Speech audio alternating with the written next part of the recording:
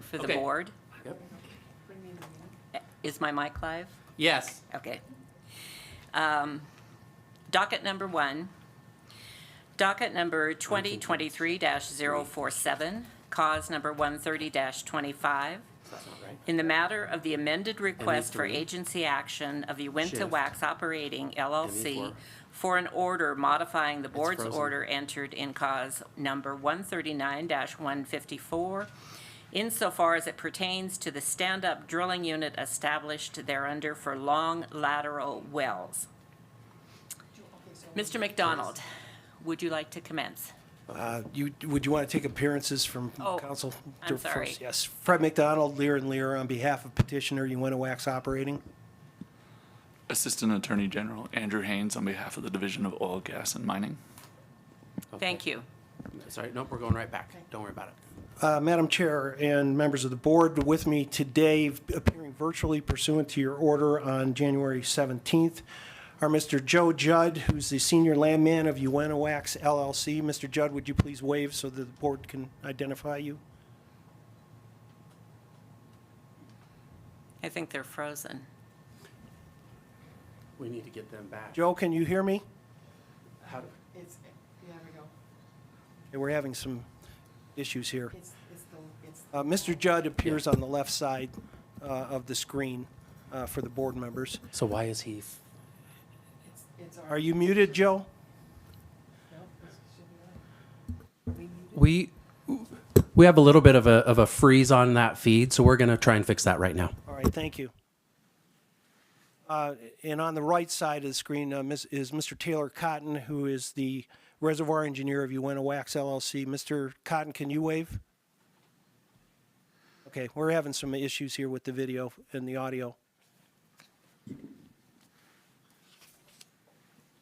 With me personally is Mr. Shay Atkins, who's the Vice President of Development of Finley Resources, Inc. and UINTA Wax LLC.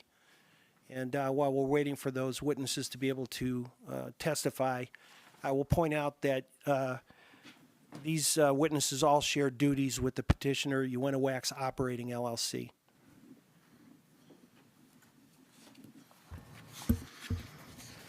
Joe, Taylor, can you guys hear me now? We are rebooting a computer that carries the audio from this meeting. Okay. It will just take us one more minute. We'll let you know when we're back online.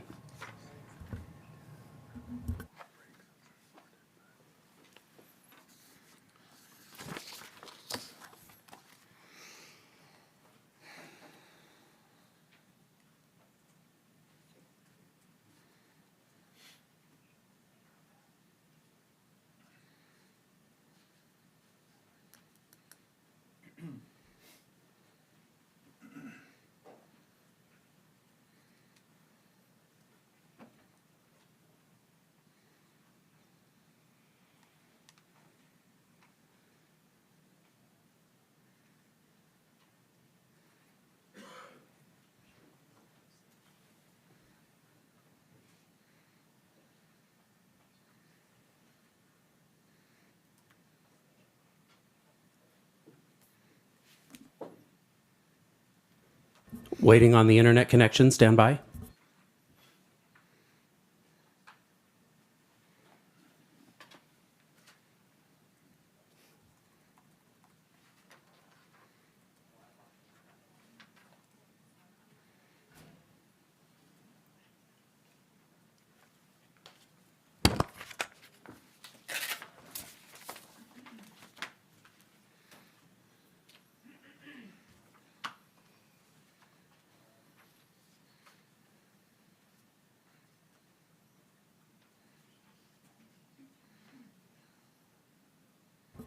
We're switching internet networks. Still fixing the problem. Please stand by.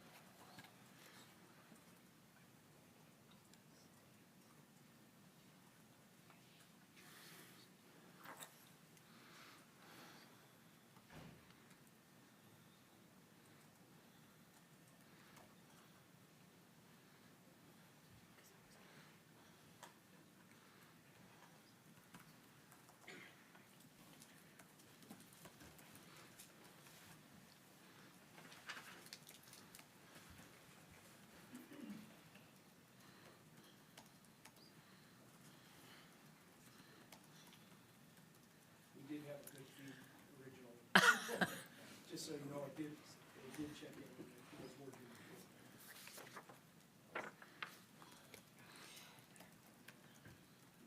Thank you again for your patience. We are still fixing the problem.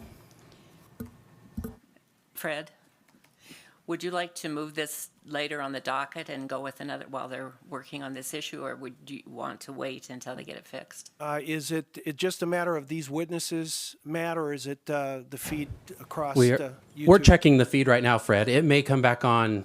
We just had to switch from one internet network to a different one, and if as soon as that comes online, it might be right now. We're going to give it one more try, and then I'll let you know. Okay, thank you. Great. Okay, let's wait. I was also concerned about if it's not going out over YouTube.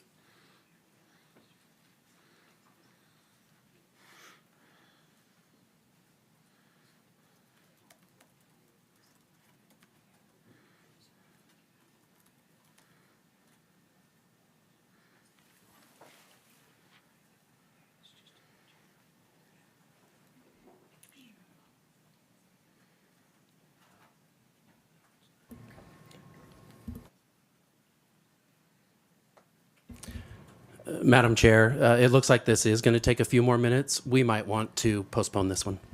That's fine. The bonding matter could go first, and then we can go back to back with the two UINTA matters if you want. Okay, so we're going to move on to docket number 3. The surety bonds, is that you, Fred, or? Okay. Okay. Okay, we're going to postpone the first docket item, and we're going to move to the third here as soon as we get set up.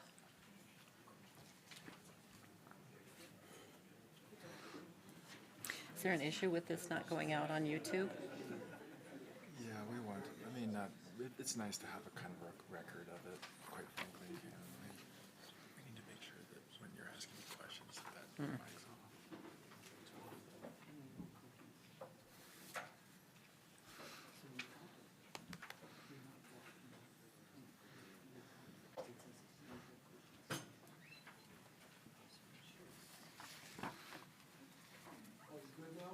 No, I'm just making sure he was able to connect.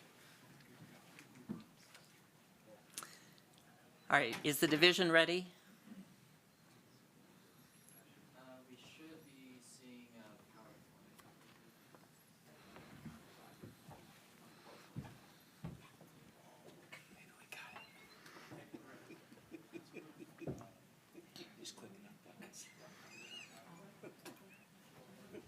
Okay, we can't put you.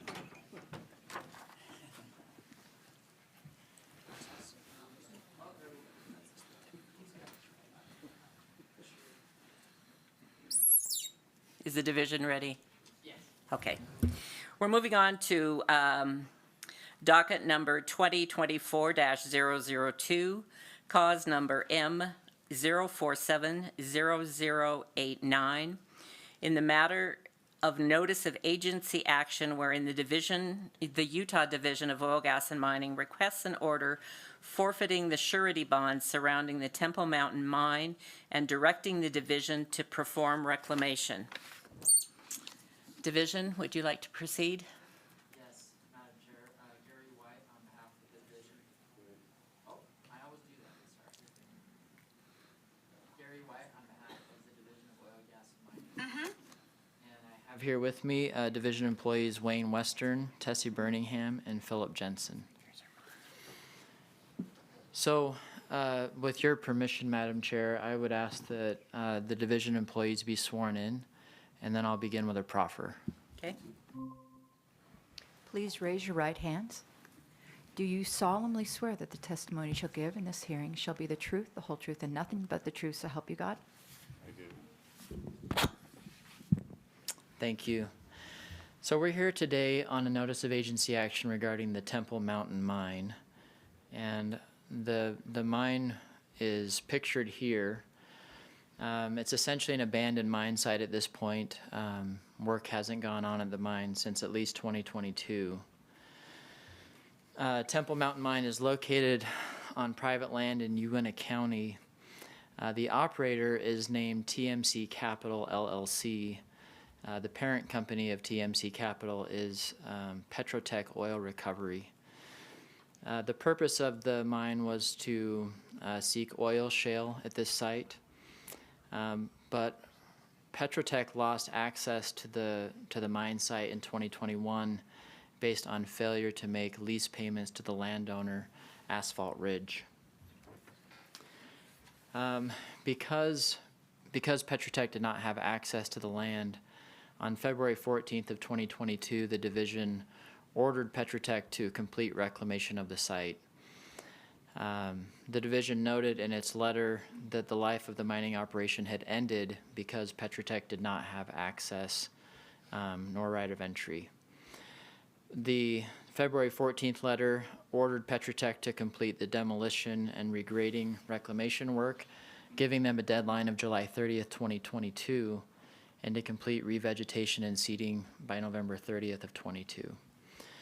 The division also informed Petrotech that if it failed to reclaim, they would seek an order from the board forfeiting their reclamation surety in the amount of $385,000. And that's in the form of two bonds, one for $275,000 and another for $110,000 and some change. Petrotech did respond to the division's letter. They sent a letter in September of 2022. They listed some issues that they'd had. There was a potential buyout offer. They had board member changes. They had management changes. They outlined in their letter that these events had limited their ability to focus on the plant relocation and the remediation that had been ordered by the division. But in that letter, Petrotech did indicate that it would complete remediation by May 31st of 2023. Petrotech also committed to give updates to the division regarding its progress. And I've captured here some lines from this September 20th letter.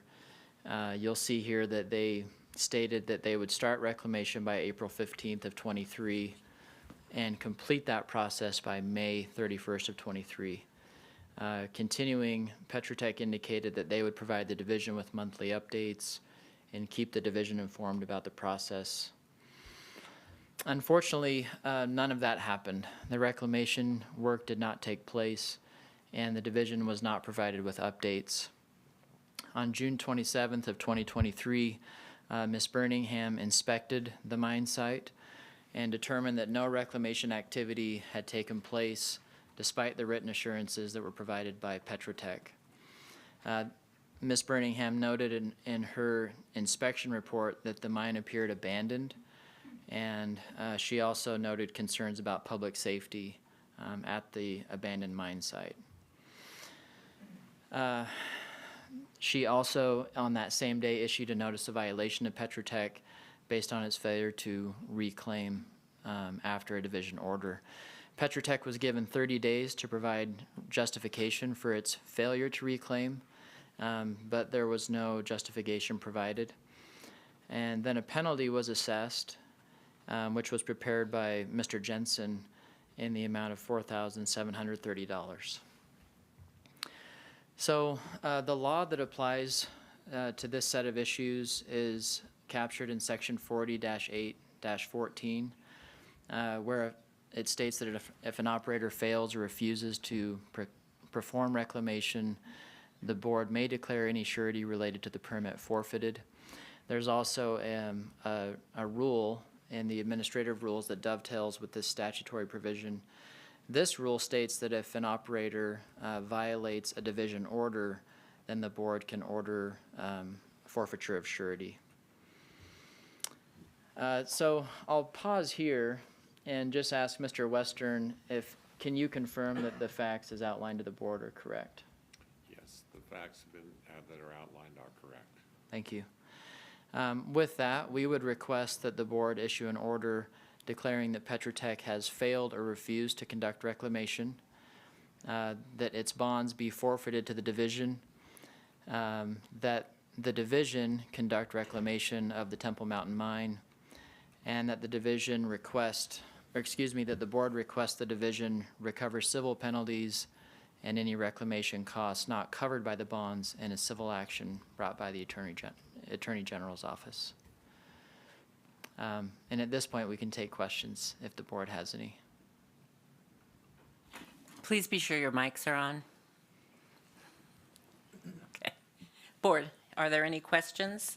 Mr. Church? Mr. Western, what does the division estimate that the actual recovery cost will be? That is a difficult thing. A lot would have to depend upon the scrap value of the material, but we're looking probably in excess, maybe up to $500,000. Thank you. Board? Mr. Galecki? So when you say there's $500,000, that's total cost, and so there's a deficit of, $120,000? Possibly could be. We haven't gone out for bids, but just the general estimate, we probably are a little bit short. And then when you issued the NOV, has there been any response from the? No, there hasn't been. I can respond to that as well. I did receive word from a man purporting to be an attorney for Petra Tech after the notice of agency action was filed. I was informed that this proceeding would be opposed, but then there was nothing filed, and no one's here opposing the matter today, as far as I'm aware. And they were noticed, instead? Yes, I did receive word from their attorney.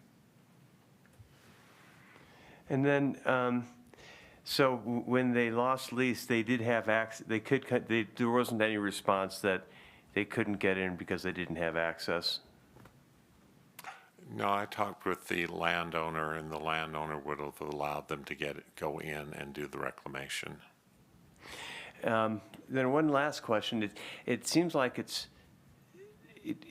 for many minds, this seems like a pretty short timeline for, end of work and then reclamation. Is this a standard in minerals, or is it, if they were just idled, would it be longer? It seems like it's a short timeline. Okay, if a mine can remain in suspension for an indefinite amount of time. At this time, we considered the life of mine ended because they no longer had legal authority to go in. So generally, if it was just a mine shutting down and they had adequate bond, we could allow them a little bit more time to do the reclamation. Yeah, so the big part was not having to write an entry for it. Correct. One additional question. Mr. Church? This may be to Mr. White. So the action that the division can take for additional recovery of funds would be civil action against Petra Tech. Correct. And is Petra Tech, are they insolvency at the present time, to your knowledge? The last time I looked, Mr. Church, they were still a going concern before the Division of Corporations. How solvent they are, I can't answer that question. My assumption would be there's probably some cash flow issues based on the loss of their right of entry.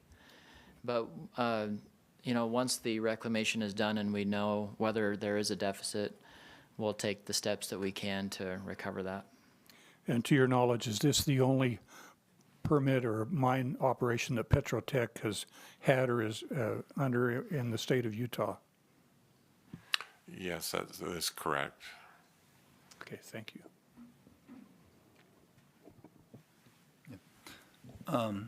Just as a curiosity, do you have a general idea on when this lease was issued, and then if there was any positive revenue and production of oil sands from this location? Okay, I'm not sure on the exact date. Their production was very, very minimal, if any. Most of this was going to be kind of a pilot operation that the company, there was, had a lot of technical it was originally based in Latvia, Lithuania, where they have had a long history of oil shale production going back over 100 years. Coming to the United States, where our conditions are somewhat different, and they were not really able to come up with a pilot operation that would economically produce kerogens in economic amounts. So this was an oil shale play, not an oil sand play? Correct. It's oil shale, and the end product would be a kerogen, not a true oil. It's just, kind of a misnomer that's stuck around for a while.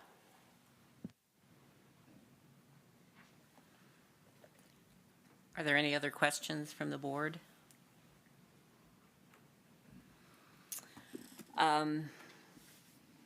Division, there are 8 exhibits here. Would you like all of these admitted Yes. as evidence? Thank you, Madam Chair. We would move to have those exhibits that were submitted admitted.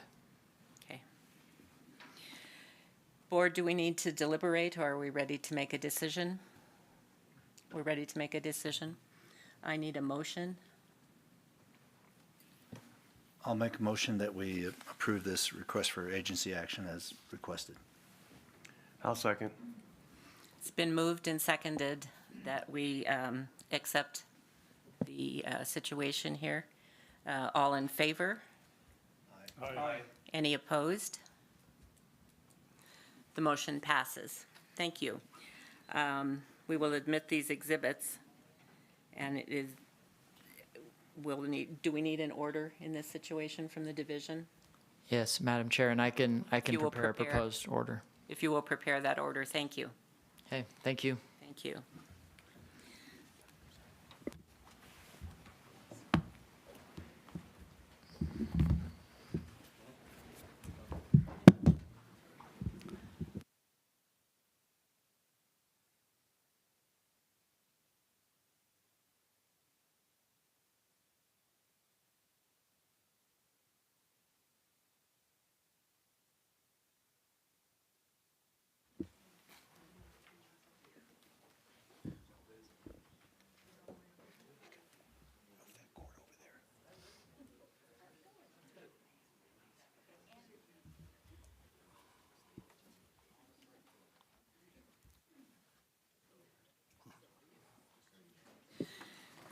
Okay.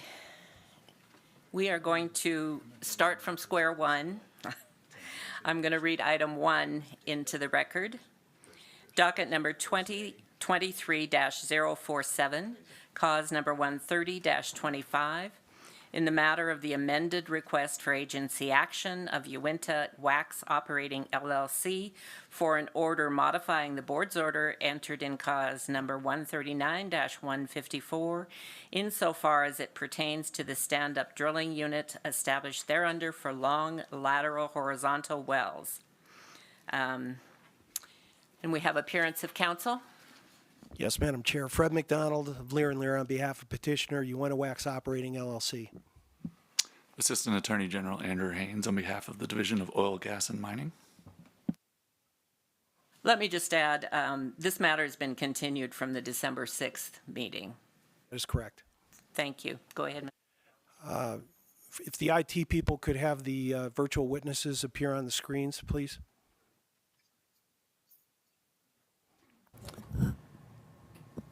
Ready to go? Thank you. Madam Chair, again, appearing virtually with us today on behalf of the petitioner are Mr. Joe Judd, who is the senior landman of UINTA Wax LLC. Mr. Judd, would you please wave to the board? Thank you. And Mr. Taylor Cotton, who is the reservoir engineer of UINTA Wax LLC. Mr. Cotton, would you please wave so the board knows who you are? Thank you. And then appearing in person is Mr. Shay Atkins, who's the vice president of development of Finley Resources, Inc. and UINTA Wax LLC. All of these witnesses also share duties with the petitioner. And I would ask that they all be sworn in at this time. Please raise your right hands. Do you solemnly swear that the testimony you shall give in this hearing shall be the truth, the whole truth, and nothing but the truth, so help you God? Yes, I do. I do. Madam Chair, the resume of all witnesses were collectively submitted as Exhibit A in this cause. If asked, each witness would confirm the information reflected on their respective resumes is true and correct. Mr. Judd will be a fact witness only, and Mr. Atkins and Mr. Cotton have previously been recognized by the board as experts in geology and reservoir engineering respectively. Based on their experience as reflected in the resumes and the previous recognition by the board, and presuming the division has no objection, we would ask that they again be recognized as experts in those fields for purposes of this cause. No objections by the division. So accepted. Thank you. Also, as is normal practice, I will be moving for admission of our exhibits at the end of our presentation in chief. That'll be fine. Thank you. Madam Chair and members of the board, UINTA Wax is before you today seeking to reduce the north-south or heel-toe setbacks for and to increase the number of authorized Lower Green River Wasatch long lateral horizontal wells in the previously established overlapping stand-up drilling unit comprised of sections 17 and 20 of Township 2 South, 1 West in Duchesne County. The drilling unit was established under the board's order entered in cause number 139-154, which set 330-foot setbacks, heel-toe setbacks, and authorized up to 12 long lateral horizontal wells to be drilled on that drilling unit. A true and correct copy of the 139-154 order was submitted as part of Exhibit B in this cause. There are 2 existing long lateral horizontal wells that have been drilled and are operated by UINTA Wax Operating pursuant to the 139-154 order on this drilling unit.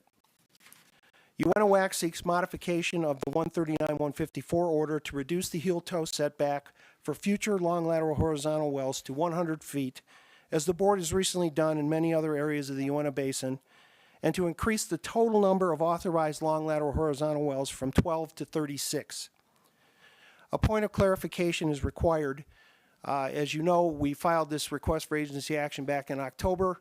The division filed a response requesting a clarification regarding the stacked laterals that we talked about.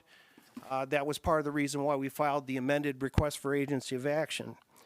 What we're asking, and the board or the division has agreed to this, is that we're asking to reduce the stacked long lateral horizontal setback to 100 feet in depth, not true vertical distance, intending to be consistent with many other board orders pertaining to long lateral horizontal wells. The latter request is necessary because the language of the 139-154 order does not quite parallel that language from other board orders in this regard. It specifically provides that no producing interval of any short lateral or long lateral stacked horizontal well drilled to separate intervals within the subject formations on the subject lands shall be located closer than 100 feet vertically from the producing interval of another short lateral or long lateral stacked horizontal well drilled to separate intervals within the subject formation on the subject lands, with such overlapping 640-acre drilling units for short lateral wells or overlapping stand-up 1,280-acre drilling units for long lateral horizontal wells on the subject lands, absent an exception location from the board. The exhibits and testimony provided today will similarly to that previously presented to the board to justify the requested relief. In that regard, the requested setback relief is similar to that granted to XCL by the board in cause number 130-21 back in June as to the nearby lands. A true and correct copy of the 130-21 order was submitted as the remainder of Exhibit B in this cause. The board has jurisdiction over this matter pursuant to Utah Code annotated sections 40-6-5 subparagraph 3B and 40-6-6. Notice was sent via regular mail to all production interest owners in the subject drilling unit and to all working interest owners, including unleased interest owners, in the established drilling units adjacent to this drilling unit due to the requested setback reduction. The mailings were sent to their last addresses as disclosed by the relevant county records and UINTA Wax's internal records. The record will also reflect that notice was duly published in the UINTA Basin Standard on January 3rd, 2024, in the Deseret News on January 5th, 2024, and in the Salt Lake Tribune on January 7th, 2024. With respect to the original request for agency action, on November 22nd, 2023, the division timely filed a response stating that the division does not oppose the granting of the relief requested, presuming that UINTA Wax satisfies its burden of proof at this hearing. The division did not file a response to the amended request for agency action, but presumably is relying on its previous response. As today's testimony will reflect, UINTA Wax will sustain that burden. No other objections or responses were received. With that, I'll commence my examination of Mr. Judd. If the IT people would switch, that's Mr. Cotton on the screen right now. Thank you. Mr. Judd, would you please state your name and business address for the record? Joe Judd, 6,000 Western Place, Suite 1000, Fort Worth, Texas, 76107. What is your current position with UINTA Wax LLC? Landman with supervision over the lands at issue. Would you please state for the record the corporate and bonding status of UINTA Wax Operating LLC? It's a Delaware limited liability company in good standing. Principal place of business is in Fort Worth, Texas. It's authorized to conduct business in the state of Utah, fully bonded with all relevant state of Utah and federal agencies, and is the designated operator for UINTA Wax LLC. All right, if you can see the PowerPoint, I'm going to refer you to what have been marked as Exhibits C through H. Do you recognize these exhibits? Yes. And were they prepared by you or UINTA Wax personnel with your review and input? Yes. Okay, turning your attention to Exhibit C, would you please explain to the board what this shows? This is a locator map identifying the lands at issue there in the red outline, showing it's approximately 1 mile due west of Roosevelt. Now turning your attention to Exhibit D, would you please explain to the board what this shows? This is a more zoomed in view of the application lands and the DSU, again outlined there in red. The lands are made up partially of state lands, and the rest of it is in fee. UINTA Wax is the majority lessee working interest owner inside the bounds of that red outline. And by land, you mean the oil and gas ownership, correct? Correct. All right. Now turning your attention to Exhibit E, would you please explain to the board what this shows? This is the depiction of the existing horizontal spacing order. Those lands are subject to Order 139-154, which established overlapping 2 sectional stand-up drilling units for the Lower Green River Wasatch production for long lateral horizontal wells. It allows for up to 12 long lateral horizontal wells under that order with 330-foot heel toe, which would be north-south setbacks, and 560-foot perpendicular setbacks. It also provides for 100-foot stacked lateral setbacks drilled to separate intervals within the subject formations.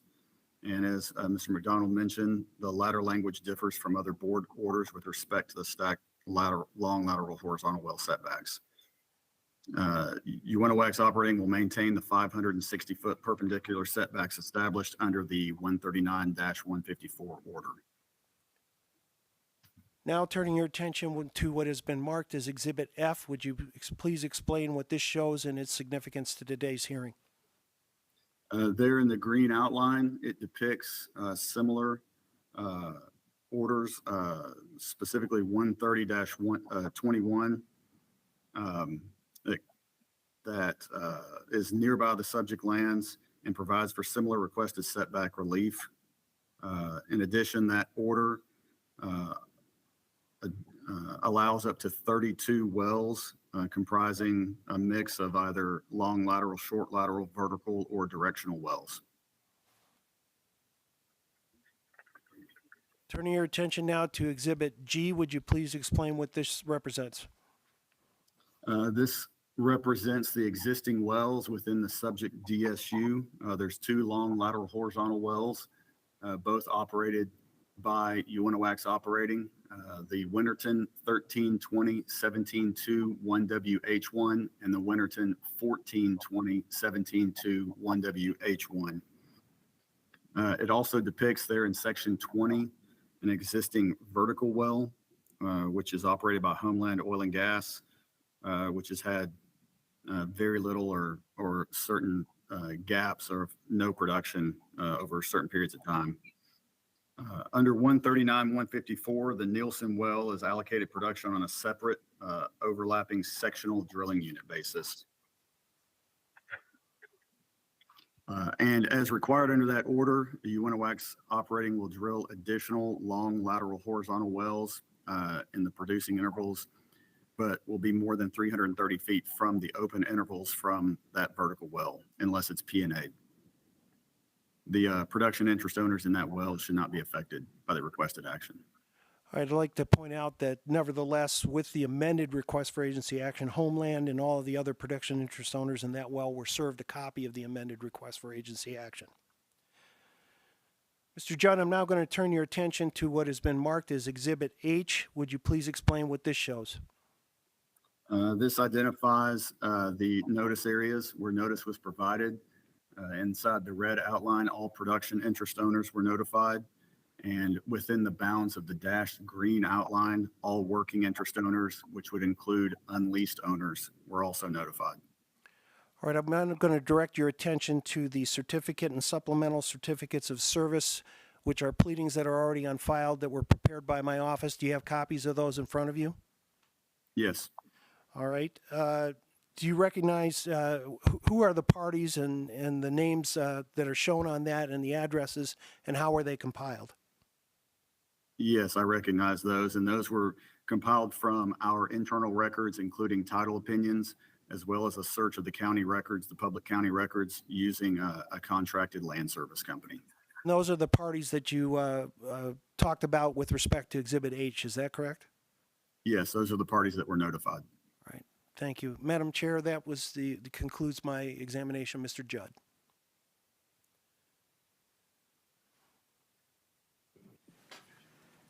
Division, do you have questions?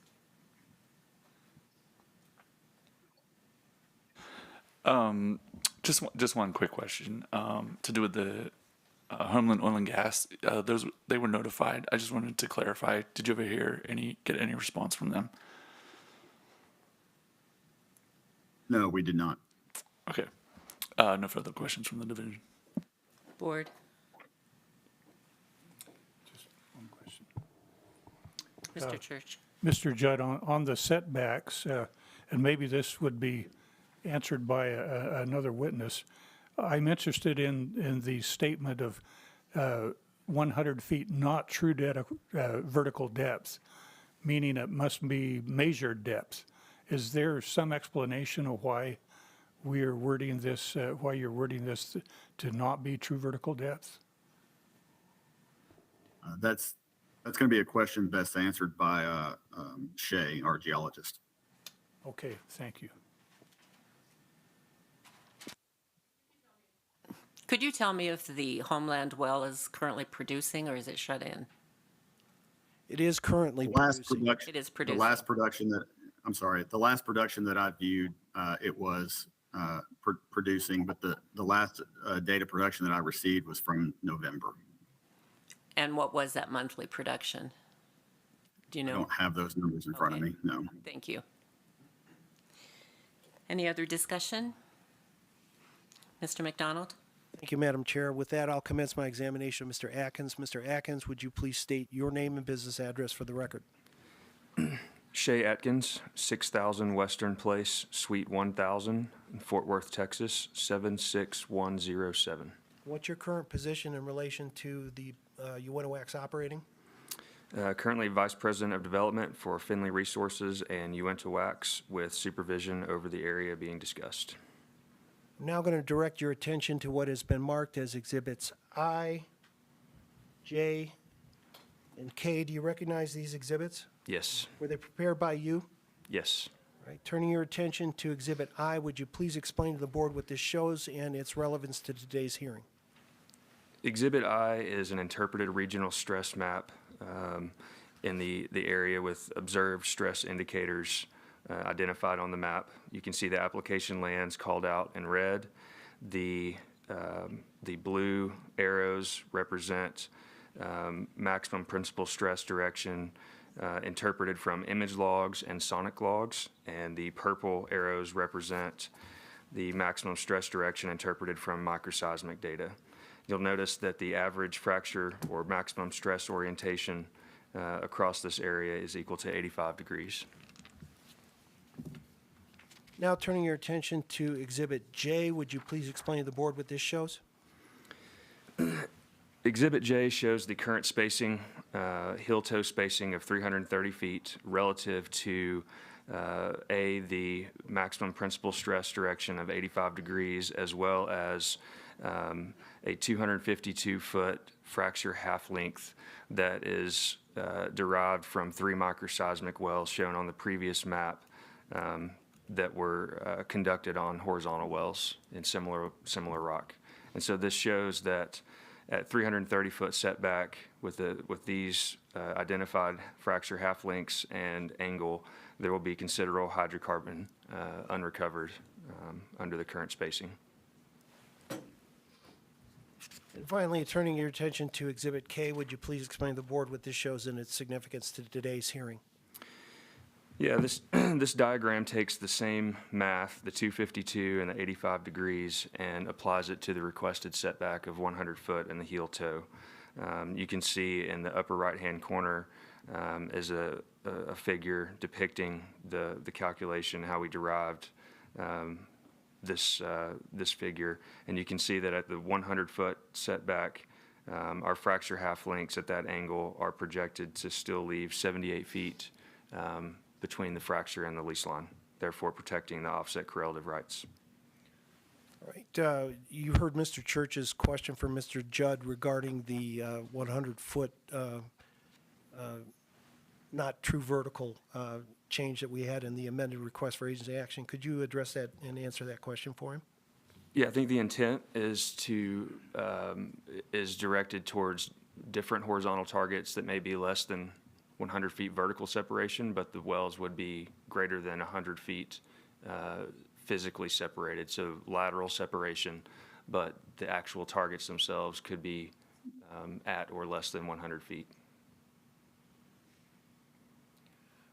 All right, in your expert opinion then, given the regional stress, fracture half lengths, and your long lateral horizontal well experience in the basin to date, is a reduction of the heel-toe setback to 100 feet, will it recover additional resources without adversely affecting the correlative rights of owners in the adjacent drilling units? Yes.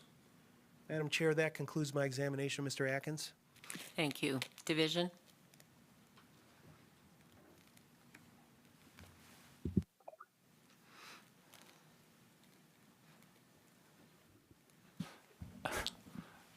With the board's permission, Dustin Doucette, engineering manager, would like to ask a question of this witness. Thank you.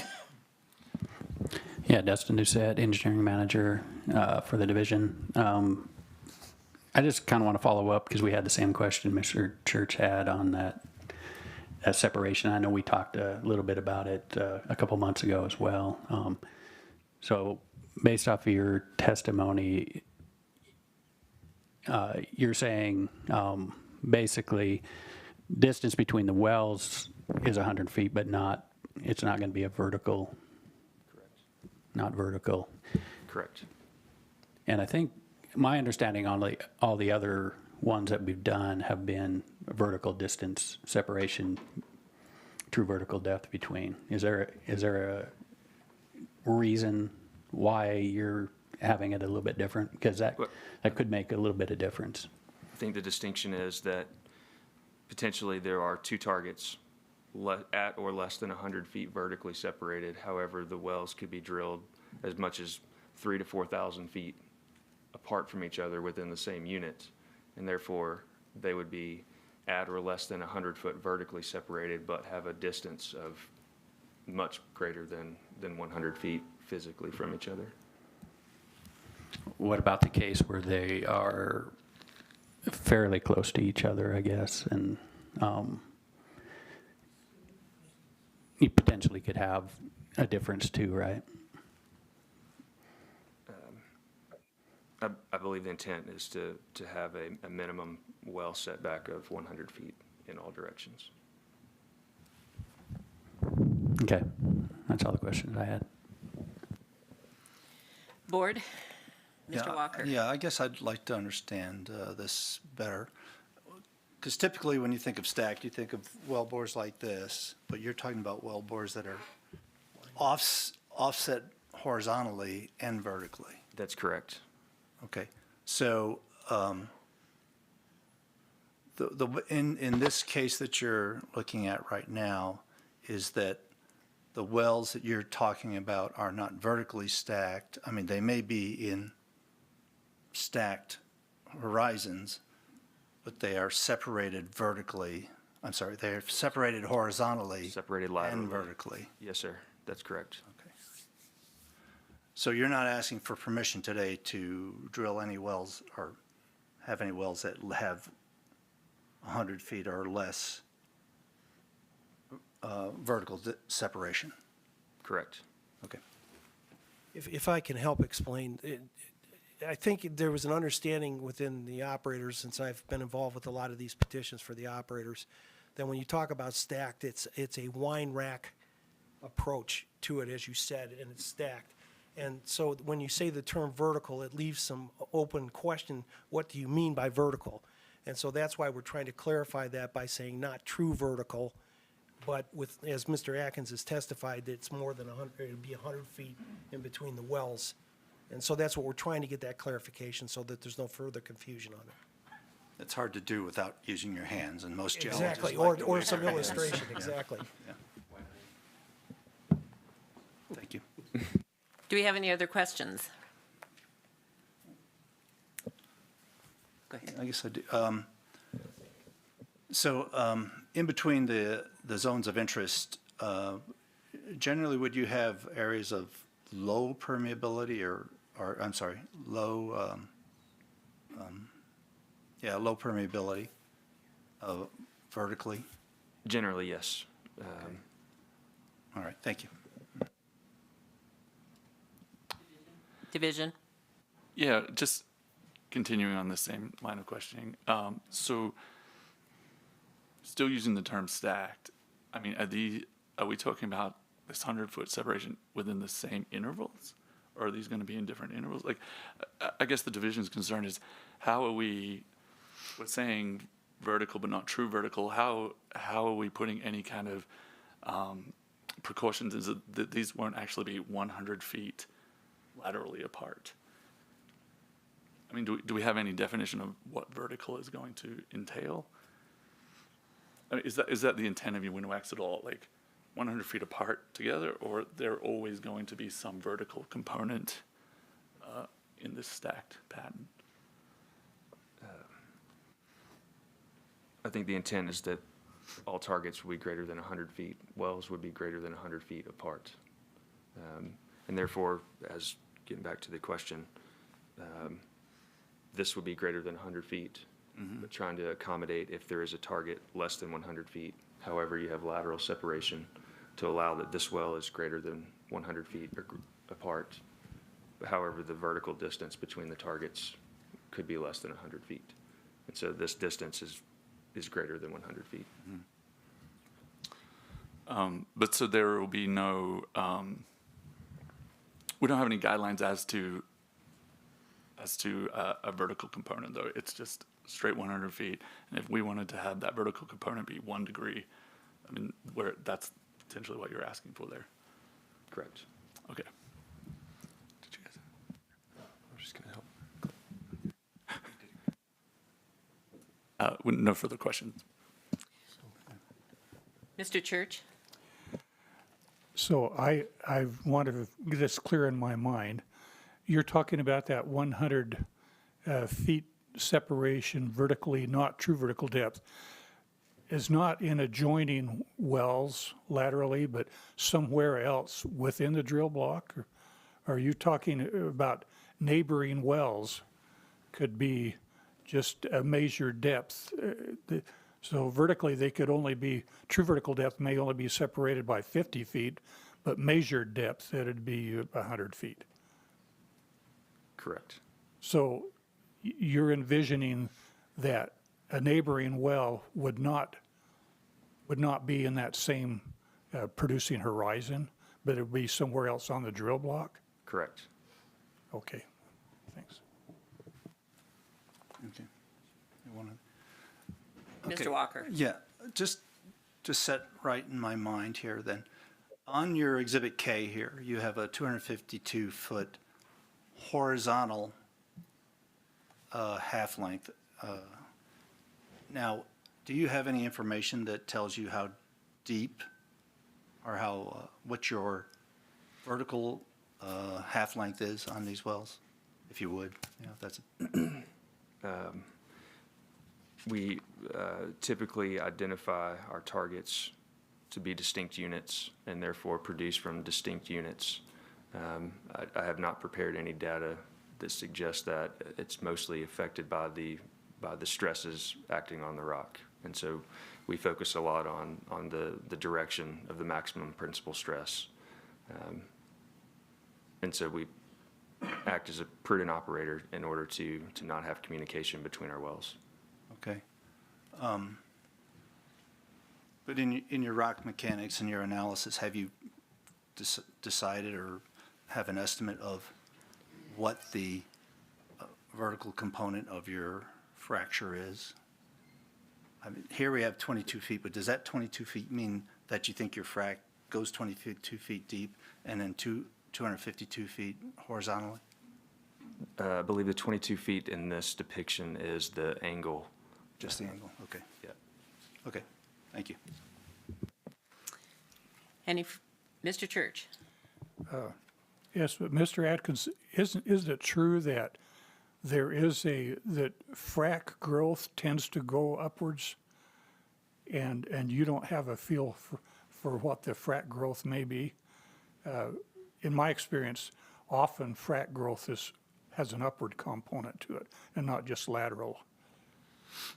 Do you have any measurement or any indication of what that possibly could be?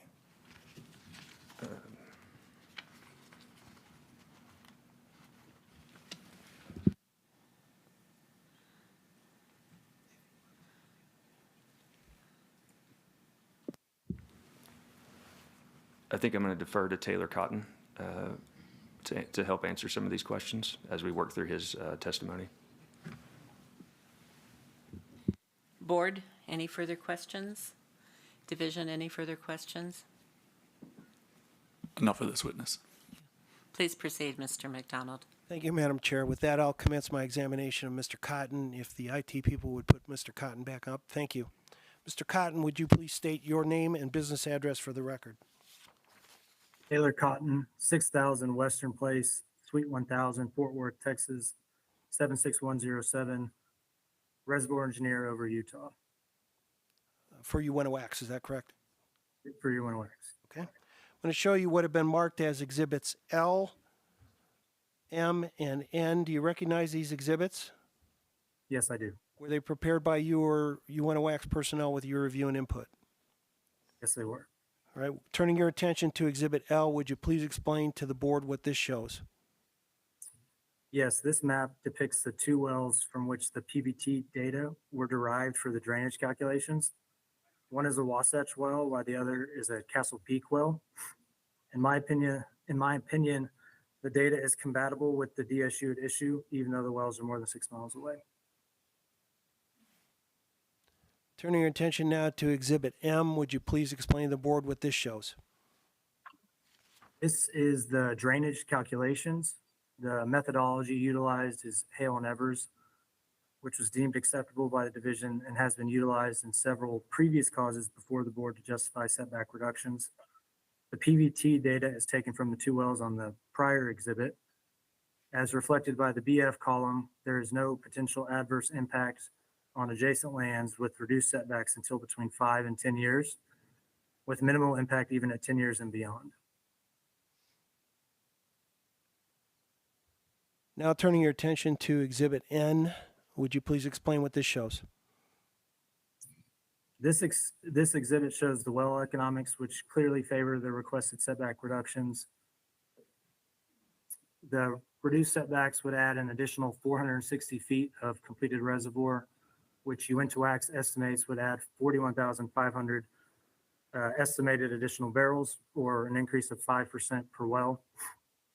The estimated additional present value to a royalty owner leased at 18% would be about $251,600 per well.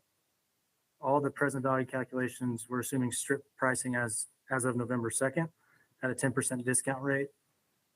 And the additional severance tax at 4.5% per well is estimated at $89,300. For a DSU with 36 long lateral wells, that would be about $3.2 million in additional severance tax. And at this point, I want to add a little bit of background on the extra 4 wells we're requesting 36 long lateral horizontals above and beyond the 32 as established under the order 139-154. The 4 additional wells are to target the upper portion of the lower Green River Formation. Okay, just to clarify there, the 139-154 authorizes 12 wells, but the adjacent one that Mr. Judd testified to is 130-21 is the one that authorizes 32 wells. And you're explaining that in addition to those 32 wells, the additional 4 wells that UINTA is requesting is because of these upper zones. Is that correct? That's correct. All right, sorry. Do you want to try and address some of the questions that Mr. Walker and Mr. Church were asking regarding the vertical component of the frac? I can, yes. Okay. I don't have anything prepared in terms of the calculations of specifically how far the vertical component of the fracture will reach. I would just say that the intent of both the vertical, trying to clarify the vertical language that Shay was talking to, as well as the 4 additional long lateral horizontals for a total of 36, is to target multiple intervals. There's currently 5 that we see between the Wasatch, Castle Peak, and Uteland Butte. The additional ones would be shallower formations. But I don't think the intent would be to ever go stack wells right above each other at less than 100 feet. There would always be some horizontal component between the wells, and then if they were in fact closer than 100 vertical feet, and each one would be identified to where there would be some kind of barrier, hopefully, or enough distance between the 2 vertical targets that, in addition to being offset laterally, you would have that working for you vertically. I don't know if that helped. All right. If the board has follow-up questions, they'll ask at that time, or the division. Is it your expert opinion then that the reduction of the heel toe setback to 100 feet and the drilling of up to 36 long lateral horizontal wells on this drilling unit are necessary to recover additional resources that would otherwise be left in the ground? Yes. Is it also your expert opinion that the requested relief will allow greater recovery of natural resources with associated greater economic benefit with no or minimal adverse impact on adjacent correlative rights? Yes.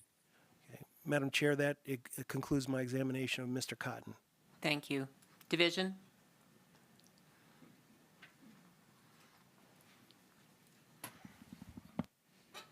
Yeah, Dustin Doucette, engineering manager for the division. I just have one question. You had mentioned you are requesting 36 long lateral wells, or potential for 36, and it had mentioned that 4 of those are for upper horizons.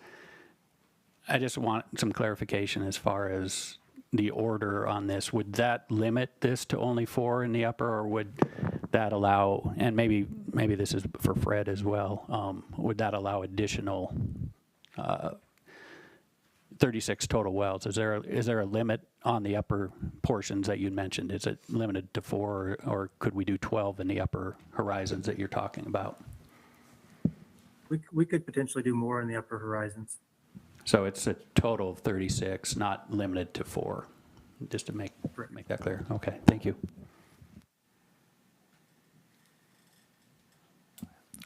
We have no further questions from this witness. Board, are there any questions? Seeing, Mr. Moon. So would you ever anticipate to have more than 8 or 9 in one interval? Because even at 8 and 9, you're 500 or so feet apart. And so that's why I'm... So you're asking laterally 8 or 9? Yeah, would you ever anticipate putting them closer than, say, 8 or 9 in the Uteland Butte?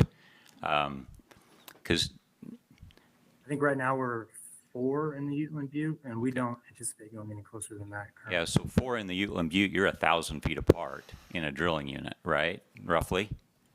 Yeah, 1,300, I think.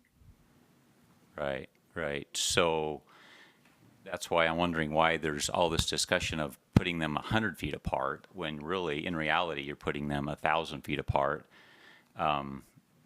Just help me bridge those two thoughts. The vertical component being 100. I think what we'd like to clarify is that 2 wells might be 90 feet apart vertically. They might be 1,300 feet apart horizontally. If that makes sense. Yes, it does. Yep. Board, do we have any further questions? Back to you, Mr. McDonald. Thank you, Madam Chair. That concludes our presentation in chief. At this time, I would move for admission of exhibits A through N inclusive. Okay. So admitted. Oh. Do we have questions from the division? Objection, any objection to that? No objection. Board? So admitted. Thank you. With that, I'd like to reserve conclusory remarks after the division's made their statement. Thank you. Division? Thank you, Madam Chair. The division, when we received this request, we have reviewed it and discussed internally. We are comfortable with the request that is being made. One question we had was similar to what is being asked here today, was to ask the actual meaning of not true vertical depth. We've come. The request today was to amend clause number 139-154, and in that previous clause, we allowed for 330 feet separation between long-length horizontal wells and other long-length horizontal wells. The request today concerns stacked horizontals, and the division is comfortable with 100-foot separation in these stacked horizontals. However, we just, the way the wording is currently set, we don't feel there's a distinction between 330 feet of between 2 wells that are on the same horizon and this stacked wine rack formation drilling pattern. So as the regulatory side, we would just like to have some clarification how we would regulate this as going forward as permits are come before us. So if there is some clarification we could get as to these are 100 feet apart. There is a horizontal element to these wells, so they're not right next to each other. And if that can somehow be in the order in this request, the division is comfortable with the request that's being made today. Thank you. Mr. McDonald? Thank you, Madam Chair. The idea was we were trying to clarify what was stacked and what was vertical, that these terms have been used in these other orders and all that. So that was the intent, to clarify what was being done here. I think we can try and word something in the order that would satisfy the division's concern. I think you heard the intent of what is here. I don't think there's going to be any wells exactly 100 feet, that situation. So we'll try to do that. But I also want to point out from a correlative rights standpoint, I mean, obviously the operator doesn't want to have communication, but if there is communication, you're still on the same drilling unit and everybody still gets the same share of production. So, other than the question of whether that constitutes waste by being that close, it really is not an adverse effect upon correlative rights. So I just wanted to clarify that. Otherwise, I believe that we've met the requirements. I believe we satisfied the statutory and regulatory burdens to have the request, the amended request, done. I will work with Division's Counsel and Board's Counsel to make sure that the protections that they want are in there in the order.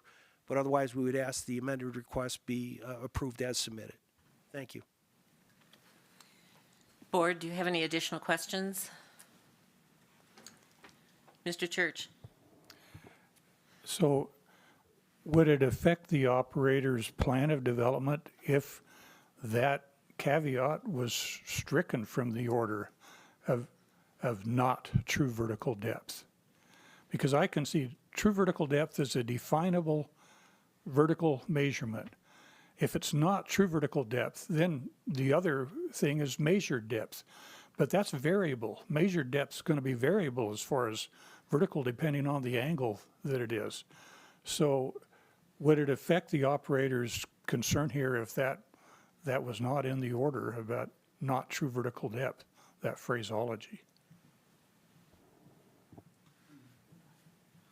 Well, I think they've explained the problem with the fact that it may be in a vertical depth, that it may be less than 100 feet, but the separation between the wells, unless that's what we say, is that the separation vertically measured between the wells is 100 feet. Maybe that's the way to word it. Again, we're struggling trying to, the current language is creating some problems. And so we're trying to get that clarified, and if there's a better way to say it, we're trying to do it. This is the best we came up with. So I guess the question is if there's another way to phrase that addresses your concern, Mr. Church, or the division's concerns, we're open to suggestion on that. Can I just add, if a well is greater than 330, we don't care about the vertical depth when we're regulating it. That's the way the order currently is written. Well, 330 feet horizontally or vertically, or that's the problem here. Yeah. So laterally. So I mean, you mentioned correlative rights, and I agree. It's just the actual request isn't for 100-foot setbacks of the wells, and so we still assumed it's 330 feet laterally. But if it's going to be vertical, there was a 100-foot component. And if we don't want to do true vertical depth, I understand that. It's just where do we draw the line of what is now stacked and what is lateral? Well, and that's what I'm That's saying. all. It's the stack part of it. The 330 laterally is still part of the order. Yes. It's only the stack part that we're trying to address, and it's because there's different interpretations of what are the terms stacked and what are the terms vertical, as used in that. And that's what we've been trying to clarify. Yep.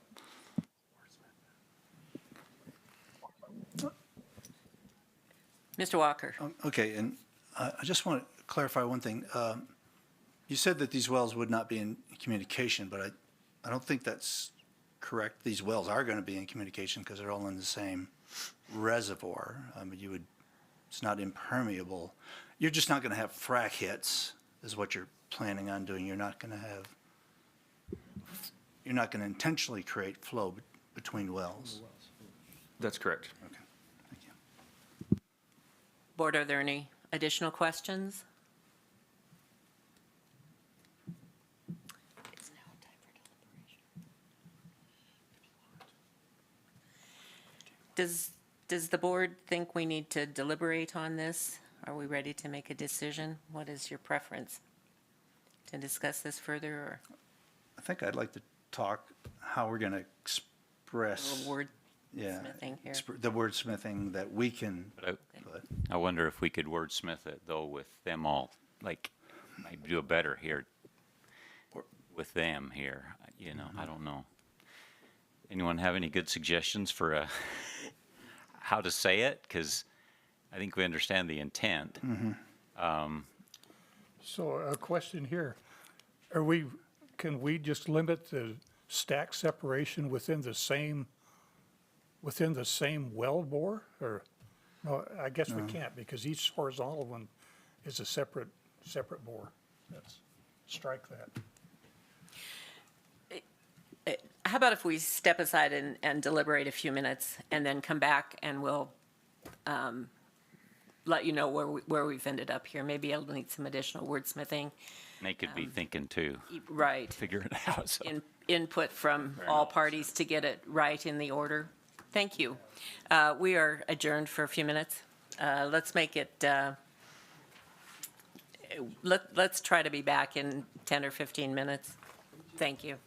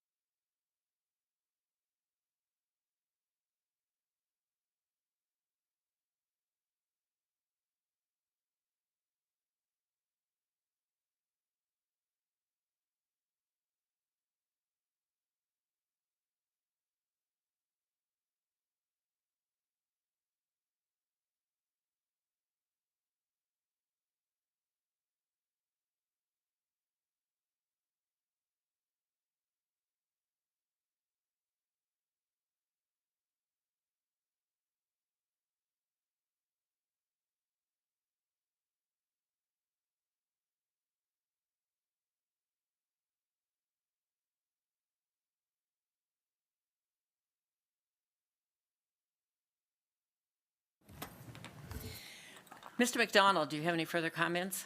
Yes, Madam Chair. After discussions with the division, we've agreed to a stipulated term that I think satisfies everybody. That would be to change the language from the, as set out in the amended request for agency action, to define stacked as a long lateral well that can be no closer than 330 feet laterally and 100 feet true vertical depth. Okay. No, yes, no further.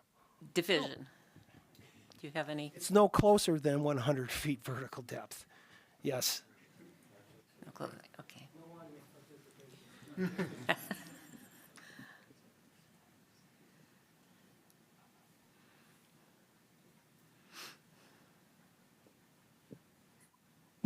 Yeah, the division approves of that modification. Board, do we have any? Can I hear a motion? Yes, Madam Chair, I move that we approve request for agency action with that included stipulation. Thank you. And a second? Second. Thank you. Any further discussion? Call for a vote. All in favor? Aye. Any opposed? Please note that it was unanimous. Mr. McDonald, back to you. Yes, I'll be happy to prepare a conforming order and make sure it's with the board and the division's council's approval. Good deal. Let's proceed. That's it on that matter. I think, yeah, I think that's it, unless there's further discussion or comments. Okay. Let's move. If we could ask for a 5-minute recess between the next matter with UINTA and Wax. Okay.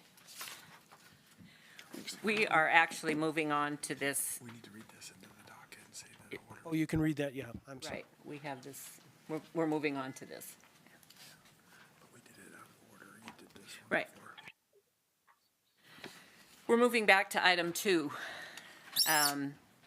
which is docket number 2024-001, cause number E04501186, in the matter of the request for agency action of Intrepid Potash, Inc. and Intrepid Potash Wendover LLC petitioners to set aside the division's approval of Utah Lithium LLC's amended notice of intention to conduct exploration for the Lithium King exploration project in Tooele County, Utah. This matter, by stipulation, has been continued to the March 2024 meeting, and so it will not be heard today. Thank you.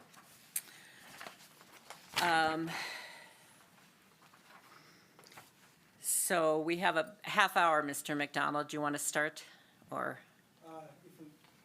If we could just have that 5-minute break real quick. Okay. And then we'll be ready to go. Okay, thank you.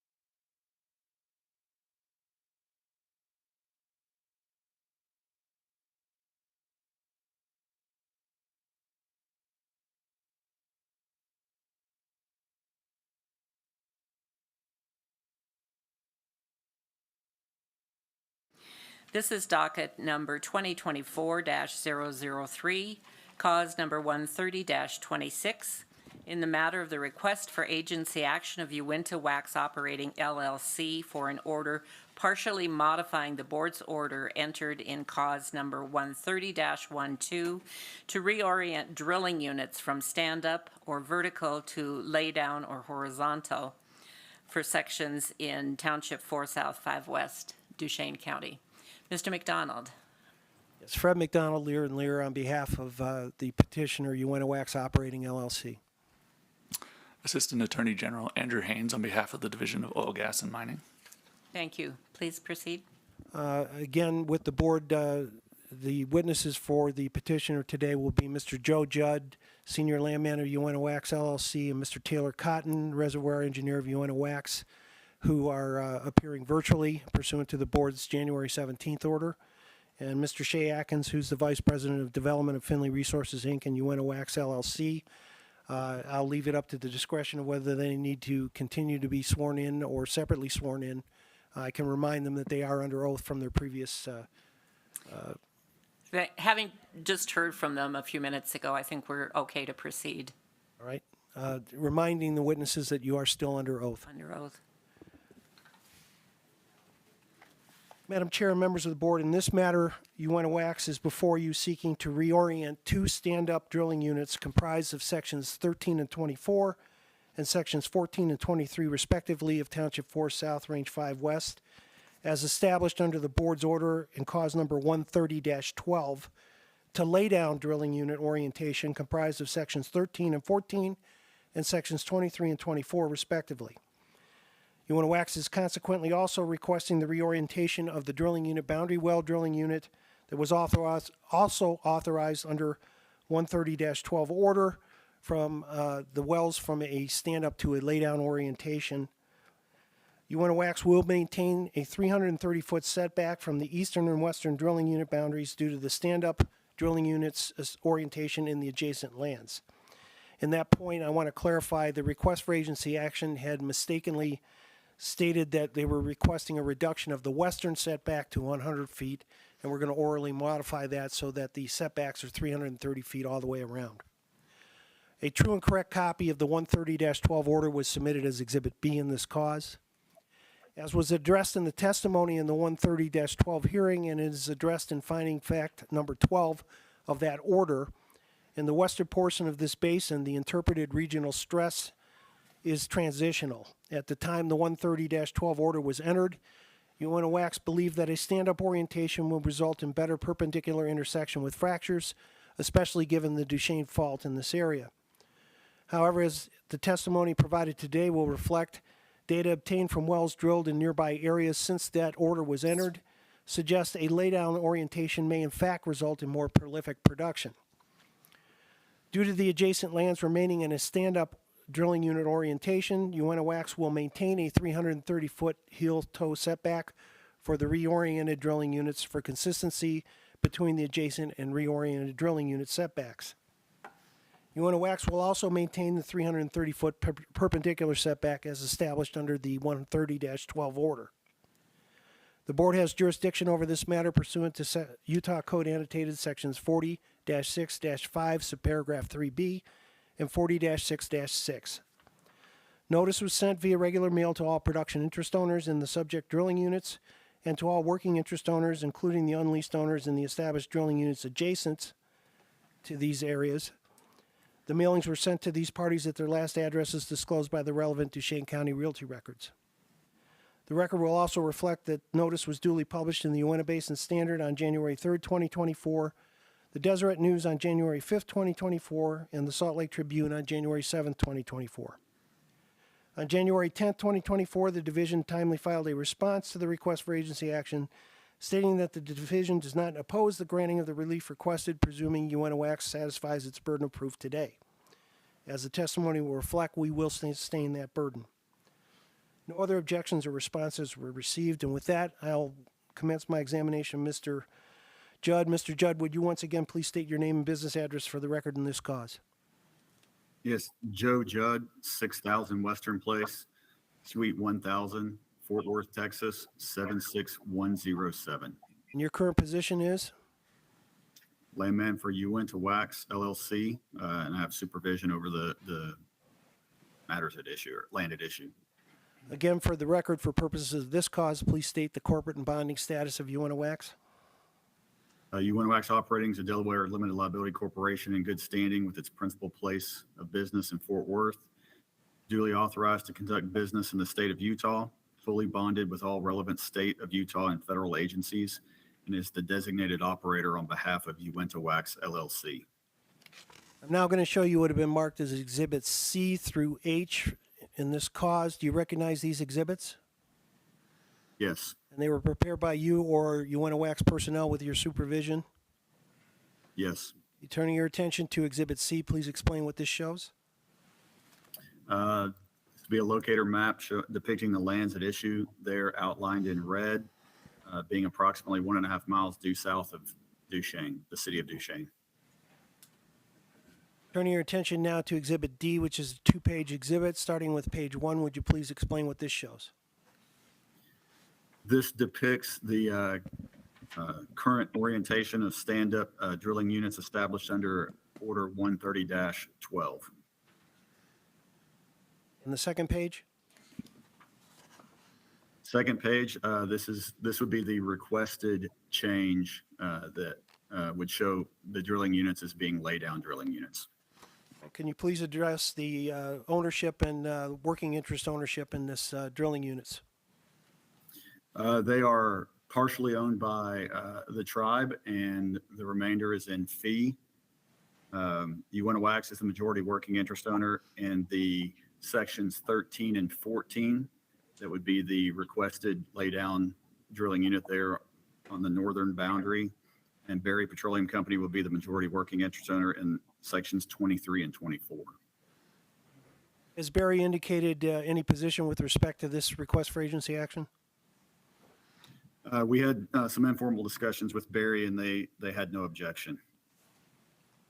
And for the board's information, there was no response filed by Barry, and they haven't appeared today.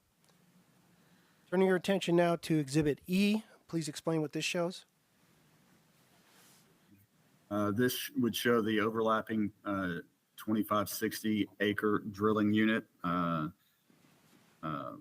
with reorientation from stand up to lay downs.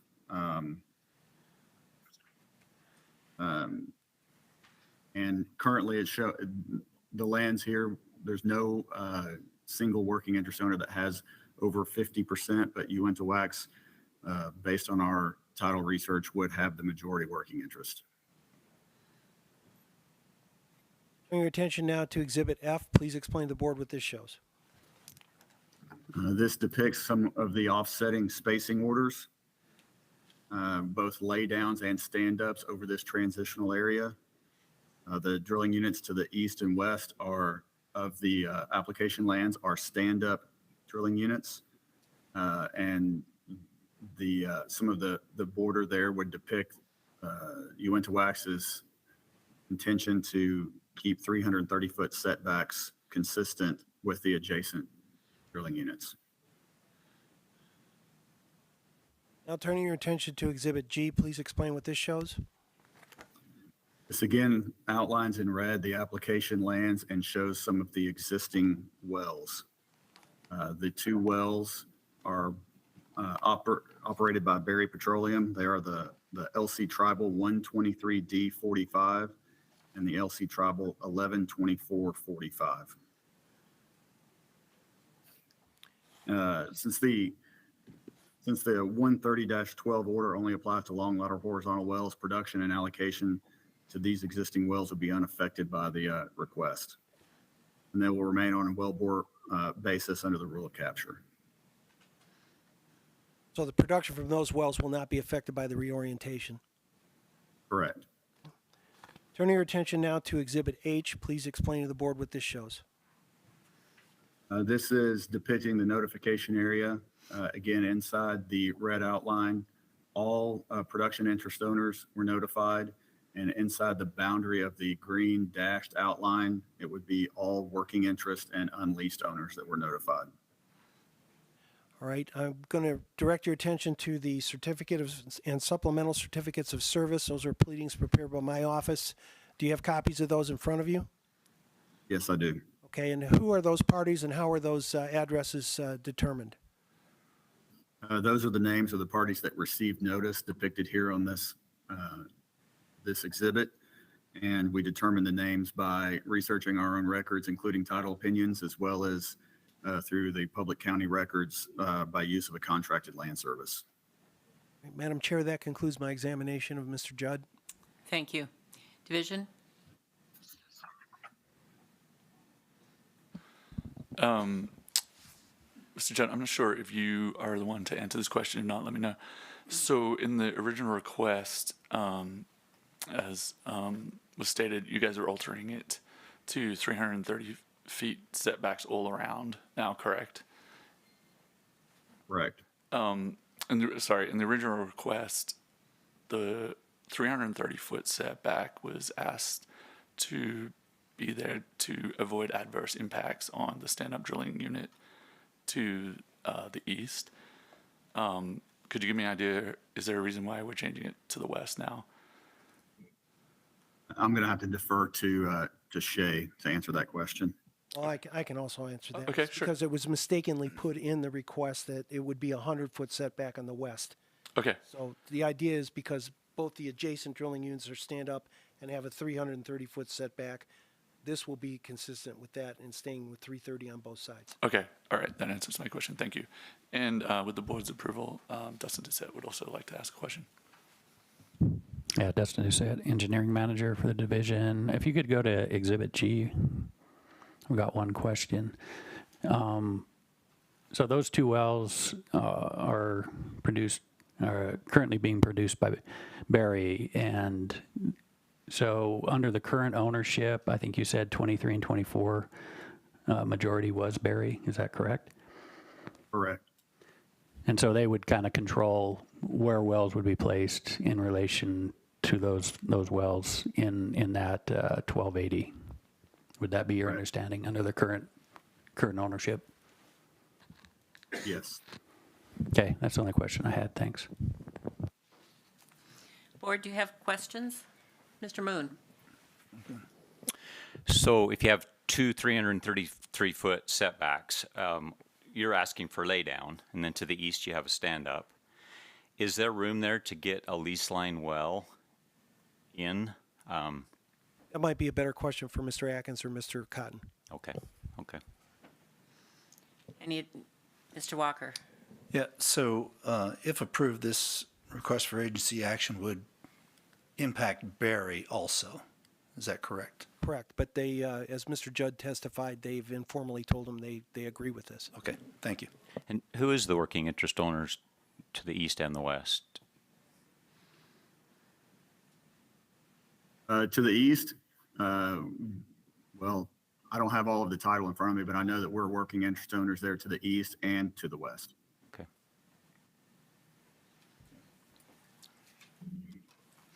Do those existing wells ever convert when a long lateral is drilled? They will perpetually remain? Yes, it's on separate drilling units. The 130-12 order only applies to long lateral horizontal wells. Thank you. Division, any subsequent questions? No further questions for this witness. Okay, Mr. Church. So how many total wells are you looking to put in these two separate drill units, these laydowns?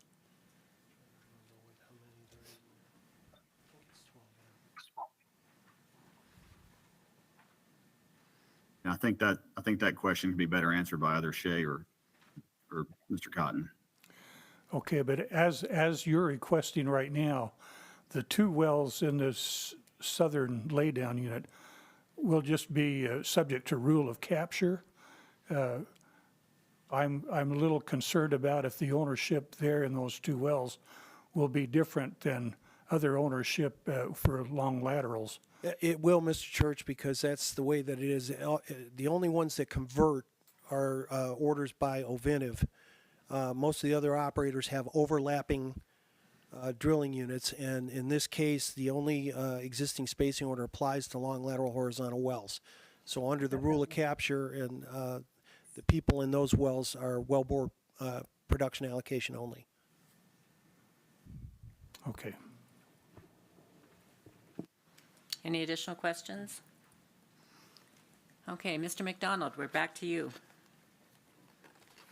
All right, I'll commence my examination of Mr. Atkins. Mr. Atkins, again, would you please state your name and business address for the record in this cause? Shay Atkins, 6000 Western Place, Suite 1000, Fort Worth, Texas, 76107. And what is your current position with UINTA Wax? Current position of Vice President of Development for Finley Resources and UINTA Wax LLC, with supervision over the area being discussed. Madam Chairman, I forgot to ask again, is there any objection to recognizing Mr. Atkins and Mr. Cotton as experts in the areas of geology and reservoir engineering for the purposes of this cause, given their previous recognition? No, I think they've been sworn in, and I think we're ready to go forward. Okay, thank you for that recognition. Okay, Mr. Atkins, I'm going to show you now what have been marked as exhibits. Substitute Exhibit I. Do you recognize this exhibit? Yes. Was it prepared by you or UINTA Wax personnel with your review and input? Yes. Please explain what the significance of this exhibit is for this cause.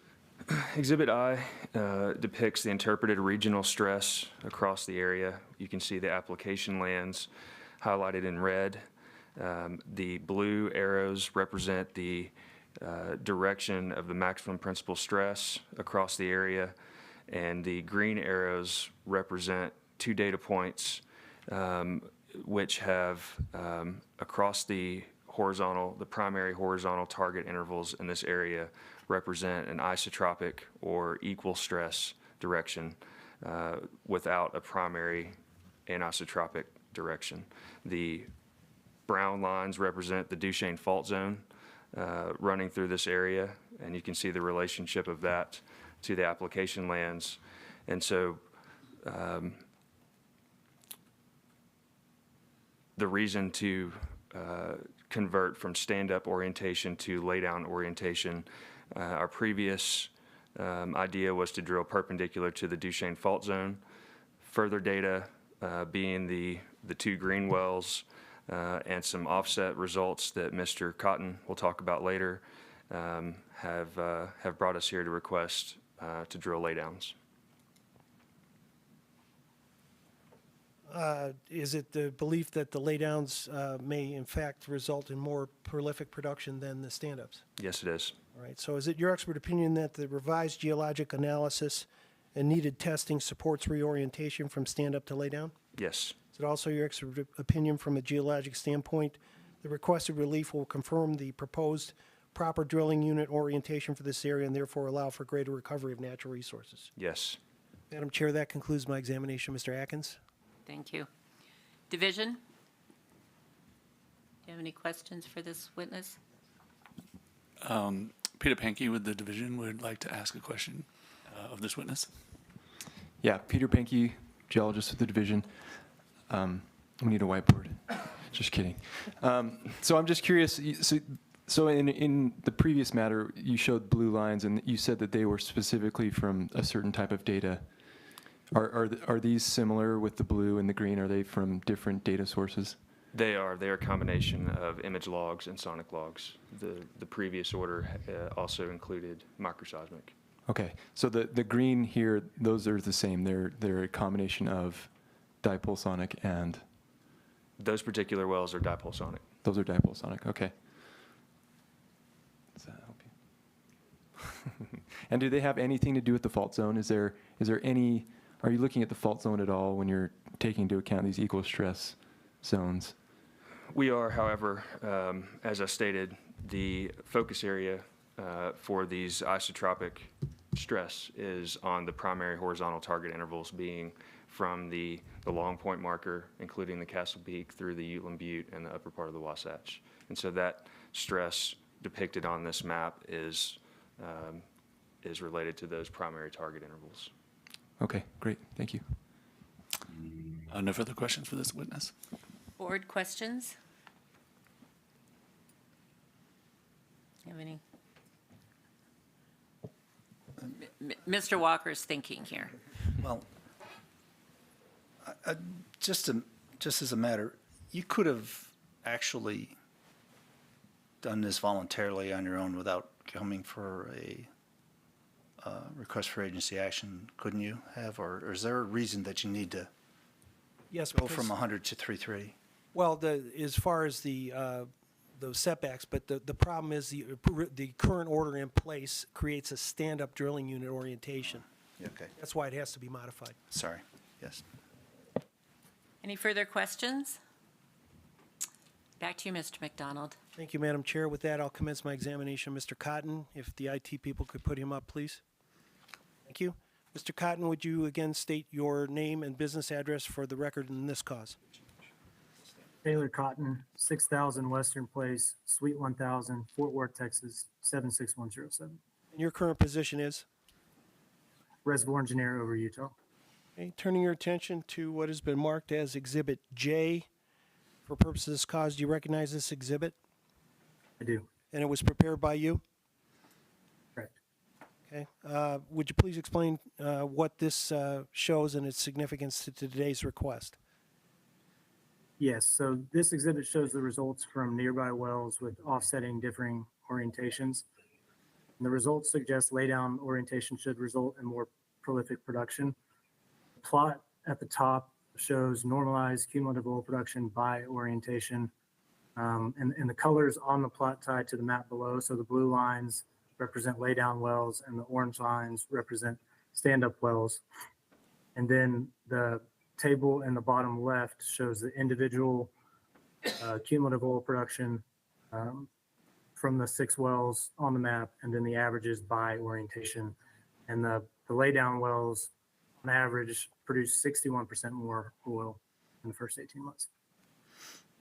All right, so that is it your expert opinion then that the analysis of data from nearby wells with offsetting differing orientation support reorientation of the subject lands from a stand-up to lay-down drilling unit orientation? Yes. Is it also your expert opinion that the requested relief should allow for greater recovery of natural resources with associated great economic benefit with no or minimal adverse impact on adjacent correlative rights? Yes. That concludes my examination, Mr. Cotton. Thank you. Division? Dustin Doucette has a question for this witness. Yeah, Dustin Doucette again for the division. I think I asked this in previous matter at a time, but I don't remember the answer. So on exhibit that's up there now, Exhibit J, was there any differences, or do you know, since these are Ovintiv wells, in completion procedures, frac size of the fracs, et cetera, or are they pretty similar in completion protocol on the laydowns versus the stand-ups? Yes, I did look at the completion reports in public data, and they appear to be fracked similarly in both the stand-ups and the laydowns. Okay, thank you. The division has no further questions for this witness. Board, are there questions? Mr. Moon? So it appears this area, laydowns are the better way to go, but we're doing a 330 setback based on adjacent areas being stand-ups. I'm just concerned that we're going to leave oil in the ground if we're drilling at 330 setbacks, and eventually these are going to all be laydowns.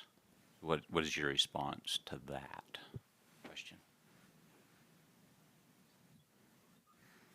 I would say that this is a transition area. So for the time being, based on the offsetting production results, we'd like to try laydown units. And if successful, then we would come back and ask to lay the other ones down. So the 330 setback is partially based on fracture orientation. We're not sure exactly, so 100 feet is too small. Is that part of the reason? Yeah, where the laydowns meet the stand-ups, we're being conservative to protect the stand-up units. Okay. So after you drill the first well or two, you would know, and then at that point you'd come back and narrow up the setbacks. Is that what you're saying?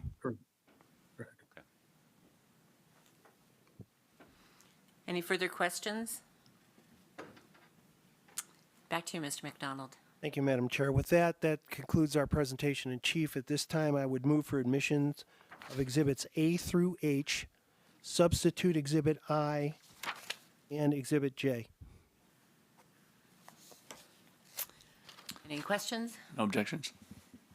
Thank you, so admitted. Thank you. With that, I'd like to reserve my conclusory remarks after the division statement. Thank you, Madam Chair.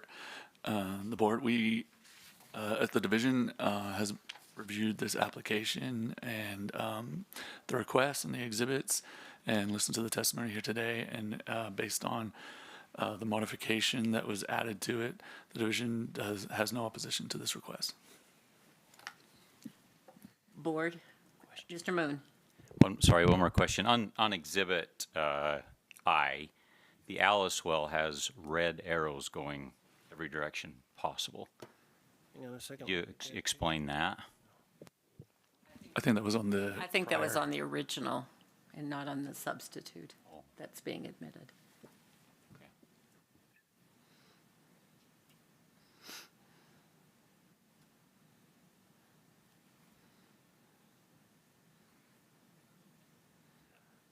Back to me, I guess, then. Yes, back to you. Thank I'm you. sorry. All right. With that, then, in the division's concurrence, I believe we've met all the statutory and regulatory requirements to grant the request as submitted, with the modification that the 330 setbacks apply both to the western and eastern boundary.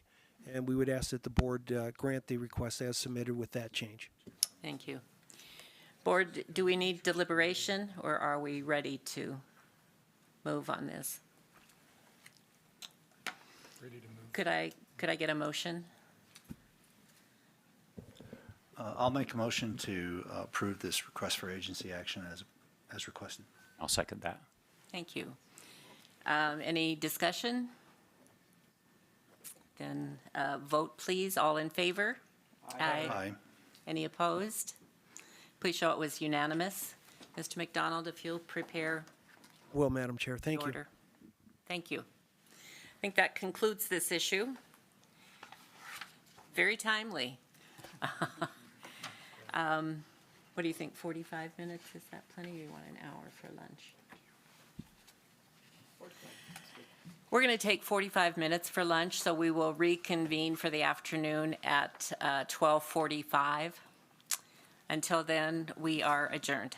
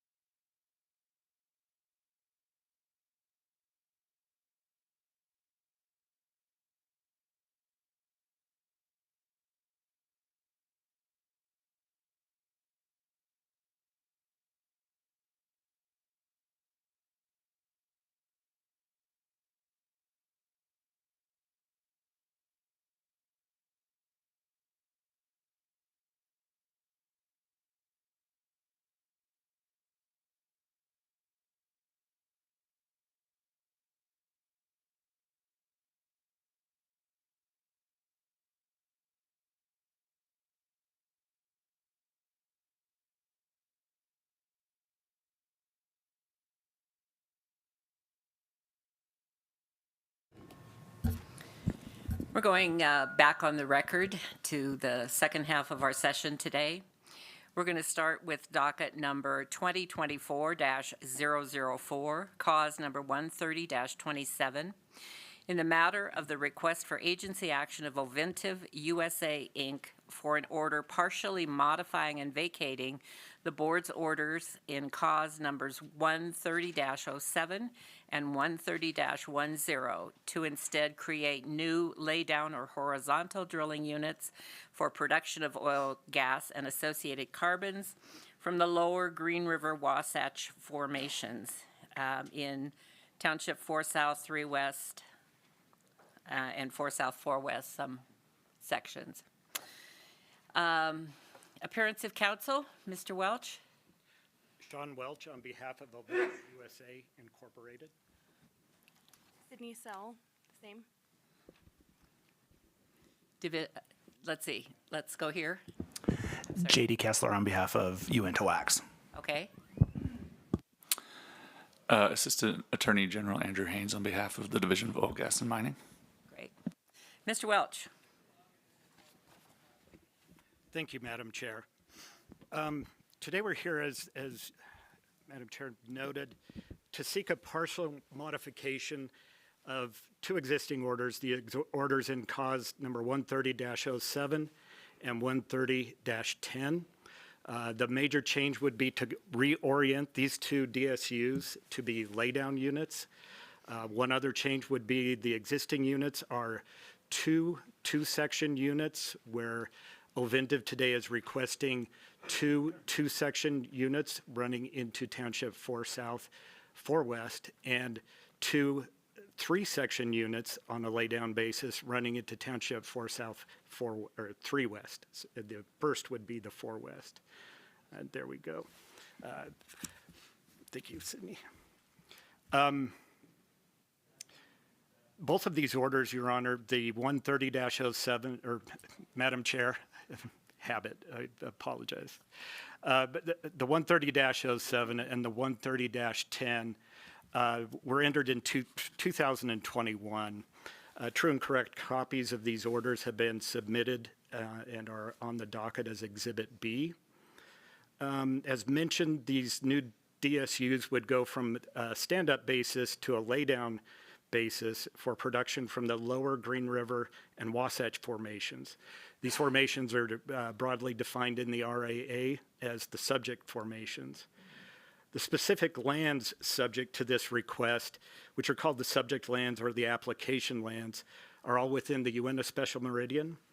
We have sections 16, 17, 18, and 19, 20, and 21 in Township 4 South, 3 West.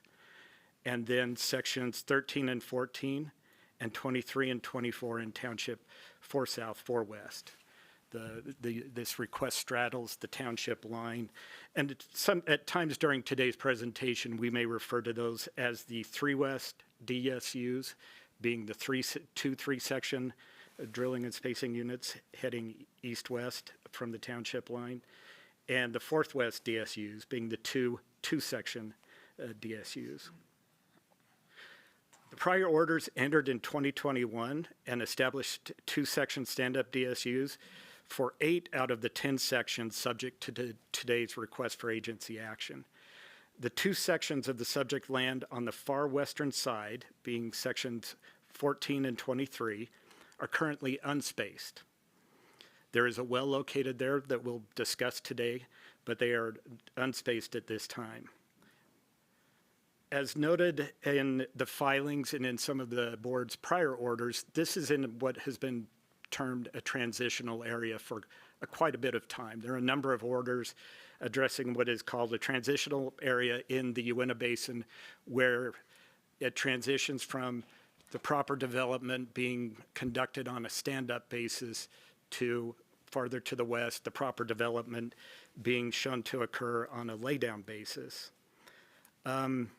After the 2021 orders in causes 130-07 and 130-10, Ovintiv drilled 2 wells, and we'll loosely refer to them, we'll define them, but we'll call them the Alice and the Phillip wells.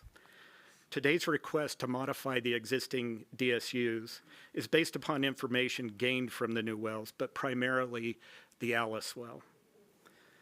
I am, in light of what occurred earlier today, Madam Chair, with the wine rack separation, which is an issue that we also have in Oventive's petition, we agree with the resolution that happened today, and I will address that at the appropriate time. But we have one little nuance, and because of that, I'm actually going to read a little more specific the details of the request for agency action. And the biggest issue here is we have 2 lateral wells on a stand-up basis that would be affected by a broader interpretation of the new language to be employed to address the vertical and horizontal setbacks that have been requested. So for the subject lands and the subject formations, the requested relief is in this RAA is 1, up to 12 long lateral horizontals in excess of 1 mile in length. They may be drilled upon each new DSU with development in the 4 south, 3 west DSUs through long lateral horizontal wells in excess of 2 miles in length. At times we refer to these as the 15K wells, or 15,000 feet wells. But that's provided that no more than 8 such wells may be drilled or produced in any one interval within the subject formations, for example, the Uteland Butte or the Upper Wasatch interval. 2, no producing interval of an authorized long lateral horizontal well may be located closer than 100 feet to the heel or toe and 560 feet to the perpendicular boundaries of the new DSUs, and no closer than 330 feet laterally within the same unit, without an exception location be approved that has been approved by the division under the proper regulations. For stacked long lateral horizontal wells in a wine rack formation within the DSU, there shall be no interwell setback distance laterally, provided that the stacked horizontal laterals are located at least 100 feet or greater apart in depth, not true vertical distance. Number 3, the surface location of any authorized long lateral horizontal well may not be located anywhere on the DSU, may not only be located anywhere on the DSU, but may also be located off the DSU, presuming proper surface and subsurface authorization is obtained in advance, and the owners of the well ensure, and the operator of the well ensures that the well will be cased and cemented to the 100-foot setback as set forth in item number 2. And this will be evidenced by an operator self-certification filed with the division and in compliance with the setbacks established in item number 2.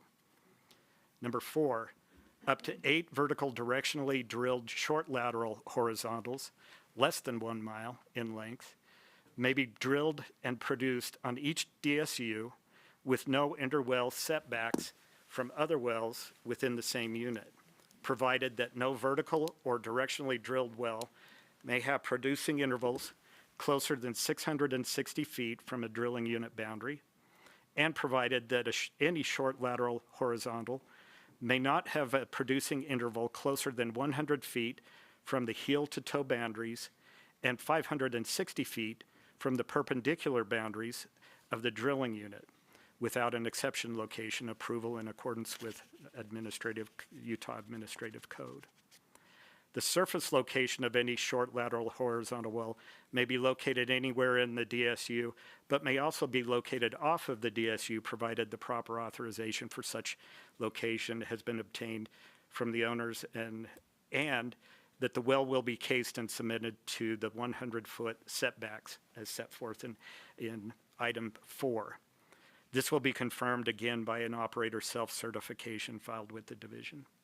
6, production allocation from the Alice 13-7, 4-3, 18-19-7H well, which we'll refer to as the Alice well, and the Phillip well, the Phillip 13-7, 4-4-13-24 1H well, shall remain on the existing 2-section stand-up drilling unit basis as provided in the 130-07 order.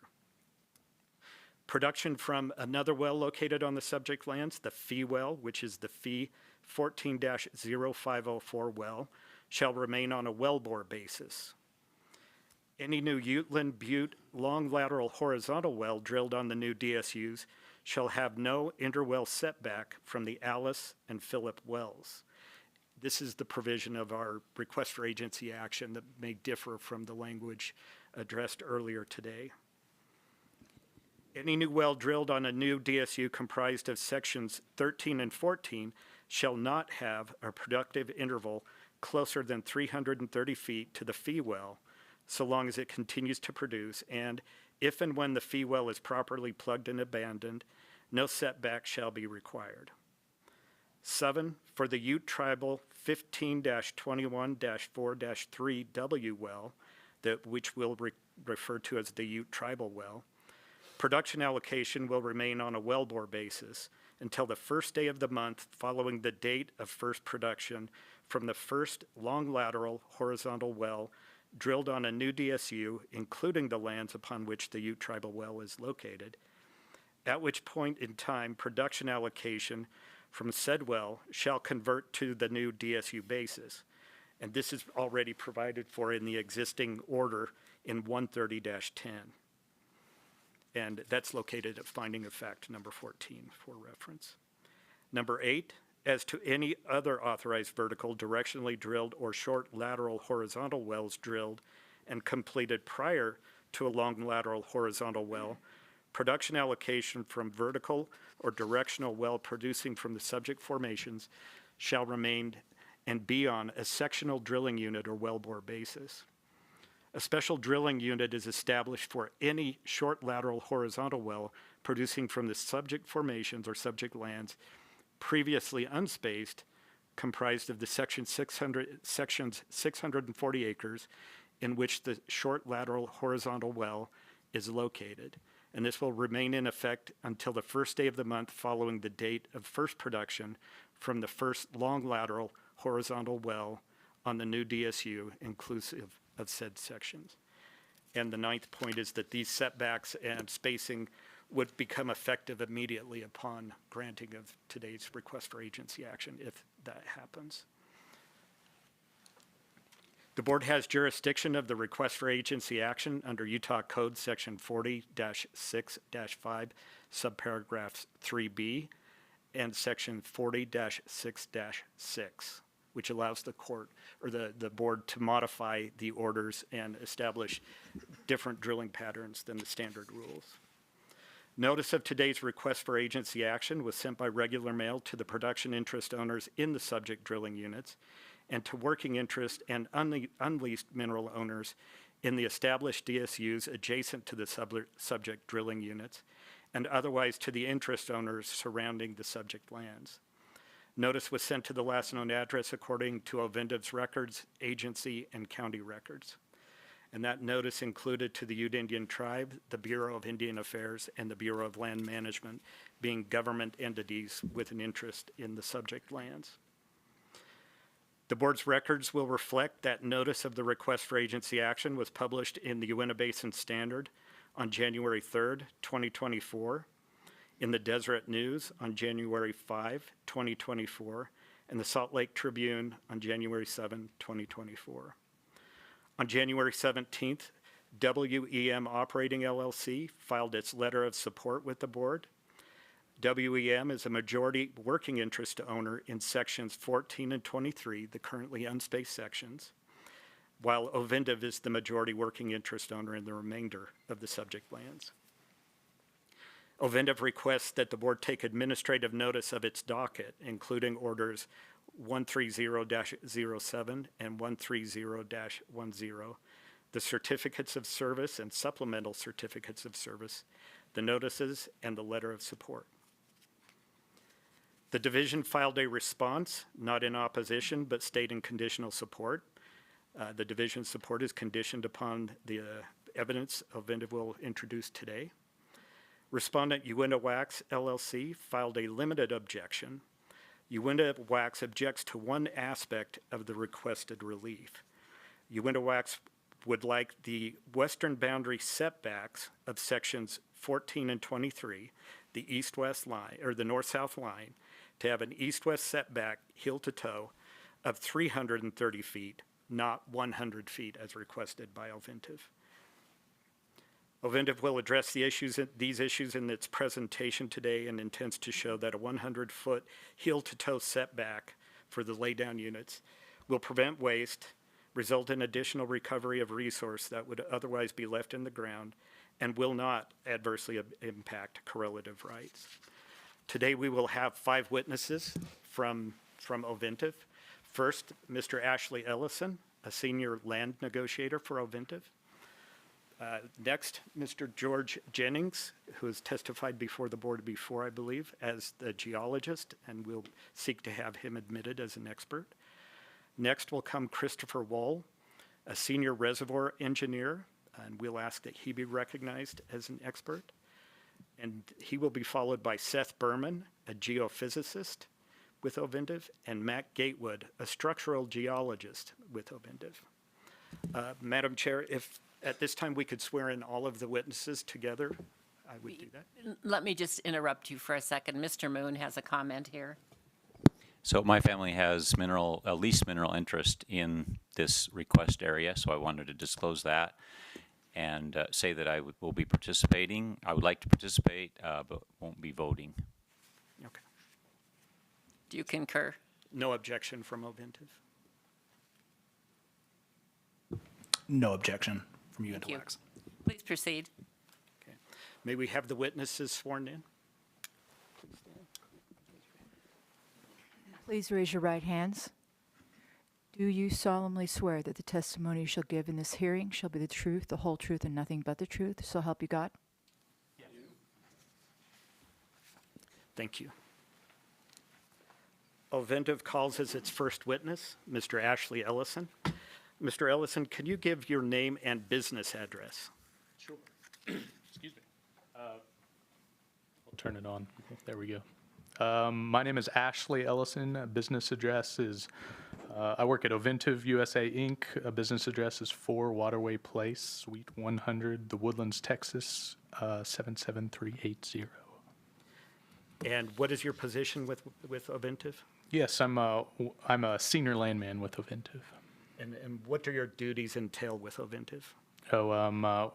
There's 3 of us. We kind of, quarterback and make sure everything's in order for future drilling on the land side, I suppose. Obtaining rights to produce and leases and access agreements? Yes, sir. Okay. And are you familiar with the subject lands that are in today's request for agency action? Yes, sir. Okay.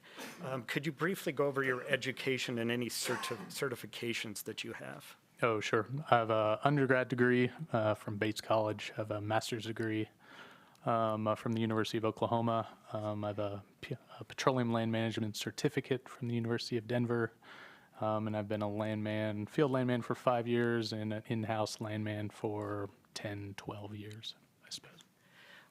And Mr. Ellison, do you know that you've submitted your resume as an exhibit in this matter? Yes, I believe I have. And that's included within Exhibit A? Yes. Okay. Mr. Ellison will not be asked to speak as an expert. He is just here with his experience as a landman for Ovintiv. Mr. Ellison, where is Ovintiv incorporated? The address, location? The state of incorporation. Oh, I'm sorry. Yes, Ovintiv is incorporated in Delaware with the Rocky Mountain principal place of business in the Woodlands, Texas. Okay. And is Ovintiv authorized to do business in Utah? Yes, sir. Is Ovintiv bonded with Utah, Indian, and federal agencies? Yes, sir. And do you hold all necessary bonds to operate in the Uinta Basin? Correct. Roughly how many wells does Ovintiv operate? Roughly 600 in the basin, I suppose. And just estimate the activity that Ovintiv has had over the last several years in drilling and completing wells in the Uinta Basin. Ovintiv usually runs about 2 rigs in the basin, drilling in these areas and then a little further northeast, I suppose. Okay. Exhibits C through G. If we could slowly scroll through exhibits C through G. Okay. if we could look and just flip from C to G.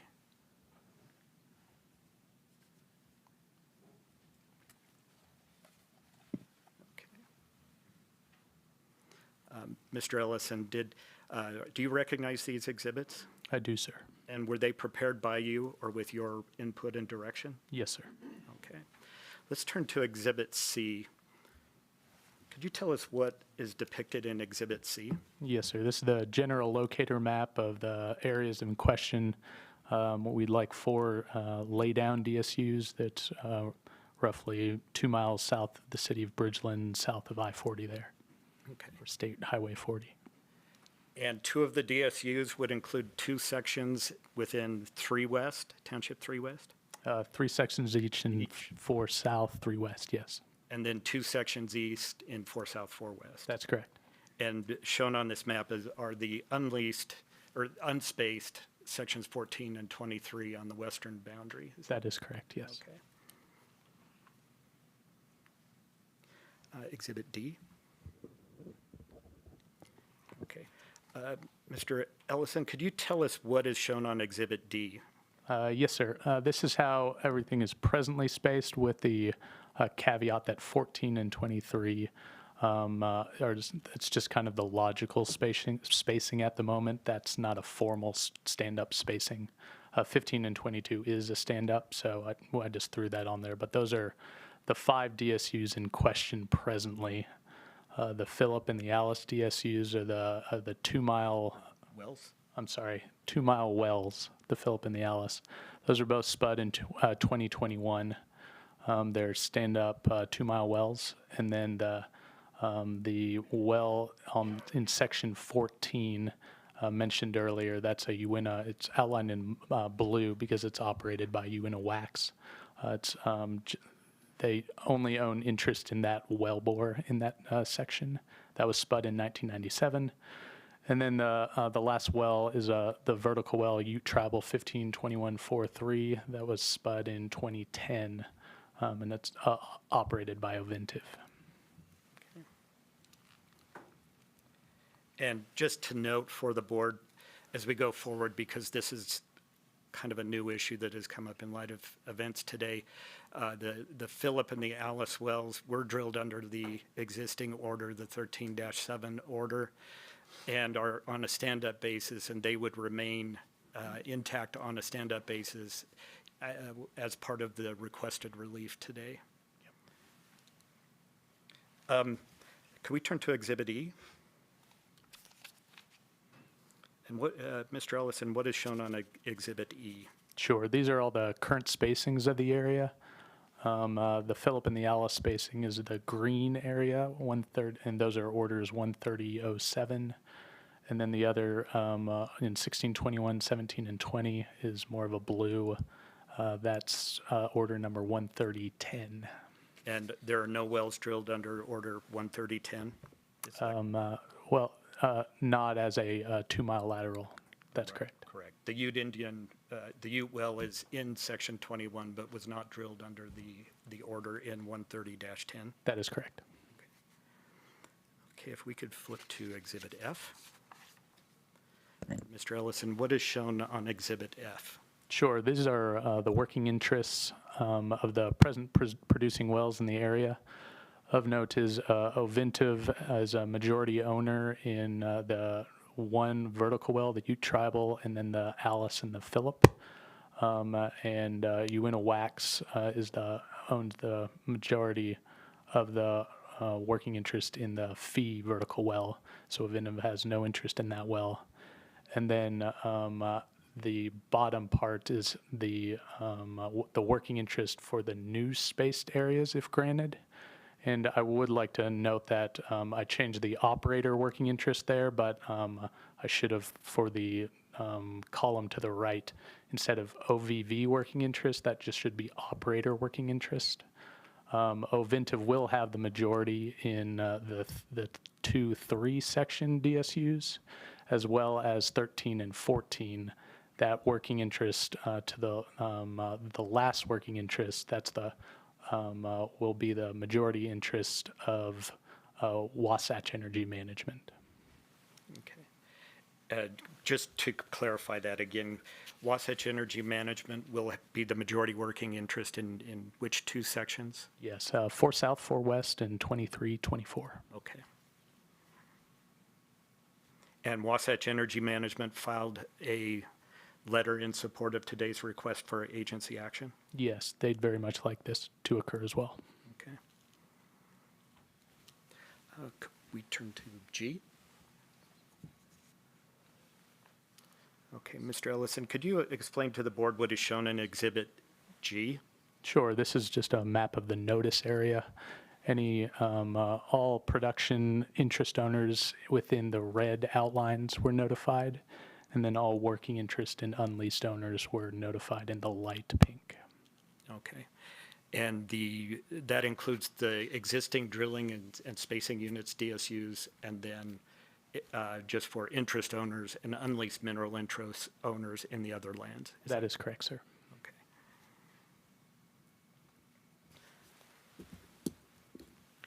And just on the record,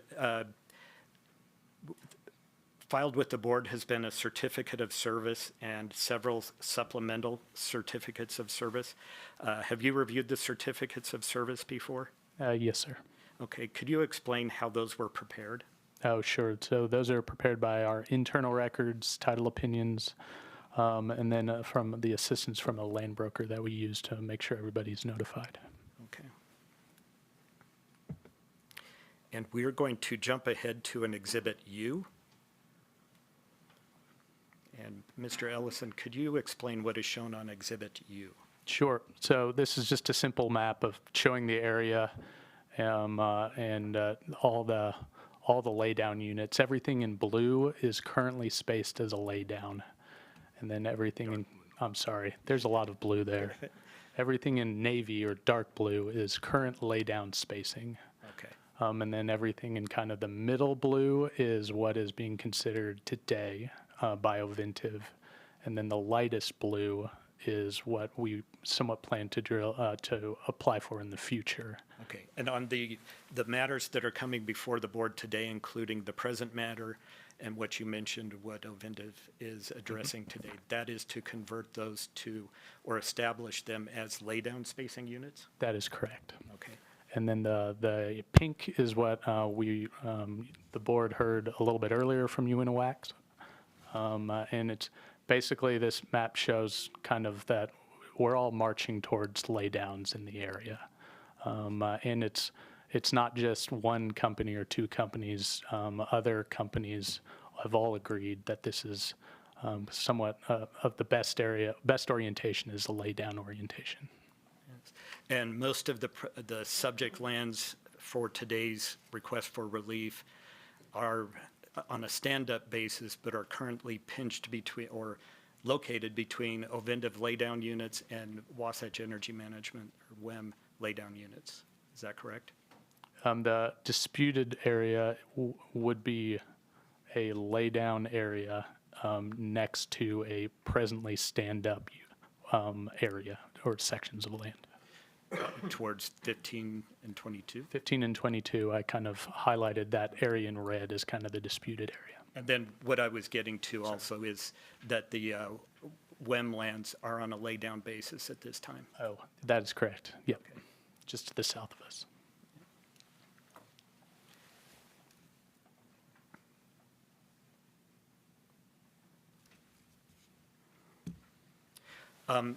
And Mr. Ellison, on the laydown units that you are aware of, the DSUs that are on a laydown basis, do you have an understanding what is happening with the setbacks hill to toe in this area? Just general understanding. Yeah, generally, throughout the basin, kind of over the last couple of years, everybody's been asking for 100-foot setbacks. This is somewhat standard.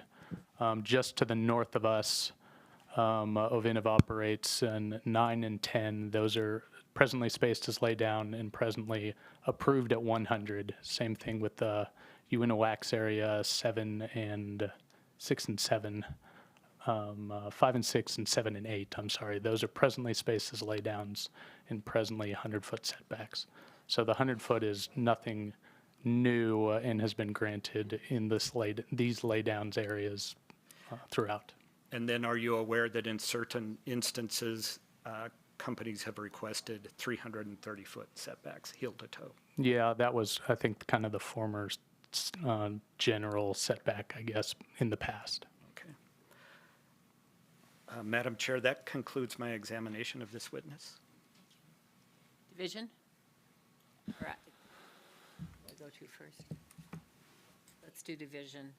All right. Yeah, I have a question. Can we go back to Exhibit G? Please. Yeah, I just have a question. In 3 West, when looking at the noticed area, section 15 and 22, just to the east there. Do you know ownership in that area? Does Inventive have working interest over there too, or what's going on over there? Great question. We actually have a great kind of map that the engineer will get to. That the answer to your question is 15, 22, and 27 is predominantly Ovintiv ownership, and we would like to drill a 15K well in those sections so they will not be stranded. Okay, great. And then Dustin Doucette from the division also has a question for this witness. Sure. Yeah, Dustin Doucette, engineering manager for the division. If you could go, I guess we could do it off of this exhibit. If you look in 4 South 3 West, that up in Section 8, southeast quarter of Section 8, there's a little circle there which denotes a permit. In our records, we have that listed as spud and conductor set for 2 wells that are proposed, one to go, stand up down section 17 and 20, the other going down 16 and 21. I was just wanted to ask you, and I can identify those wells if you would like. That's okay. Yep. Yeah, it's the Moon Ute, Utah 1684-31621-7H, and the Moon Utah 1684-3-171H. So I guess the question is, what is going to be the status of those wells or the future of those wells? Yeah, great question. The answer is those wells were not spud. We had plans to drill the Phillip Alice and then 2 Moon stand-up wells there. Then we drilled the Phillip and Alice and realized that it was better to orient these wells in an east-west manner.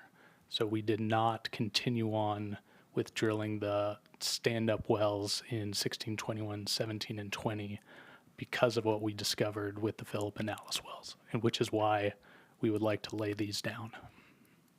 Okay, I know in our records we do have a spud notice submitted, so maybe something we'd want to confirm, but there is no intent to drill those that direction. And if they were conductor set, what would be your plan, I guess, for those?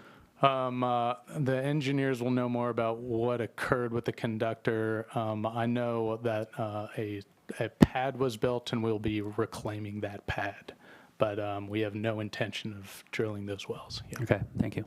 Yeah. And no further questions from the division. Thank you. UINTA? Yes, Mr. Welch or Ms. Sell, would you possibly put up Exhibit U for me? Thank you. I'm not plugged in yet.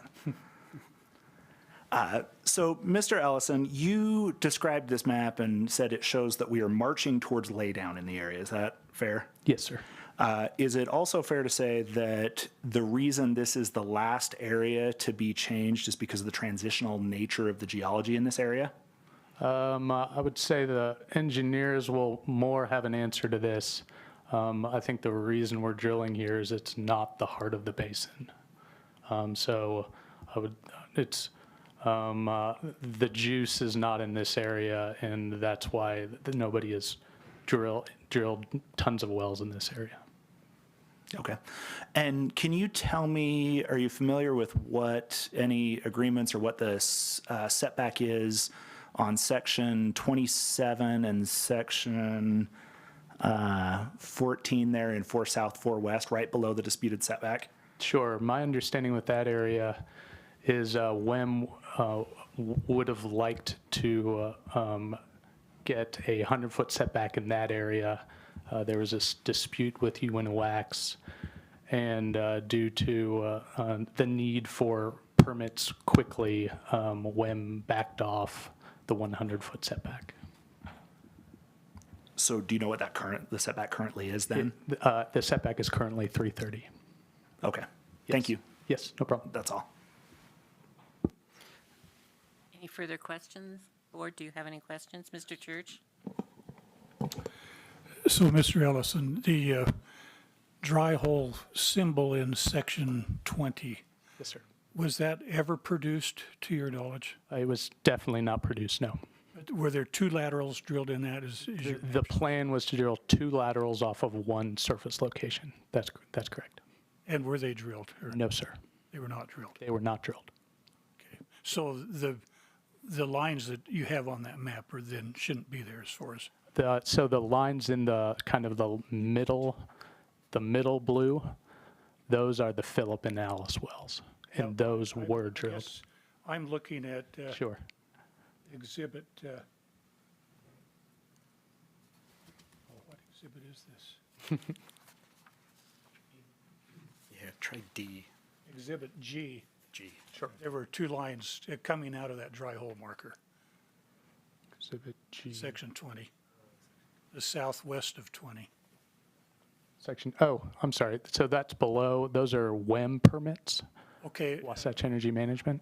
Well, the one that goes to the west over into section 19. So Oh, 29 and 32. I do not know if WEM has drilled that well or not. okay. Yeah. But the surface, I believe, is on 20. It was not Okay. produced in 20. Board, do you have any further questions? Okay, for division? I think we might have a question, answer for your question, Mr. Church. Yeah, Peter Pankey with the Division of Oil, Gas, and Mining. So I have the Data Explorer up, and those 2 wells are WEM wells, and they've been drilled. And just the way that they're displayed here on the map is incorrect. The sticks, they're just connecting the surface hole and the bottom hole. But the one that comes out of 20 and goes to the west towards 25, it actually comes down into the corner of 29 and heads to the west through 30 and 25. And then the other one, 20, 29 and 32, that one does go north-south. Okay. Any further questions? UINTA? No, Madam Chair. Please proceed. Thank you, Madam Chair. That is all I have with this witness. If we could bring up Mr. George Jennings. See it. Thank you.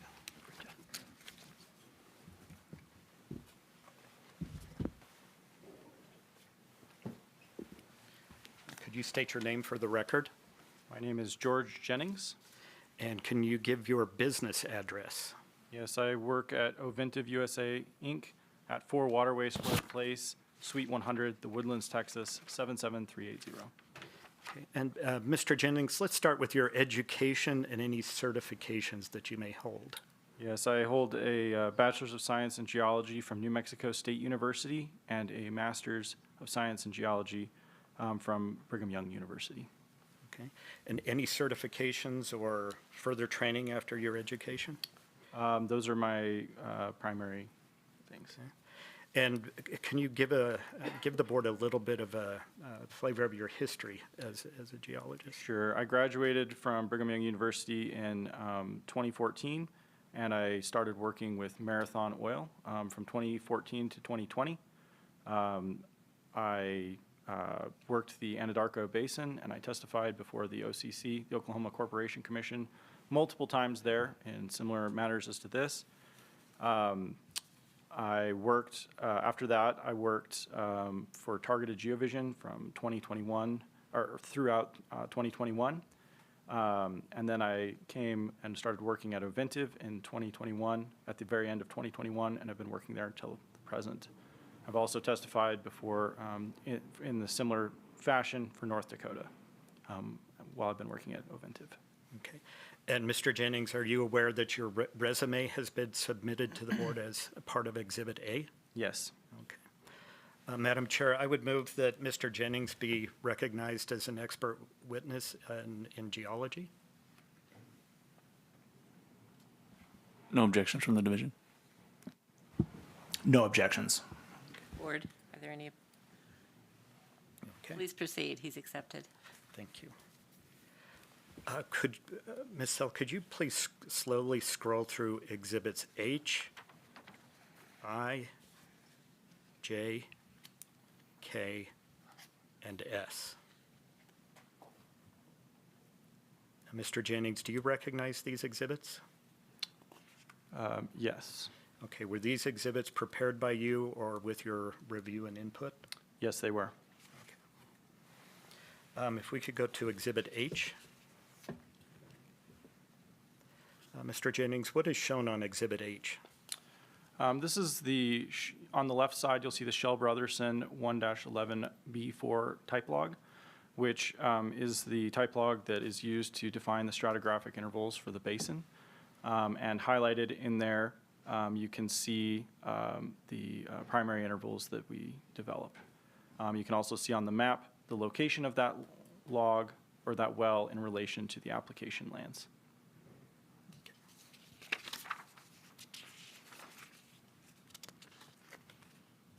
And so this log is shown or has been used to define the formations, the subject formations as we have defined those in the request for agency action. Is that correct? Yes, that's correct. Could we turn to Exhibit I? Okay, and Mr. Jennings, what is shown in Exhibit I? Yes, on the left-hand side, you'll see the Moon 13-6-4-3W well, which has logs in it and are representative of the geology of the subject area. This also shows the primary targeted intervals for horizontal wells. All 5 of them are listed there. And you can see in the map the Moon well in relation to the application lands. Okay. And is it true that Moon Well is located roughly a mile north of the application lands? Yes, that's correct. Okay.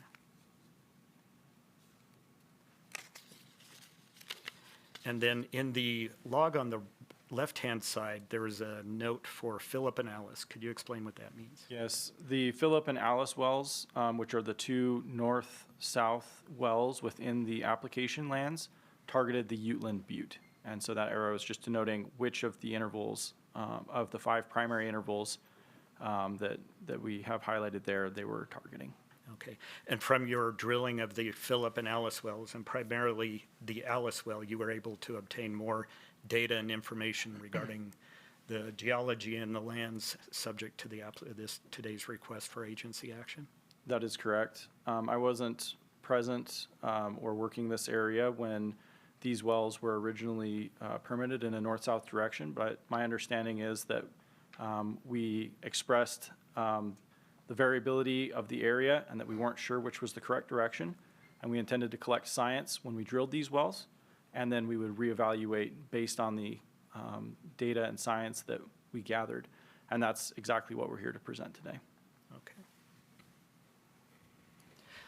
Exhibit J, please. So, okay, Mr. Jennings, could you explain to the board what is shown on Exhibit J?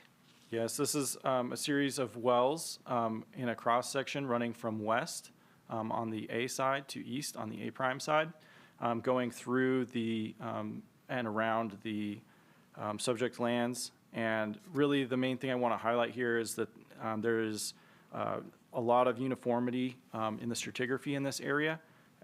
And it highlights that the Lower Green River Wasatch transitional formations constitute one common source of supply in this area and are consistent with the board's designation of those formations as one pool throughout the Uinta Basin. Exhibit K, please. Mr. Jennings, could you explain what is on Exhibit K? Yes. So Exhibit K, and this is a map indicating some of the stress indicators that we have in the area. And later on, we'll have some more detailed exhibits presented by Mr. Berman and Dr. Gatewood, showing how we collect these different stress indicators. But these are collected primarily from image logs and as indicated by drilling-induced fractures and microseismic. And this is a very similar exhibit to what we saw earlier presented to the board previously. And you can see here that the average stress direction is north 5 west, and that's just taking the average of each one of these indicators here that are within that small, there's a dotted outline showing the area that we took those indicators from surrounding the application lands.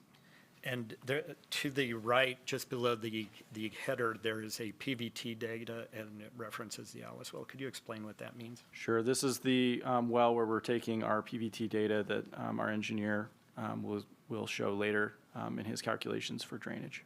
Okay. And that was information gained in about 2022. Is that correct? Yes. Okay. And could we turn to Exhibit S? Okay, and now Exhibit S is similar but a little bit different than Exhibit K. Could you explain the difference? Yes. So this exhibit, so the previous exhibit is an interpretation and a map that we've shown many times to this board. And this is an update to that map with some additional data that we were able to acquire.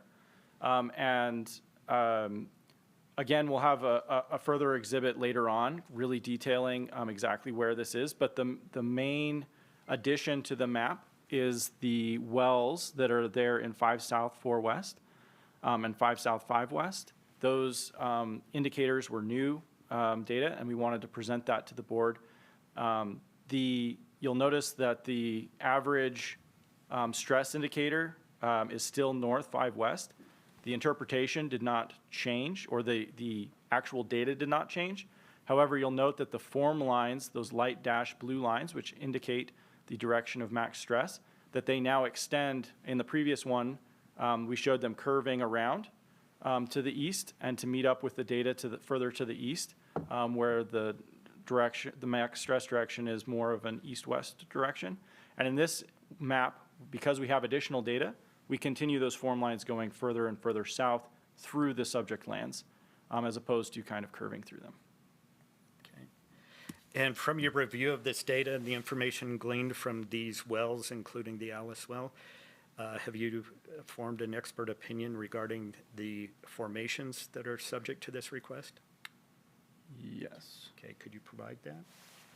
I'm sorry, can you restate that again? Regarding the uniformity and thickness of the lower Green River. Yes. In this area, the formations, they are uniform and have a uniform thickness in the as was shown on those type logs. And second, an expert opinion regarding the fracture orientation as it relates to stand-up or lay-down spacing. Yes, I think that the data is very clear in this area that a lay-down spacing is the correct orientation. When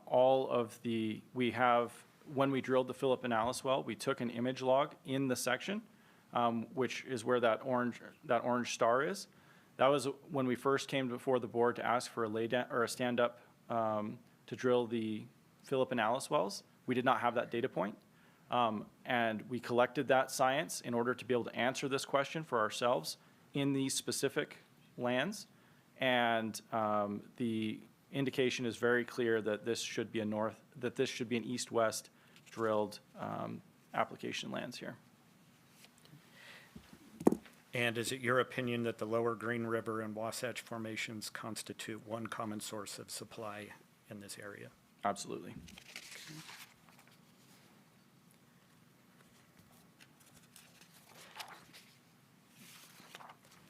Madam Chair, that concludes my examination of this witness.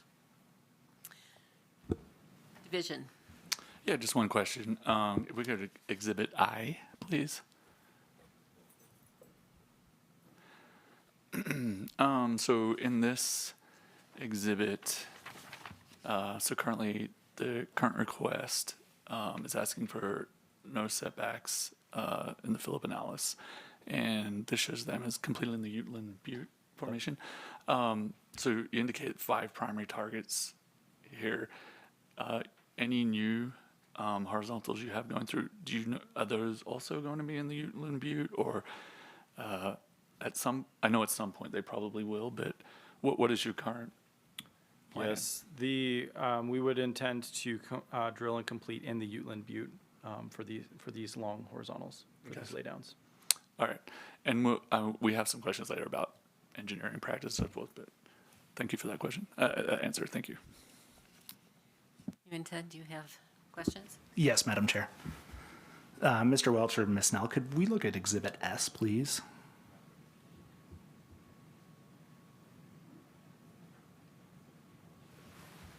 Okay, Mr. Jennings, this is Exhibit S that we were just looking at a minute ago. Can you tell me what is there's a dashed line that starts along to the left of transition zone and kind of Yes. goes up at an angle, comes kind of a big square. What is that? That is the outline of all of the data points that I have plotted on the polar strike plot. So if a data point falls within that dashed line, that is plotted on that polar strike plot. Okay, so that's not meant to indicate that that's the edge of the transition zone, the way you have that labeled, is it? No, that is, it is drawn along that transition zone, but yeah. But based on data that you were analyzing is what led you to draw the boundary that way. Is that fair? Yes, that boundary is to indicate which data points I used. Okay, because the nature of a transition zone is such that there isn't really a precisely defined edge of that zone, is there? So we have several exhibits illustrating exactly where we think that, how we've come up to our conclusion of where that transition zone is. And so we'll be showing those here shortly. But we do have a data point in the lands in question, the application lands, indicating very strongly that this is a north-south stress orientation in the actual application lands. And also to the north and to the south of the application lands, we have very clear data indicating that this is a north, that the max stress direction is running from north to south, and that this should be a laydown area. Okay, so you're saying there's data that you're using to determine, in your opinion, where the edge of the transition zone is. Is that fair? Yes. But I think my question was, there isn't, by geologic nature, a precise edge to a transition zone, is there? I mean, it doesn't follow a section line, it doesn't, right? So no, it's not going to follow a section line or a county line or a township line or anything like that. As we collect more and more data, we have refined where this transition zone is more and more. And as we continue to collect more data, we will define it more and more. Our original interpretation was that there was kind of a swing zone that was much broader. And as we've collected more data, like the Philip and Alice, and also just to the east of Philip and Alice, there's a well called, in our Chapita Ure development, we also recently collected an image log there. And that image log shows, that the max stress direction is running east-west, and that a north-south orientation is better. And so we know that previously we had interpreted that as being part of the swing zone, but as we get more and more data, we're seeing more and more clearly that there is a strong north-south and a much more abrupt transition into that east-west zone than we had initially interpreted. And that's, a result of doing science and collecting data and improving our knowledge every day. So thank you. And sorry for the awkwardness of having to lean around the TV. You're good. But is it fair to say that the closer you get to the actual transition zone, the better the data would be? I'm sorry. On determining where the edge of that transition, on what's going on with the transition. I'm sorry, can you say that again? Yeah, is it fair to say that the closer you are to, say, the edge of the transition zone, where that geology is changing, the data would give you a better idea of what's actually happening? Yes. Yes, as you collect more data, you will have a better and better idea of what's happening as you approach that transition zone, which is exactly what we've done here.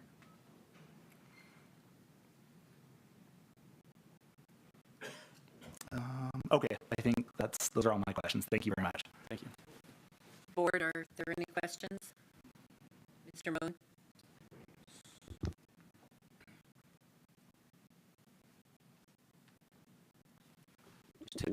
Hit the wrong button and I lost my. Go back to the exhibit that looks just like this one, but that's in the original exhibit. Yeah. So, so the real question comes in those two sections to the southwest, and you're saying this is an older guess to where that transition is, because looking at this, there would be more question as to what's the appropriate setback. So you're arguing now, based on new data, that the one green line that comes across section, I can't see that section, the far southwest one, isn't so much at a 45, but more, That's more correct. south. Is that what you're saying? Do you know how north-south it is right there? Yes, we do, and Dr. Matt Gatewood will address that, and he'll go through the image log interpretation that's within the application lands and explain that a little bit more. But we do feel that it is very strongly north-south, and you know, the reason that we curved this data through these application lands on this original map was because we didn't have the data further south showing that north-south. And so if you have two data sets, you got to draw a line somewhere in between them. And so we kind of drew it a little bit, you know, as a larger swing area. Whereas now that we know that there's data further south, indicating also very strongly north-south oriented max stress direction, instead of swinging that data over like we did in this original map, we now just draw those lines straight down to continue with that data set. Okay, so do you have a new map that shows your best guess as to how far south that goes and then when it transitions? Is that S? Yes, so S starts to show that, and we'll show a larger, more zoomed out version of this. Dr. Gatewood will good. show that as to how it relates to the entire basin. Mr. Church? So, Mr. Jennings, none of these maps show the surface expression of the Duchesne fault zone. So, because that complicates things in my mind about the dominant fracture direction would be perpendicular. And geologically, do you have an explanation perpendicular to the fault zone? Yes. Again, I'll defer to our expert witnesses, Dr. Matt Gatewood and Mr. Seth Berman, who have prepared some very illustrative exhibits to address that very question. Thank you. Do we have any further questions? Division? No, we have no further questions. Mr. Kessler, anything before we move on? Well, maybe I'll ask one more question. So the new data that you were looking at, Mr. Jennings, is over in 5 South 4 West before creating Exhibit S. Is that what I heard? Some of the new data? Yes, some of the new data is down there in 5 South 4 West and 5 South 5 West. And that data, you say, led you to believe that you know, the curve you had previously identified in Exhibit K over in 5 South 3 West was suddenly non-existent. Yes, our interpretation,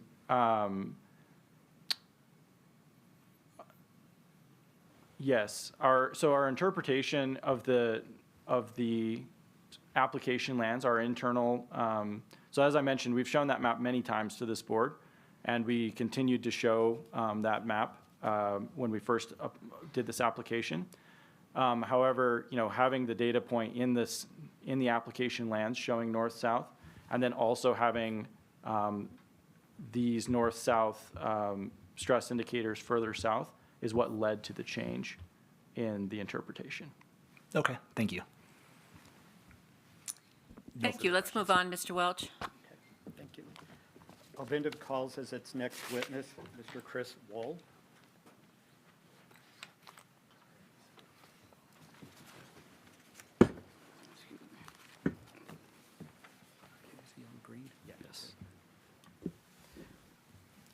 Mr. Wool, could you state your full name and your business address for the record? Yes, Chris Wall, Aventive USA Inc., 4 Waterway Square Place Drive, Suite 100, The Woodlands, Texas, 77380. And what is your position with Oventive? I'm a senior reservoir engineer working the UINTA Basin asset. Okay. Mr. Wool, could you briefly recount your education and any certifications you may have? Yes, I hold a bachelor's degree in petroleum engineering from the University of Texas and a master's in business administration from Rice University. I have over 20 years of experience in the oil and gas industry and hold a professional engineering license in the state of Texas. Okay. And Mr. Wool, have you submitted your resume as a part of Exhibit A? Yes. And Mr. Wool, have you testified as an expert witness before? Yes. Okay, could you explain when? Practically every month here in front of the board, I am the expert witness for Aventive. Okay. Madam Chair, I'd move to have Mr. Wool accepted as a reservoir engineer expert witness in this matter. Objections from the division? No objections. UINTA? No, Madam Chair. Board? So accepted. Thank you. Ms. Sell, could you slowly scroll through Exhibits L through P 1 and 2?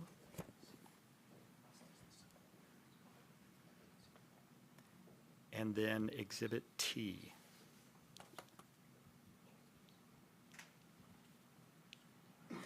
Mr. Wool, having reviewed these exhibits, do you recognize them? Yes. And were these exhibits prepared by you or with your review and input? Yes. Okay. If we could go to Exhibit L, thank you. Mr. Wool, could you explain what this exhibit reflects for the board?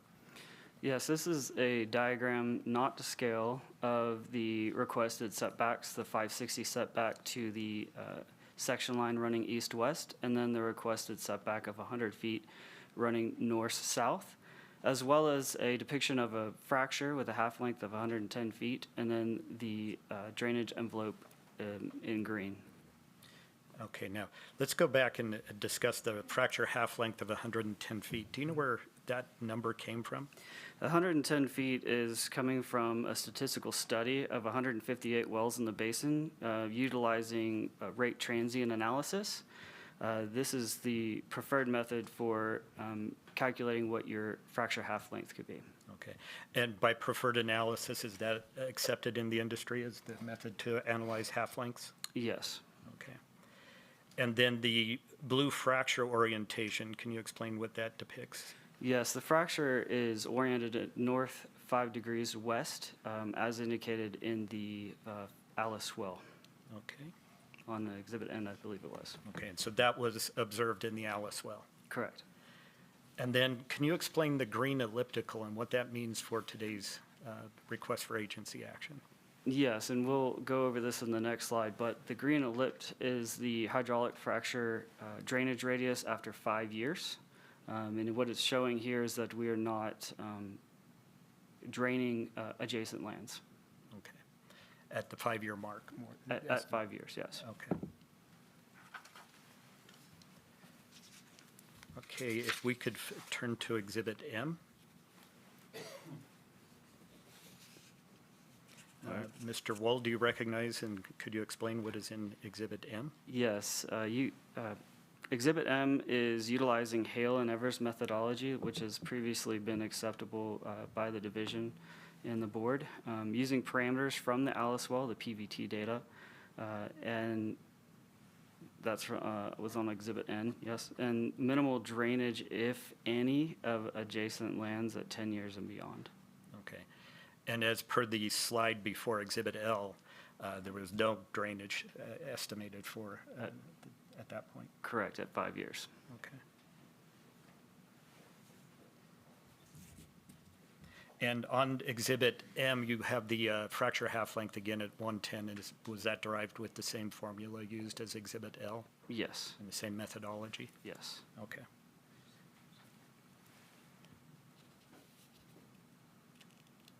Could we turn to Exhibit N? And Mr. Wool, could you explain to the board what is shown on Exhibit N? Yeah, this is showing the average oil in place of 333 million barrels for 12 long lateral horizontal wells with an average of 550 MBO for each well. You would expect a recovery factor of 2.1%. And so this would be a reasonable recovery factor for these 12 wells in this area. Okay. And that's with 12 long lateral horizontals plus 8 short lateral horizontals? Yeah, with the 8 short, your recovery factor would go up to 2.9%. And so with this proposed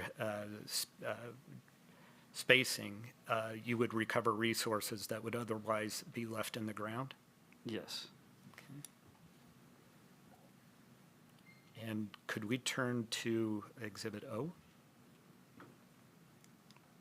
Okay, and Mr. Wool, what is shown on Exhibit O? What we're showing here is an economic comparison between 330-foot setbacks and the requested 100-foot setbacks. And what we're showing here is that economics clearly favor the requested heel-toe setbacks. Of 100 feet? Yes. Okay. And that will increase the recovery of the resource? Yes. Okay. Could we turn to Exhibit P? There's P1 and P2, but if we could start with P1. Mr. Wool, what is shown on Exhibits P1 and P2? I believe they tie together. Yes, so these next two slides have been shown before, and what we're trying to address here is what happens with offset frac activity. So on the left side, you have a data set of 3 wells that were within 500 feet of offset activity, and you can see that initially there was some oil uplift, and then it went back to trend. So no adverse impact to the offset activity. If we zoom out a little bit and take a half-mile radius looking at, you have a data set of about 35 wells, and in this particular case, the average there was no impact seen to oil, and water was uplifted, but has since settled back down to original rates. So then this is the next slide on P2. This is a specific example of where Ovintiv has drilled a well running east-west adjacent to an original north-south drilled well, the Ute Tribal 429 there. It came within 125 feet of that east-west well, and what you see in this particular example in the production plots is that the oil was originally uplifted and has actually sustained uplift from this particular well. So it's just another indication that when we're offsetting some of these older wells that we're not damaging the existing completion or production of these wells. Okay. Not having adverse impacts to the recovery of oil? That's correct. Okay. Could we turn to Exhibit T? Okay, Mr. Wool, what is shown on Exhibit T? There's a couple of things here that we'd like to show. One is an economic comparison between what we call 10Ks and 15Ks, or 10,000-foot laterals and 15,000-foot laterals. So we're showing that clearly the longer laterals are economically feasible and also preferable. And then the other part of this slide on the right, there was a question from the division about the sections 15, 22, and 27, just east of the subject lands. And so this is our future development plan, is to actually do a stand-up 15K in this. The other lands that are around that are operated or majority owned by Wasatch Energy. Okay, and you have more or less three section stand-up units farther east. Who operates those units? Those are all operated by Ovintiv. Okay, and so 15, 22, and 27 on this Exhibit T is Ovintiv's future plan to request a three-section stand-up? Yes. Okay. And then, just in general sense, to the extent you know, how are the three-section stand-ups performing now, the two farther to the east? The Chipeta Ure. Ure and Chipeta Yes. led. I mean, they're good wells. We're encouraged by the results, and there was a technical success being able to drill that long of a lateral. So We've been able, up dip as well. So I don't have an exhibit here, but these wells were drilled not only 3 miles away, but also drilled thousands of feet upward because the formation runs in that direction. So very successful drilling program there, and looking forward to do it in the future.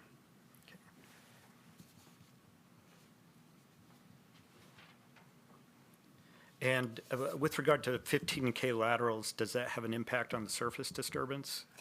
Yeah, there are some other advantages of drilling 15K, such that we don't have to have as much surface location because we're taking one section away, right, from needing another drilling location. Also, with minimal pads locations, you have minimal surface disturbance from facilities and pipelines and such.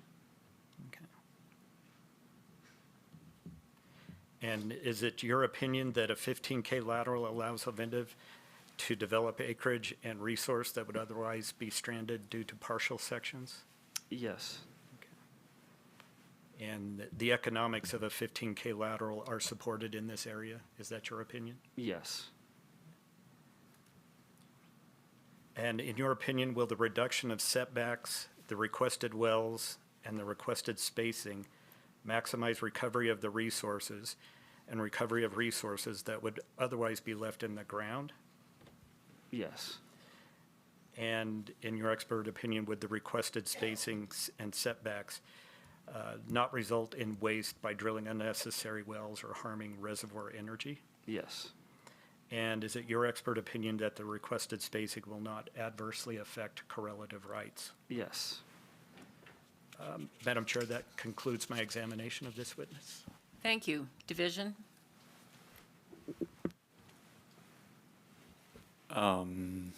We do have questions. My first question, just with the exhibit we have up now. So on the east side, you have you indicate future stand-up DSU. I know you probably don't have exact dates, but is that in the short-term future, or is that something that is that you're pretty confident you guys will do? Yeah, we're confident that we're doing the timing. I'm not confident, but Okay. But that is the development plan. This is the development plan, correct? And because you are asking for 100-foot setbacks on that side as well, do you have any concern with that abutting your stand-up in the future? Now, we're going to be requesting 560-foot setbacks in that longer stand-up, 15, 22, 27. So getting to 100 feet would reduce waste in the sections 15 and 22. So that's, at least that's our opinion. Okay. All right. And Dustin Doucette also has a question.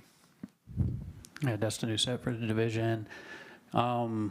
I guess this is a good exhibit. The question really is, which direction are you planning on drilling the wells in the subject lands? Are they going to be are they going to go different directions, like on that boundary between the laydown sections? Or, for example, are they going to go be in section 13 going from 13 to 14, and then on the other 18, 17, 16? Yeah, so that would be really highly dependent on where the surface location is, and I don't have an answer for you there because I'm not sure exactly where our surface is, but we always intend to try and use as minimal surface as possible. So if possible, we would love to be able to put the surface locations on that boundary line between the two 3 west and 4 west and be able to drill both directions. Okay, and then maybe just one follow-up question. In your guys' experience, have you found that there's a difference between your frac effectiveness and drainage effectiveness compared from heel to toe? I mean, is there a difference between those two situations? Right. So if I'm gonna restate your question just a bit, just to check my understanding here. So what you're asking is there a different half fracture length of the toe versus the heel? Yeah, or just even drainage. Yeah, is there a different for the fracture? Yes, and then also maybe as a result, drainage, Drainage. expected drainage as a result of that, yes. That is a good question. I think it's not something that we have directly tried to measure. Typically we would think that the toe and the heel treat about the same. In other words, we think we're putting away effective fractures equally across our lateral. We also do think that you probably get a little less drainage from the toe of the well because of the length of, that it has to go through to get to the surface. So it's possible there's less drainage at the toe than there is at the heel, yes. Okay, thank you. That's all the questions I had. No further questions for this witness. Mr. Kessler? Yes, thanks, Madam Chair. Mr. Wall, so did I hear you say in section 16 of the current subject lands, that's where you're asking for a 100-foot setback, correct?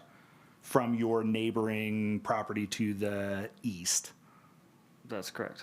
And then in the future, when you I believe I just heard you say that when you seek the stand-up approvals that will include section 15, you are going to ask for a 560-foot setback? That's our typical practice, would be to save some space for lease line wells. And so we usually request a 560-foot setbacks just in this case. I suppose in the future we may change our mind on that, but okay. But if that would be a total of 660 feet between 16 and 15, correct? That's correct. Okay, thank you. Oh, sorry, one more question. Are you familiar with the microseismic data that UINTA Wax uses in their analysis? I don't know, I am not, no. Okay, thank you. Board, do you have any questions? Mr. Church? So, Mr. Wall, how do you anticipate the performance of these 15K wells? Do you expect an increase in daily production throughout the well, or do you expect an increase of the life of the well in getting those extra reserves from a 15K well? Both. You should expect a bit of an IP uplift, or the initial production, and then you also, drain additional resources along the life of the well. You are accessing additional resource, so we are physically touching more rock, so you're able to drain more resource. If we look at it a lot of times we divide how much production is coming along the wellbore or the ultimate recovery. So you can take a look at that. And 15Ks versus 10Ks, best you could hope for is a 1-to-1 ratio. So for every foot that you add, you get an additional barrel, right? And in this case, a lot of times what we do, and you can see this in the economics, is that you're not actually getting a pure 1-to-1, you're getting some discount off that additional footage. And that just is, there's efficiencies along the lateral that you may or may not be able to get that pure 1-to-1. But to answer your question, circle back there a little bit, you have, yes, you get initial uplift originally, and then you recover more reserves because you're physically touching more rock. Okay, so more reserves, but the life of the well. So will it take longer to get those more reserves, or will it be comparable to a 10K well?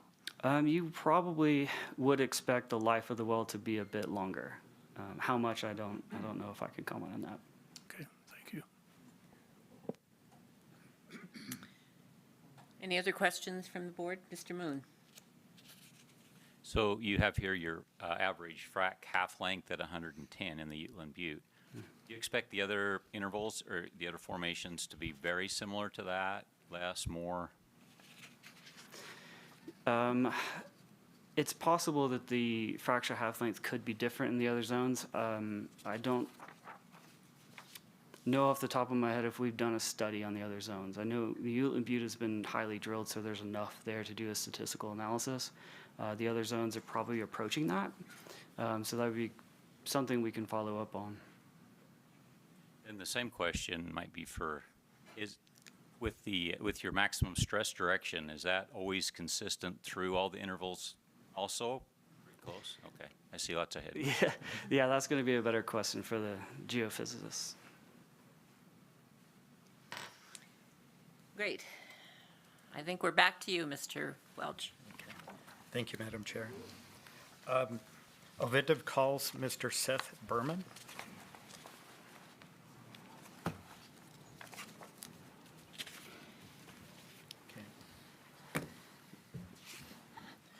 Mr. Berman, could you state your name and business address for the record? Seth Berman, I work at Oventive USA Incorporated at 4 Waterway Square Place, Suite 100 in the Woodlands, Texas 77380.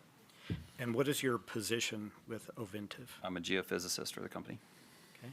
And could you go through your education or any certifications and any publications that you could identify that would be relevant to your experience? Sure. I have an undergraduate degree in geology from Millsaps College and a master's in geophysics from the University of Kentucky. I have 25 years of experience onshore, offshore, domestic, international, and one of the things I've studied across in Saudi Arabia and in UINTA Basin actually is horizontal stress anisotropy. I've published in both places on those and have actually been awarded prizes for those presentations for both of those. So it's something I'm fairly familiar with working in UINTA Basin for the last 8 years. Division, do you have any questions or comments? None at this time, no. Yes. Okay, and Mr. Berman, your resume has been submitted as Exhibit Q? Yes. And Mr. Berman, have you testified as an expert witness before? Never before. Okay. Madam Chair, knowing that this is Mr. Berman's first time, but with his experience, we would move that he be accepted as a geophysicist expert. Sorry, I jumped the gun there. It's all right. No objections. Board, No do you have any object. comments? We'll all get to the same place, so. Good, good. So accepted. Thank you. Mr. Berman, can you take a look at Exhibits V and W? And Mr. Berman, do you recognize these exhibits? Yes. Were they prepared by you or with your review and input? Yes. Okay. Turn to Exhibit V. Can you explain what you're trying to show for the board with Exhibit V? Sure. It's a busy map, and we just wanted to set the table for talking about tectonic stresses in the Earth's crust, and then we can bore down to UINTA Basin specifically. But you can think of stresses in the Earth as being understood by the relative magnitude of 3 multiply perpendicular principal axes. We all understand the vertical stress that's mainly just overburden, and what we're talking about today are the 2 components of the horizontal stress. If those stresses are equal, we call that isotropic. If they are unequal, we call that anisotropic, and that will have an effect on your fracture half-length propagation through the subsurface. And we can collect this data from any number of sources. You've heard things like image logs today, microseismic today, earthquakes. Fortunately, we don't have any real big earthquakes in the basin to base that off of, but lots of different data that Oventive currently collects that we leverage throughout this process. Okay. And what do you collect the data for? What's the purpose? Well, we always want to drill the best well, and we always want to have the most production from each one of those wells. So, talking through wellbore orientation and setbacks, that's the carrot at the end of the stick for acquiring all of this data. Okay. And you use that to build the best case for what you plan to do, to try and justify what you do in the ground. That's right. In the last 8 years that I've been with Oventive, we've acquired millions of dollars of data to better figure out what's actually happening in the subsurface, and we've been nibbling away at both ends of this transition zone. So we didn't stay away from this zone because this area of the basin, because it is the transition zone. There's other factors happening here. There's lower pressure. The oil in place is a little less than other places. But now that we're here, we want to make sure we do the very best job possible, so we continue to acquire data. Okay. Could you turn to Exhibit W and maybe tie this together to what it means in the basin? Sure. So if you think about on the left, we just have a stylized, wellbore there, right? And so what's going to happen is when we drill that horizontal, the stress anisotropy is going to control how the hydraulic fracture is oriented and the geometries associated with it. So all of our hydraulic fractures are going to propagate parallel to the maximum component of horizontal stress. And when you have stress anisotropy, that's going to produce a more elongate hydraulic fracture in that direction of SH max. So whenever we're talking about, we have drilling-induced tensile fractures from an image log, if you can measure it, then you have it. So whenever we say we can pick an azimuth off of the image logs, that means there is anisotropy. If there was no anisotropy, then that would mean the fracture would have no preferential growth orientation.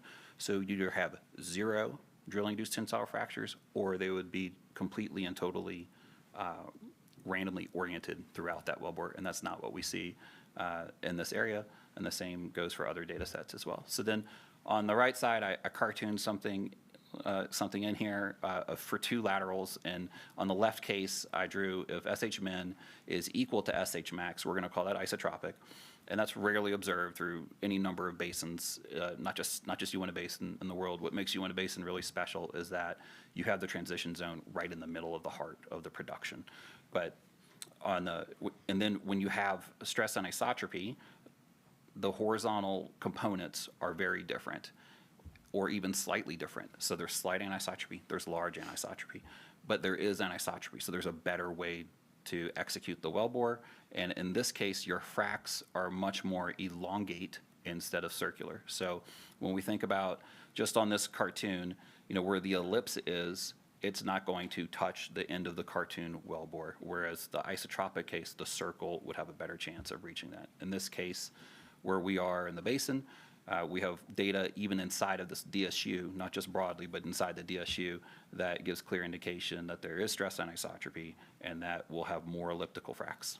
And that's your expert opinion? Yes, it is. And what effect would that be expected to have as you continue to fracture wells on a laydown basis? It all depends, we'll speak specifically to this space, this area subject land, and then across the basin it changes, right? So we acquire a lot of science to figure out what to do best. In this particular case, we feel strongly that we'll have much more elliptical fracs than circular fracs because there is anisotropy here. And laterally, correct? Pulling side to side as opposed to up and down? Is that? So if we drill the wells in the wrong direction, our frac will have nowhere to go except up and down, because the frac will try to grow along the wellbore. So that when you drill your well in the wrong orientation, you have your fracs growing along the wellbore. Well, we're still putting all that fluid and sand away, so where did it go? It's not going out, it has to go up and down, whereas if we drill the wellbore in the correct orientation, then the hydraulic fractures can grow outboard of the wellbore.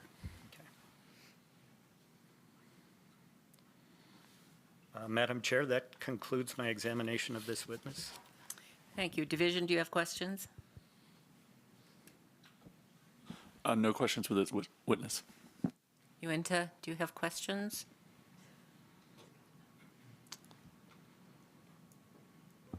Yes, Mr. Berman. Mr., please. Great, okay. You said you always want to drill the best well, which I think everybody agrees. Is that correct? Sure. Yeah. Is it fair to say there's a tension between the best well and the boundaries between property ownership, where those wells are located? So I'm just a science guy, right? So I want to drill the best well and the best, we're talking about horizontal stress magnitude. There's a reason why I didn't become a landman, right? So, well, that's an integrated solution that this team will put together with you. So I'm talking more specifically about how to get the most oil. Sure. The most oil out of the ground, but we do believe, even as the sciencey guys, that the best case to protect adjacent lands in this case is if we have anisotropy, that we would have a more elliptical frac. So we're actually aligned with the business case. We're not just saying this is the best for science, but it actually will have the less chance of growing across the any kind of lease line or further down the borehole, right? Okay. Great, thank you. Thank you. No further questions. Board, do we have any questions? Mr. Church? So, Mr. Berman, are you going to address, you haven't addressed the specific area here, relation with the fault zone? Sure. How it relates to the anisotropic development? Sure. Thank you for the reminder, Mr. Church. So we don't have an exhibit to show that today. A lot of slides you've seen here always have the Duchesne fault zone. That's at the surface. We're drilling, thousands of feet below that. And the real key thing here is that when we talk about stress, that's modern day. That's today. So if we go out to, we run our drilling, we drill our well and we take an image log, that's today's stress. Those faults at the surface are ancient stress. That's yesterday's news. So that's what happened then, and now we're talking about the drilling-induced tensile fractures. That's a measurement of today's stress. Those fault zones are a measure of laramide, orogeny, mountain building stresses from millions and millions of years ago. So they're no longer they're no longer controlling what the stress field is today. Okay, but the surface expression says that the faults penetrated all these younger rocks. So this is a great conversation. So, we have subsurface data, so we have the seismic there too. So we have imaging of the subsurface. What's happening at the surface is happening at the surface, and that's not what's happening all the way down at Uteland Butte. It's a different effect. We don't have an exhibit to show you today, but maybe at a later date we could show you that. And we also can't, we don't own that data anymore. We sold our seismic volume, so to show that kind of data would require special permission from the data owners. That's a seismic brokerage house. So we'll say that in general what happened was the Uinta Basin went up, and so as it's going up, there's a deep fault down deep, and then Uteland Butte was never quite faulted because we have image logs in the Alice that never show a fault, right? So there's no faulting in the Alice. The steering solutions that all of our partners have say, the imaging solution says there is no fault. We do see higher water cuts there, so it's a part of a large fracture zone. It's being affected by those deep basement faults that are going up through Mesa Verde, and they're walking up, but they're not in Uteland Butte. They're not in Douglas Creek. They're not in Castle Peak. They're not in Wasatch. And then up top, as that dome keeps growing, it collapses in on itself, and those are the faults that you see at the surface. So those faults at the surface, we have to know about them. They're accurate and they're true. So if you need to go site a pad, you need to know where those faults are. If you want to know, can I build a pipeline? Can I build a road? You have to know where those faults are. But those faults at the surface are not present at Uteland Butte. Thank you. Thank you for the question. I love talking about faults in UINTA. Mr. Moon. Yeah, could you turn to Exhibit S?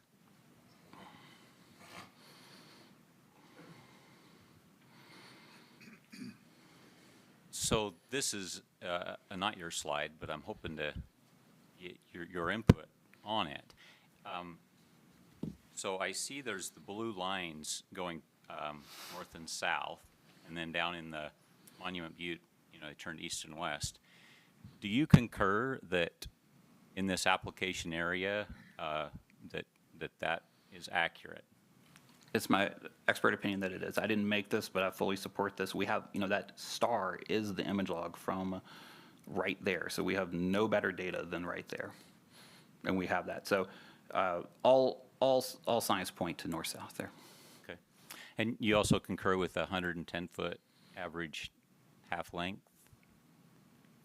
With the half lengths, or do you mean the setbacks? Are we talking about the half? The half length. Oh, the half lengths themselves, I'll leave that to the reservoir engineers to tell us. I mean, there's all sorts of data that say how far hydraulic fractures grow, like microseismic and fiber data. But, the proof is in the pudding when we get the oil return back and say, what did we actually drain? I get all you experts mixed up. It all kind of goes together to me. Right, just making sure I understood the question, Mr. Moon. Okay. Thank you. Any further questions? Mr. Welch, back to you. Oventive calls as its next witness, Dr. Matt Gatewood.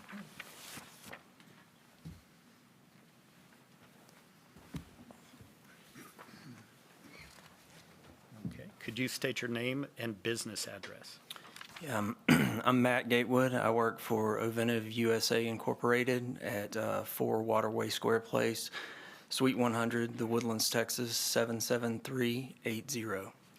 And what is your position with Oventive? I'm a senior geologist. Okay. And do you have experience with structural geology? Yes, I have. I have an undergraduate degree in geological sciences from the University of South Alabama. I have a master's degree in structural geology from the University of Tennessee, and I have a PhD in structural geology and geomechanics from the University of Alabama. Okay. And could you tell the board a little bit about your experience in the oil and gas business? Yeah, I've been in the oil and gas business for about 15 years. Most of that time, I worked for Anadarko and Oxy, working the Gulf Coast and Permian Basin. But during both of those stints, I worked extensively with geomechanics data and image log interpretation, regional geomechanics, and crustal stress. And Mr. Gatewood, do you go by Dr. Gatewood or Mr. Gatewood? Either one's fine. Okay. You submitted a resume as Exhibit R, is that correct? Yes, it is. Okay. And Mr. Gatewood, have you testified as an expert witness before? No, I have not. Okay. Madam Chair, I believe with the experience and the education, Mr. Gatewood or Dr. Gatewood is qualified to testify as an expert in structural geology, and ask that he be accepted by the board. Division, do you have any objections? No objections? No objection. No objections. You're accepted. Please proceed. Okay. Ms. Sell, could you show Exhibits X and Z? And Mr. Gatewood, do you recognize these exhibits? Yes, I do. Were these exhibits prepared by you or under your direction with your input? They were prepared by me. Okay. And let's turn to Exhibit X. Could you explain to the board what is shown on this exhibit? Yes, sir. On the left-hand side of the slide there, that's just a map showing where the application or the subject lands is, and the location of the vertical Alice image log that we've been discussing here. We're also showing some directional arrows on here that are indicating the direction of the maximum horizontal stress direction that the previous witness had discussed on here. So we're showing some new data on here. The blue call-out box, that's the Chipeta well image log that we collected just to the east, showing that the maximum horizontal stress there is more or less east-west, and it would be better to drill a stand-up over there. But over at the Alice image log location, we see that the maximum horizontal stress has changed to north-south, and it would be best to drill a lay-down lateral there. But I put these images in here just to kind of show where these interpretations are coming from. So on the bottom left-hand side of the slide here, I'm showing a spectrum of stress-induced wellbore failure features, and these range from essentially a kick of hydrocarbon coming into the wellbore where your mud weight would be too low, then over to borehole breakout where your mud weights would still be a little bit too low, but that would cause contraction in regions of the borehole, and we would see these features on image logs when we log it. Then we reach like a balanced state there in the middle, which is labeled as safe and stable. When your mud weights are too high, you start to break down the formation, and that's when you start to get things such as losses or drilling-induced tensile fractures. And we see these in the image log. So what I'm showing here on the right-hand side of the slide are drilling-induced tensile fractures, saying that our mud weight was overbalanced at the time and we broke down the formation. The important thing to take away here is that those drilling-induced tensile fractures, they propagate in the direction of the maximum horizontal stress. So this is a industry standard technique for determining the orientation of the horizontal stress anisotropy in a region. So those are oriented north-south, and that gives us a clear indication that we're in that north-south oriented stress domain covering the subject lands here. Okay. And could you explain what is shown in the spiderweb chart in the lower right? Yes, that is a stereo net or a polar strike plot that's showing that in this wellbore we actually observed both borehole breakouts that are oriented east-west, which is parallel to the minimum stress direction, and drilling-induced tensile fractures that are oriented more or less north-south, or about 10 degrees off of north-south. So these are two independent interpreted features that we have in the wellbore that tell us that the orientation of the maximum horizontal stress is north-south and the minimum horizontal stress is east-west. Okay.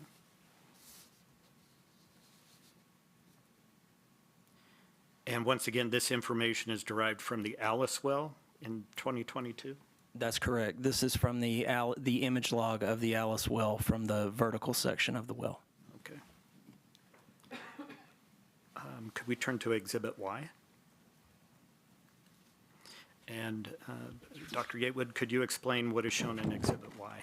This is our regional interpretation of all of the FMI data that or the image log data that we have over the region, also incorporating where we have frac hit azimuths, where we have microseismic and whatnot. So this is all of the information on the direction of horizontal stress and isotropy that we have in the basin. So this is like our regional understanding here, and we are showing the Duchenne fault zone cutting across the application lands here. I'm calling out some of the new data that we have.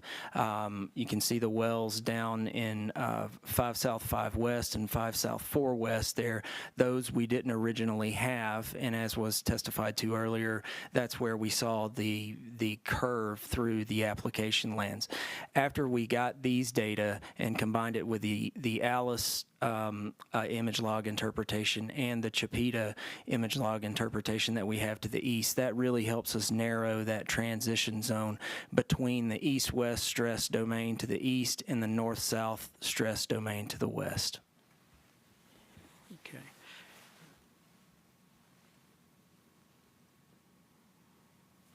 And Mr. Gatewood, if I mention the names Lundsny and Zobak, does that mean anything to you? Yes, sir. That's from the Mark Zobak group from Stanford. They publish on crustal stress and isotropy quite a bit. It's from the World Stress Map. One of our exhibits, actually, I believe it was Exhibit T or W, is a version of that map. But they're worldwide experts on crustal stress, and they have papers published on specifically on the Uinta Basin, the transition from an east-west stress domain to a north-south stress domain. And to recall any of their conclusions regarding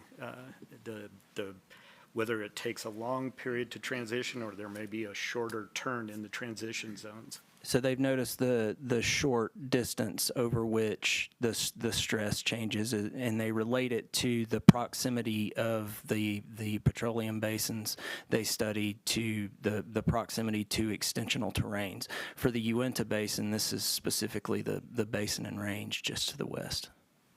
Okay.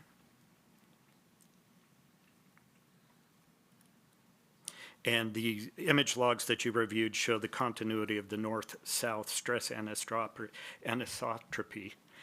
through the application lands. That's correct. That's the update to the map that we've drawn. Previously, we had the form lines there, which are just following the directionality arrows that you see plotted on the map. We had them connected, whereas now that we have the new data in 5 South 5 West and 5 South 4 West there to the south, we're able to extend that north-south stress domain across the Duchenne fault zone and down adjacent to the Monument Butte unit there. And I'll just point out as well here, the presence, the fact that we are able to interpret a maximum horizontal stress direction from these image logs implies that there is some degree of stress anisotropy.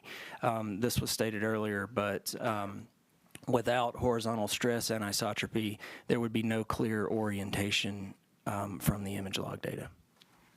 Okay. Could we turn to Exhibit Z?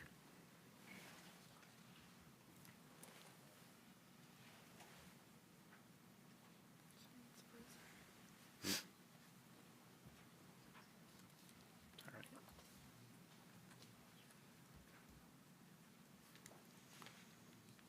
Just one moment, Madam Chair.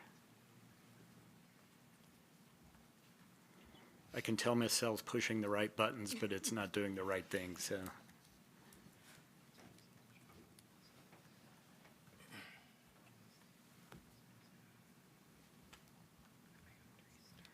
Hit Control Alt Delete and then exit back out.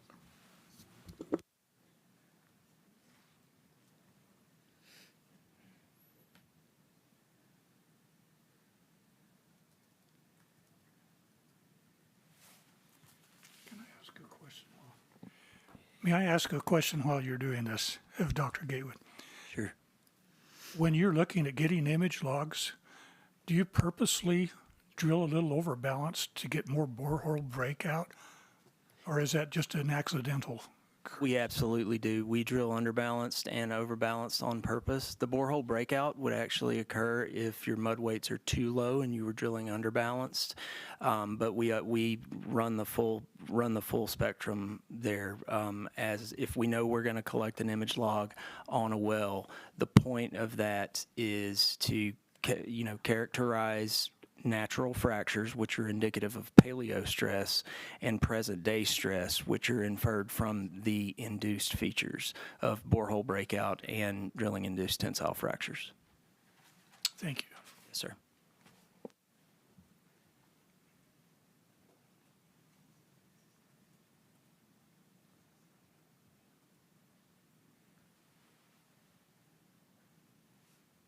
Just one moment, Madam Chair. We've got one last exhibit, and we're going to swap computers. That should be the PowerPoint there.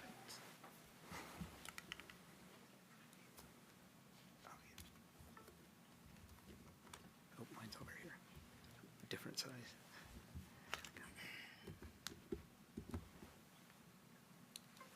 There we go. Sorry, but another technical. No problem. Hold it.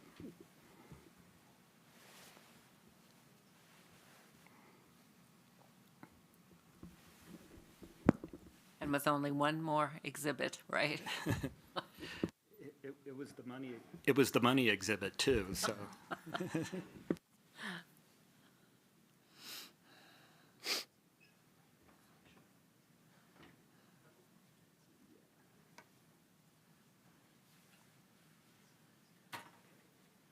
Okay, Dr. Gatewood, could you look at Exhibit Z and explain to the board what is shown on this exhibit? Yes, sir. This is a zoom in of the subject lands or the application lands area, showing some of those new data points that we're incorporating there in that north-south domain. Just to the west, it's showing the trace of the Duchenne fault zone at the surface there. But as previously mentioned, we ran a horizontal image log in the Alice well, and we did not see those faults at Uteland Butte depths. And that was interpreted by myself and two service providers as well that worked independently of each other. The other thing that we're showing here is some of the magnitudes that are interpreted or calculated of anisotropy. We say that stress anisotropy is the difference, horizontal stress anisotropy is the difference between SH max and SH min, but what percent difference is that? Well, there are few ways you can skin that cat, but one of the more common ways is to take dipole sonic data and look at the difference in the travel times between the fast shear and the slow shear, and that's what's plotted here on the right. So what we're looking at is the stress anisotropy magnitude calculated over the Uteland Butte interval and averaged there. And so the green well here is sort of the low case, and that's kind of to the north of the Duchenne fault zone. And the logs I'm showing here are gamma ray. And then you've got the compressional sonic in green, and the two shades of red are the fast and slow shear sonic logs. And on the case on the well on the right, the Ute Tribal 11244W, that's relatively low anisotropy, around 3%, and that's why there's very little red in that third track on that log there. The other case is as you move south towards the towards and into the Duchesne Fault Zone, which I'm showing that example over on the right. That's the Red Star well there. The Ute Tribal 22343, which has essentially double the horizontal stress anisotropy that we saw in the low case there. Right, you can see that the slow and the fast shear there, there's space between those two. And the red curve over on the right-hand side is simply the percent difference between those two. So that's averaging, 6.5% as we move into the Duchesne Fault Zone. So we think that there is horizontal stress anisotropy across the Duchesne Fault Zone, hence the dipole sonic magnitudes increasing and the presence of induced tensile fractures with a preferred orientation moving across that area. So every piece of evidence that we have here suggests that there is horizontal stress anisotropy, and it changes over a relatively short difference, but in the area of the application lands, that direction is dominantly north-south, and we should drill these as lay-down wells. Could I ask that, is that your expert opinion? Yes, it is. Okay.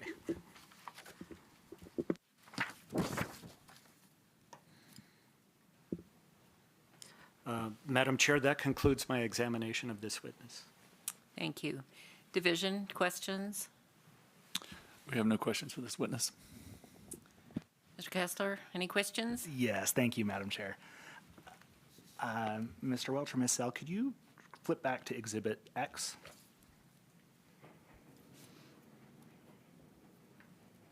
Awesome, thank you. So, Dr. Gatewood, there can be different stresses at different depths, correct? Only when you compare the very shallow section, like near surface versus at depth. But once you're below, 500-600 feet, the stress orientation doesn't change. Okay, so the Alice well that's shown on Exhibit X, you're showing data down to 2,100 feet, correct? That's correct. But then, was your testimony a minute ago that what you saw at the Uteland Butte was not consistent with what you're seeing down to 2,100 feet? No, that was not my testimony. Okay, so what you were seeing at so tell me, how deep is the Uteland Butte? In the Alice well, it's around 7,000 feet. Okay, and so are you saying that it was consistent? Yes. Down at the Uteland Butte with what you're seeing to this All of the stress indicators that we saw in the vertical section of the Alice well had a consistent orientation, be it either drilling-induced tensile fractures, which were north-south, or the borehole breakouts, which were east-west. Okay, thank you. And were you seeing, so you said entirely through the vertical section it was consistent? That is correct. Was it consistent in the horizontal section? You can't derive horizontal stress anisotropy from a horizontal well. Okay.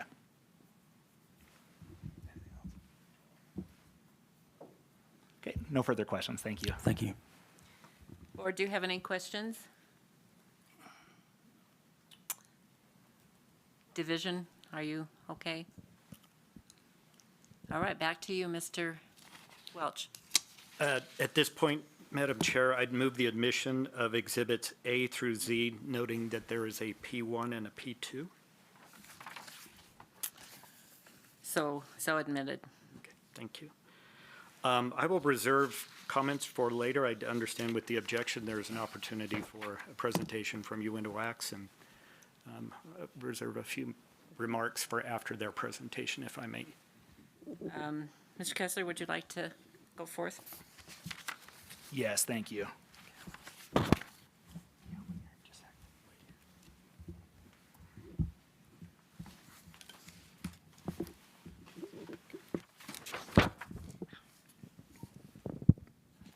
Can I just ask, could we take a quick 5-minute recess? Sure. Let's come back at, is 5 minutes sufficient? Okay, we'll come back at about 10 minutes to, before we break, could I make one more comment?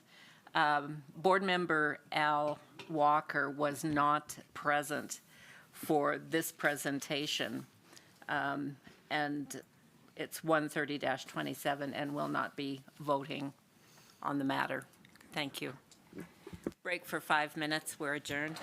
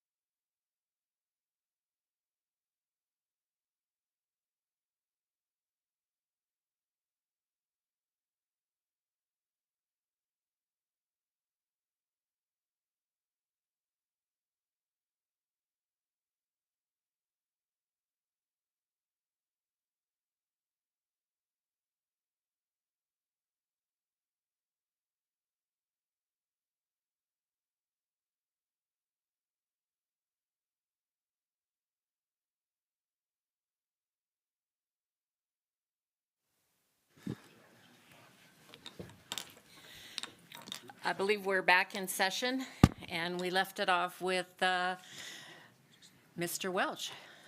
Were you finished here?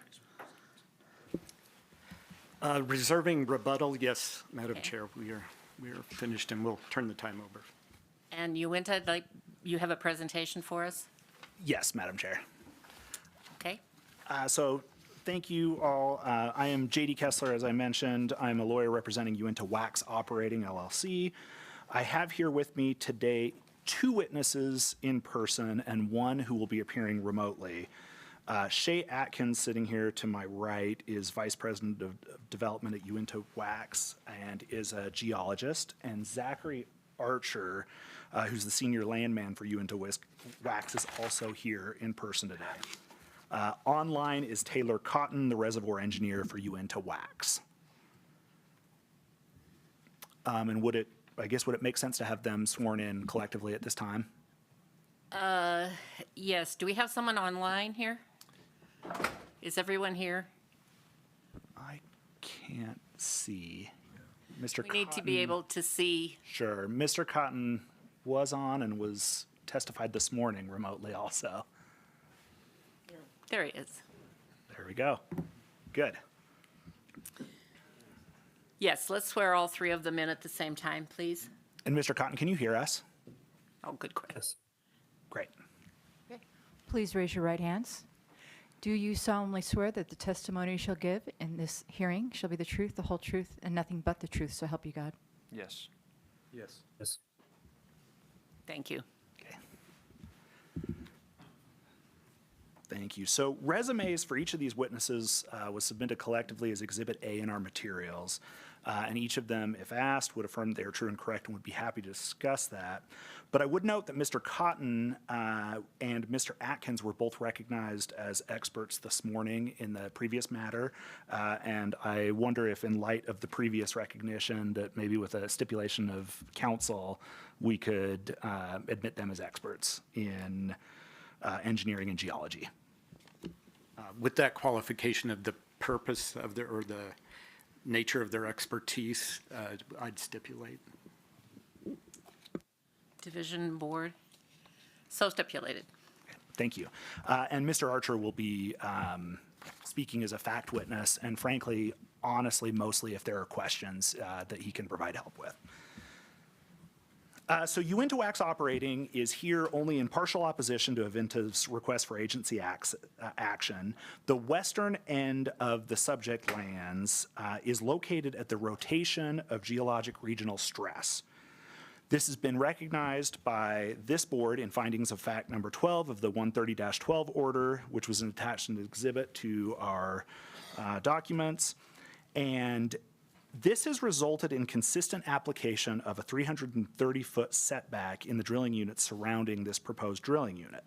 Additionally, it is important to note that Mr. Wall testified that even in their application, they are essentially looking for 660 feet total by asking for a 100-foot setback on the east and a 330-foot setback in their stand-up. And so we would argue that this is consistent with what is going on in the area, what has been asked for in the past, and that is what we were seeking based on the transitional nature and the we have a lot of smart people figuring this out, but there is some slight uncertainty to the geology in this area, and we think with a little more data, a little bit more time, maybe a few more wells, it could be done safely without damaging UINTA Wax's correlative rights. So we think that data that we do have is justifies the 100-foot set or the 330-foot setback that we are seeking.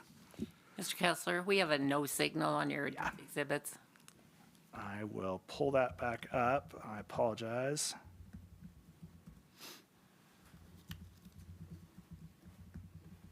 And I'm going to call Zach. Shay Atkins. If I can ever do my password, I'm sorry. Thank you. Yeah, thank you. Okay. Mr. Atkins, I am showing you what has been marked as Exhibit E. Are you familiar with this document? Yes. Is this something you prepared? Yes. Okay.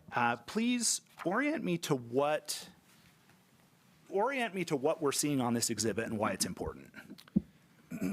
Exhibit E is an interpreted regional stress map that UINTA has presented on multiple occasions in this area.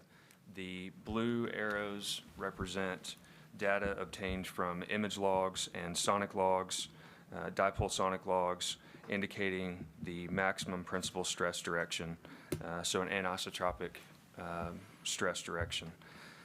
You can see the application lands or the question lands called out there in red, the Alice well and the Phillip well that have been mentioned multiple times called out there as well. The brown lines represent the Duchesne fault zone. And then highlighted in green is 2 data points which UINTA has third-party interpreted stress, which indicate an isotropic stress environment, meaning at the Utland Butte level, at that specific depth, the primary horizontal target in this area, there is equal stresses in all directions. And so to put it similar to what Dr. Gatewood spoke about earlier, the fast and the slow velocities are equal. And so taking all this interpreted stress, it's obvious that it's a complicated stress environment. There's changing geology across the area, changing stress across the area, and we've emphasized and continue to emphasize the rotational and transitional nature of this area.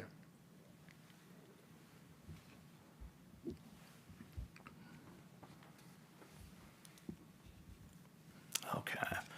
Now, Mr. Atkins, I'm showing you what has been marked as Exhibit D. Are you familiar with this document?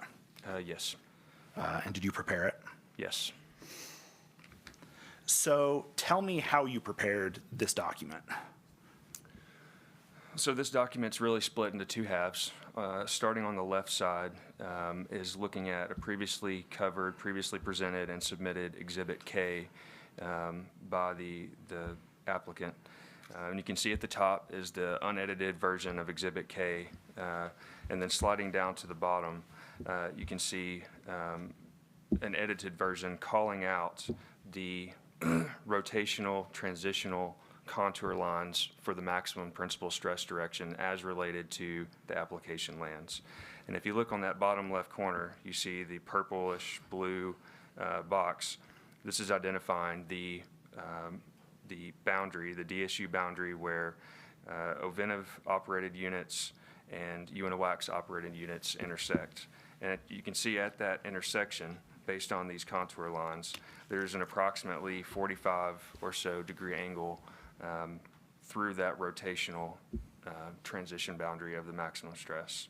And so this just gets you oriented onto, from an exhibit filed by OVINTA, where that fits into the disputed boundary.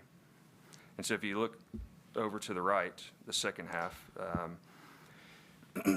taking data, if you take that 45 degree angle previously presented, assuming that you have isotropic stress also indicated by these contour lines, and apply that to the fracture, the frac wing, and do a little bit of trig. And so this is one place that UINTA differs slightly from OVINTA's interpretation, in that we use microseismic data, which is a measured source to indicate through a hydraulic fracture what rock you have touched or what rock has shown an impact from your hydraulic fracture process. And so utilizing 6 microseismic wells in what we interpret to be similar rock, focused on the primary horizontal targets of the area being the Long Point, Castle Peak, Utland Butte, and Upper Wasatch, we have an average fracture half length as measured of 252 feet. And so applying that 45 degree angle and the 252 foot fracture half length, you can see that that frac wing would go out 178 feet. And so, and looking to the bottom right of this slide, if you apply this to a knot to scale the toe interval of a horizontal wellbore at 100 foot setbacks at the toe and 178 foot reach, utilizing all the previously mentioned figures, this frac would be encroaching on UINTA lands by approximately 78 feet. This frackling would grow past the DSU boundary. Okay, thank you. Do you recall that there was a newer exhibit submitted, Exhibit S, that has different lines on it than this one? Yes, I do. And based on the new data that was relied upon to create Exhibit S, do you think it justifies changing the lines as we see them on Exhibit K?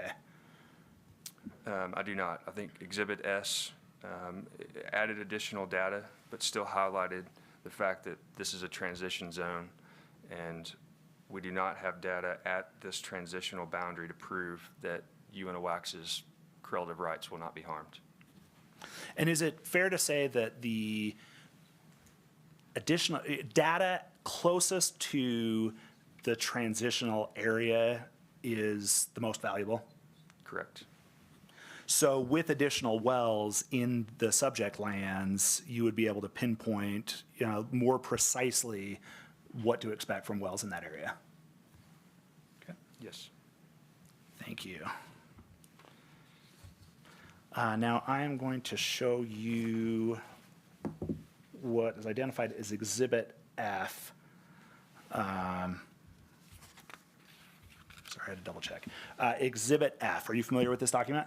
Yes. Did you prepare this? Yes. Okay, can you explain to us what you're depicting here?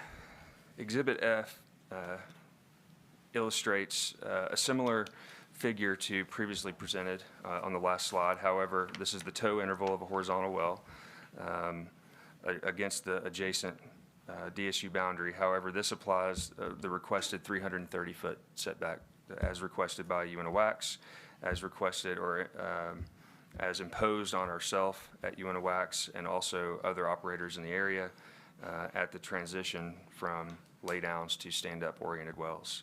And so as you can see, utilizing all the same data, the inferred 45-degree fracture direction, the 252-foot frac half length, the correlative rights are protected of UINTA. Okay, thank you. And now, I would like to show you Exhibit G. Can you see that? Are you familiar with that? Yes. And did you prepare this? Yes. Tell me what we're depicting here. Exhibit G is just it's a regional locator in order to call out all the places in this immediate area through this stress transition zone in which increased setbacks at this rotational boundary have been imposed or approved and applied from multiple operators. And so you can see each cause number called out in a different color of hatcher, and then the boxes represent those locations in which the 330-foot setbacks on each side have been approved, including cause number 130-26 earlier today. If you look at the red, that calls out these application lands that we're discussing, and the red box, the pinkish highlighted box, is really the boundary that we're disputing. Okay, and do you recall some questions I had for some of the Ovintiv's experts on the blue area? Is that the WEM property that we were talking about? Yes, it is. And that was one of the ones we talked about that was relatively recent that this setback was agreed to? Yes, it is.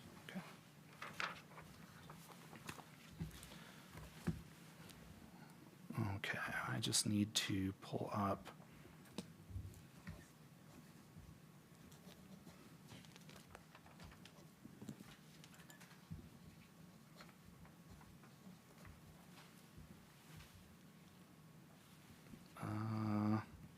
It's going sideways, and I apologize. So I am going to show you what has been identified by Ovintiv as Exhibit X.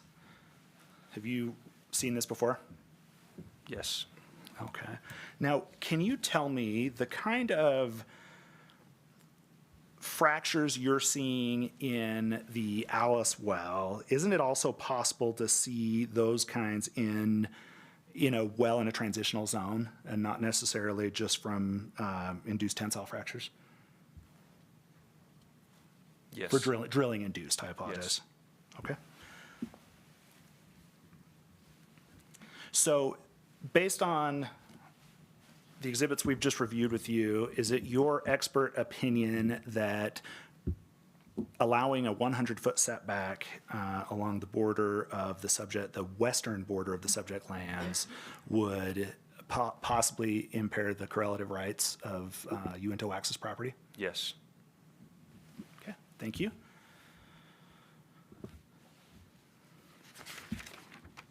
Okay, those are all my questions for Mr. Atkins, Madam Chair. Thank you. You're welcome. Division?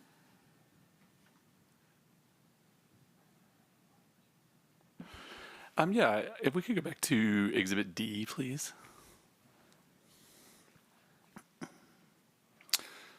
So Mr. Atkins, just for the division's understanding, so we have, on the bottom there, we have kind of the disputed boundary zone on the western side.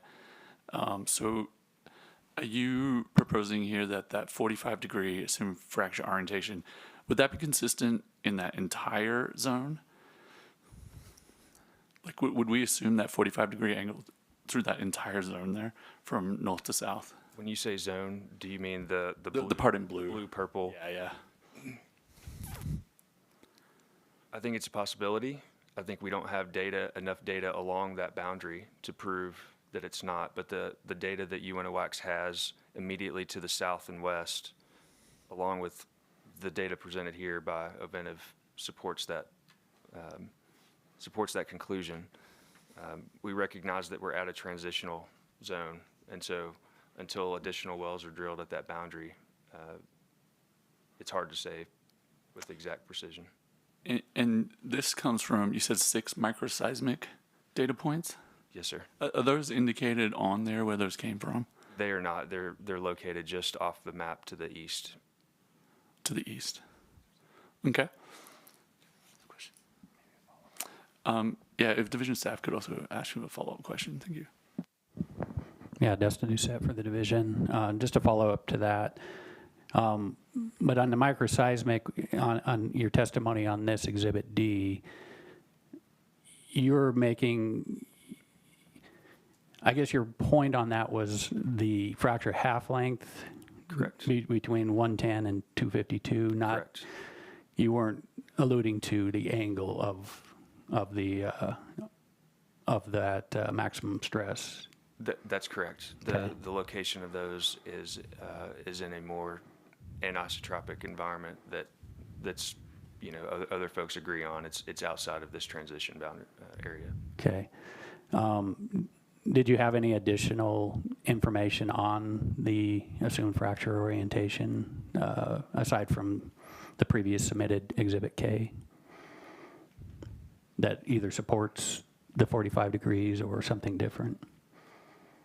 The primary additional data is the wells presented on the previous exhibit, in that the green arrows. Do you mean Exhibit E? Exhibit E, correct.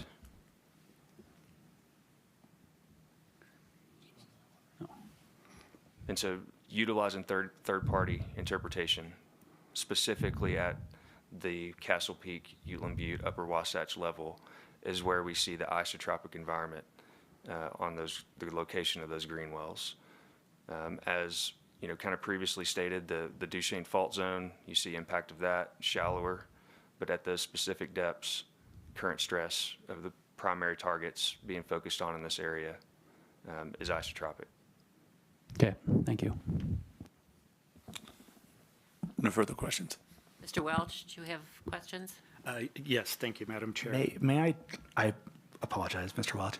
I realize that in admitting him as an expert, I did not have him state his name, his address, his title. Would we like him to do that right now? Yeah, let's go ahead and do that before. Okay. Sorry about that, Mr. Welch. Can you tell us your name? Shay Atkins. And give us your business address. 6000 Western Place, Suite 1000 in Fort Worth, Texas, 76107. Okay. And can you tell us your employer and your title with that employer? Vice President of Development for Finley Resources and UINTA Wax LLC with supervision over the lands that we are discussing. Okay, thank you. Thank you. Sorry about that. Mr. Welch? Thank you, Madam Chair. Mr. Atkins, let's kind of start with Exhibit D while we're kind of focused on that one. I believe you testified that you don't have any data for the south and western portion or areas below the application lands in the blue buffer, which we'll call a disputed boundary. Is that correct? No, sir. On the previous slide, there's 2 data points on Exhibit D that is counter to the data presented on Exhibit E, in that we show an isotropic environment on the green arrows relative to an anisotropic presented on the previous slide. On D? On D, correct. Okay. Well, let's touch base on E. You mentioned that you've used this slide before, and you have the equal stresses, the isotropic zones there that are a little bit to the south but west of the application lands. Is that correct? That's correct. How long ago was that data derived and this exhibit used?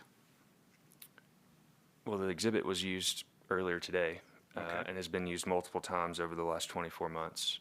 Okay.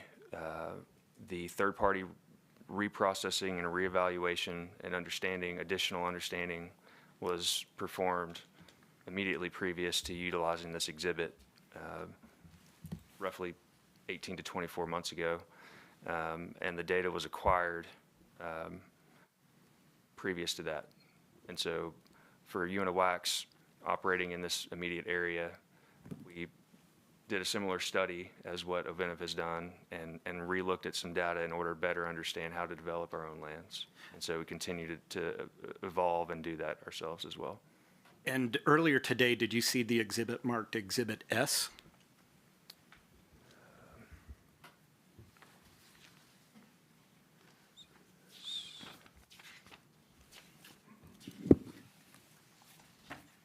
Yes. Okay, and did you notice there are several new data points to the south and the west of the application lands? Yes, I did.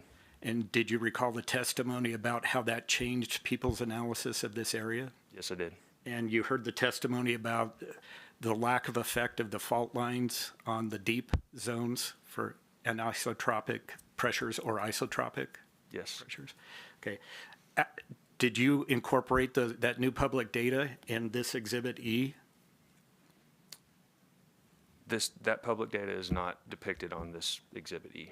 And yet that public data, or the new public data, as it's called in Exhibit S, shows a different orientation, does it not, for the stress, max stress? Different than? Than isotropic, is I guess the easy comparison. It does. Okay. And that's a newer exhibit than this Exhibit E, correct? Well, I mean, this Exhibit E was presented earlier today. But when was it prepared? It's been continuously prepared with no additional data in this immediate area for the last 18 to 24 months. And that's what I'm getting at. It does not include the new public data showing a north-south orientation of max stress. It does not include the data that is outside of this immediate transition zone. Are these two isotropic areas outside of the transition zone, in your opinion? Can you repeat the question, please? So you have two green isotropic marker points, correct? Yes, correct. Are those 2 points inside or outside the transition zone? Those are interpreted to be part of the transition zone. Okay. And interpreted on the data that was used to prepare this Exhibit E? Yes. And then, as shown in Exhibit S, there's new public data that shows an anisotropic pressure in the area, a max stress north and south, correct? In a township to the south. But still close to these lands, correct? It's a township away. And Yes, I sir. believe, as you were testifying earlier, you were saying new data should be acquired to find out more, to see the challenged issue here, which is whether a 100-foot heel-to-toe setback or a 330-foot heel-to-toe setback is proper in these circumstances. Is that correct? Correct. And what is the most recent and most close by data available regarding these lands that are under the subject application and request for agency action?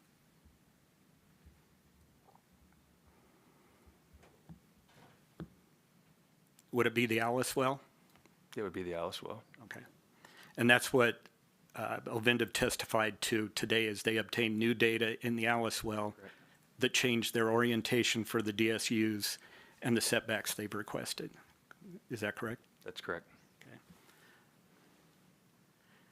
Turning back to Exhibit D, you mentioned some of the data that you have, and you mentioned microseismic. How many townships east from the subject lands, the application lands, was that microseismic taken? Let's see. That would be 2 townships to the east. And that's on the other side of what we're calling the transition zone. Is that correct? The microseismic data is outside of the transition zone. However, it is in comparable rock, anisotropic stress location.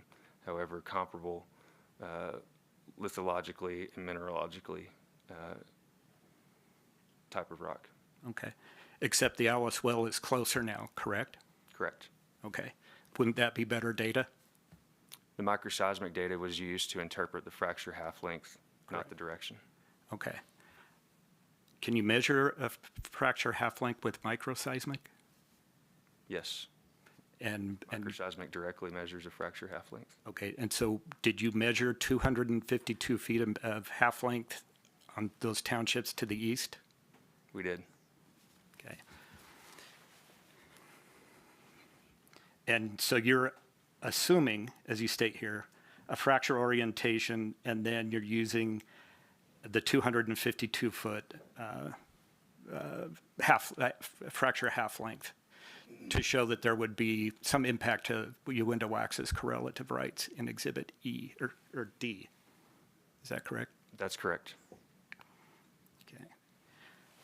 So even assuming this 252-foot setback, why is 330 feet setback the proper thing to do at this point? Because that's the existing setback, and 100 feet is being requested, and we feel that that does not protect our correlative rights. Okay, but what if you set back 178 feet instead of 330? Well, the requested is 100 feet. Okay, but would 178 protect UINTA Wax's claimed correlative rights? We believe that 200 feet would protect the correlative rights of UINTA Wax. So we're not really using the numbers that you're putting in the exhibit, it's just something. These exhibits are addressing the fracture half-length.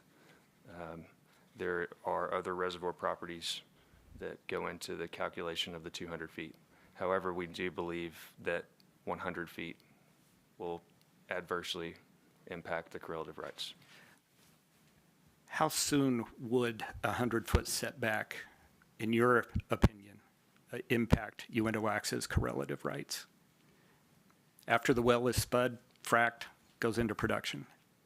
100-foot setbacks? With a 100-foot setback.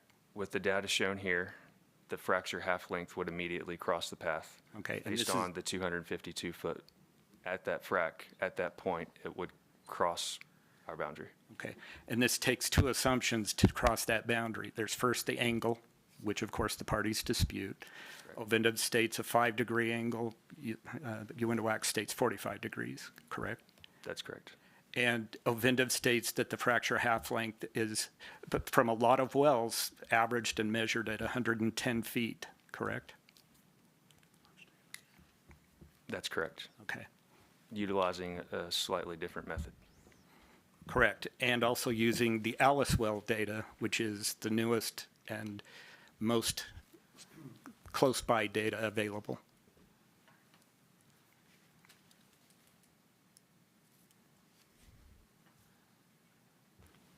Just for clarification purposes, was it stated that the Alice well was used in the RTA analysis?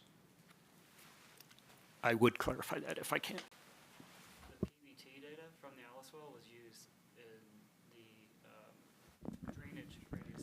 I'm sorry, could you step forward and speak into the microphone? I don't know if I will bring Mr. Wool up for rebuttal as a proper format for the give and take rather than that, so.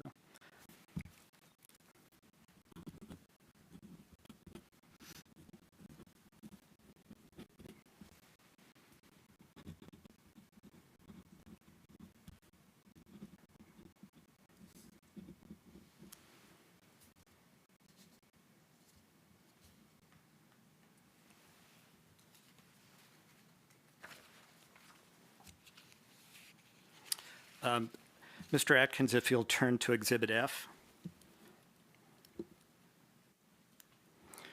Just wanted you to look at this and note there isn't under UINTA Wax's position and the assumed fracture orientation and UINTA Wax's view of a 252-foot half length, doesn't that still leave 152 feet of a gap along the DSU boundary? It does. Okay. Prior to utilizing the Hale and Evers calculation on top of this data. And explain what you mean by that, please. I'll have to defer to our reservoir engineer to elaborate more. Okay. Okay. And let's turn to exhibit, the last exhibit, I believe it was G. Yeah, Exhibit G. And you mentioned that people are, and I'm going to quote your words, imposing, approving, or applying a 330-foot setback. Do you recall that testimony? Yes.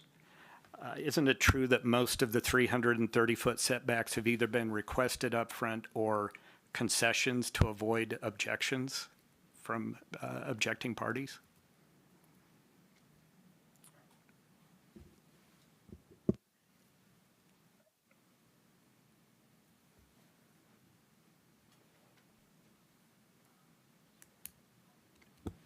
Mr. Welch, could you rephrase the question? You bet. I'll give specifics. Did UINTA Wax object to a 100-foot setback when Wasatch Energy Management came in to space the lands immediately south of the application area? Yes. And UINTA Wax withdrew its objection when Wasatch Energy and Management agreed to a 330-foot setback?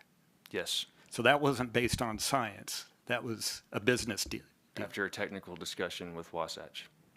I believe that there's already testimony on that point today about why that was done by the partner. And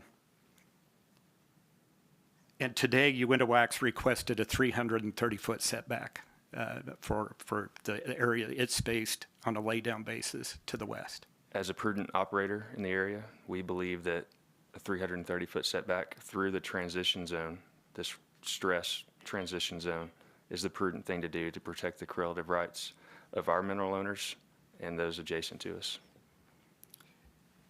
If you were spacing a laydown next to the application lands, would you ask for a 100-foot or a 330-foot setback? Based on my testimony earlier today, it would be 330 feet. Okay. Could I have one moment, Madam Chair? Yes. Thank you.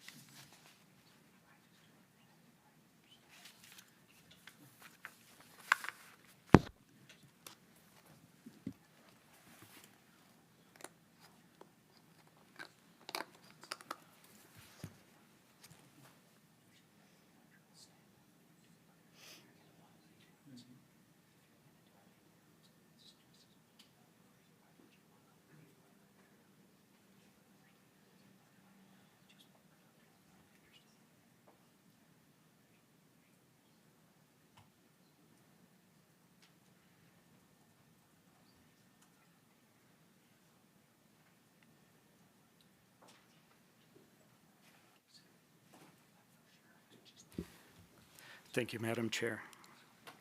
Thank you.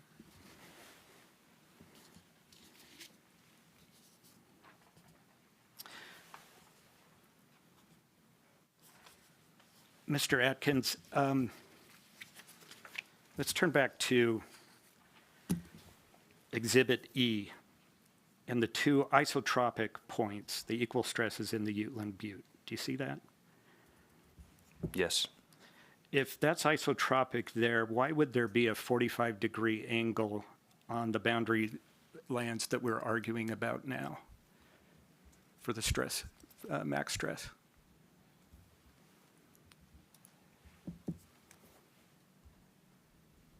These are the closest data points that we have through the transition zone, through the rotational transition zone to this boundary. Isn't the Alice well the closest data point to the transitional zone at issue here? The Alice well is closer to the transition zone on the east side. The data point used from the Alice well is on the north end, not on the west side of the boundary. It's 2 miles away from the boundary that we're discussing here. And yet these isotropic zones that you're pointing to are near the disputed zone to the west, correct? We'll call that just the disputed boundary along 14 and 23, the western edge of 14 and 23. That's correct. Okay. And there's still the data from the Alice well versus the isotropic positions represented in Exhibit E from old data. Is that correct? They're a piece of data that go into an interpretation. I'd like to point out that Oventive had a similar interpretation as recent as a couple weeks ago.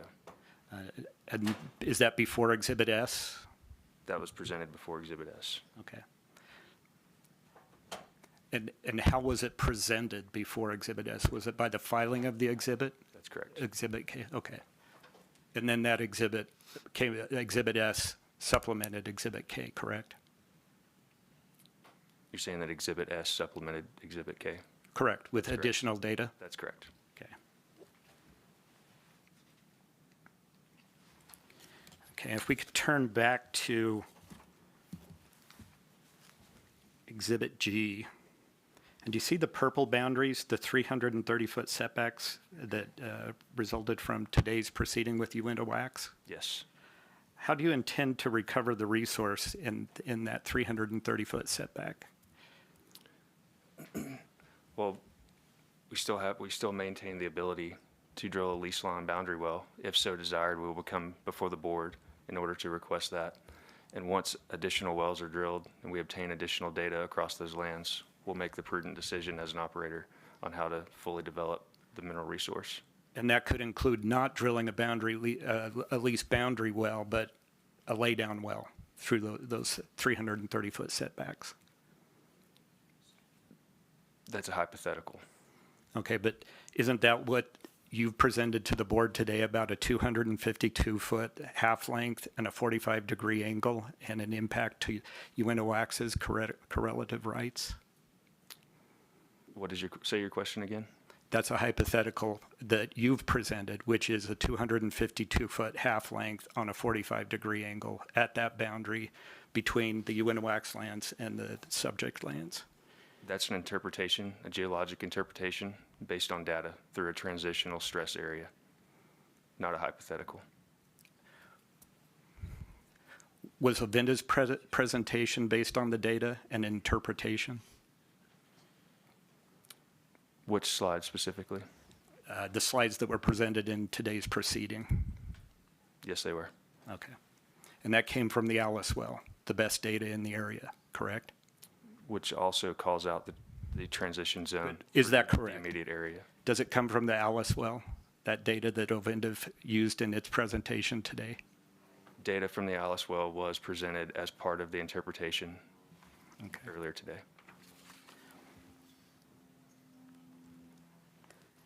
And once again, the 330-foot setback is essentially by agreement, not by proof.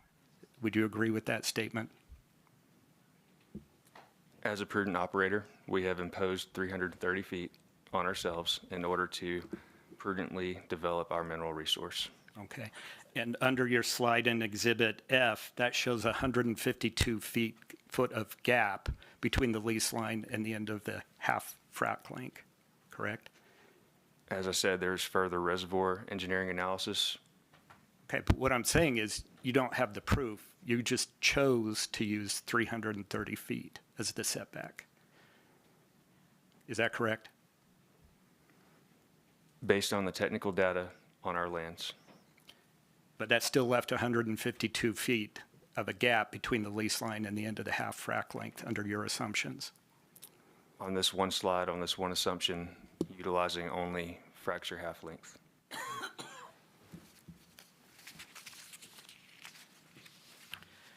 Reserving rebuttal from a witness, I will stop with my questioning of this witness. Division, do you have any questions at this point? We have no further questions. Board? Mr. Moon? So you go to Exhibit G.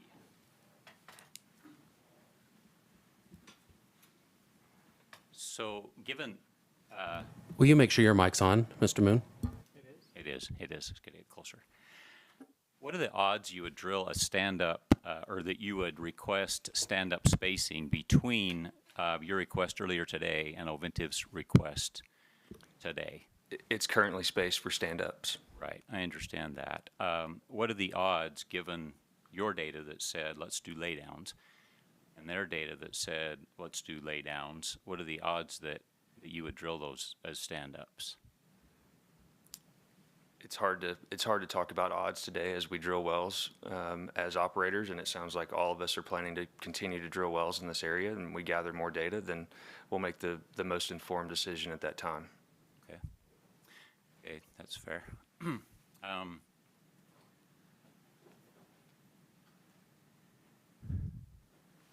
So if you were to drill stand-ups there right next to this request, is it not correct that you would request 560 east-west setbacks? We currently have 330-foot east-west setbacks, and so the request on UINTA wax lands is the same. The approved setback on UINTA wax lands is the exact same as the requested setbacks today.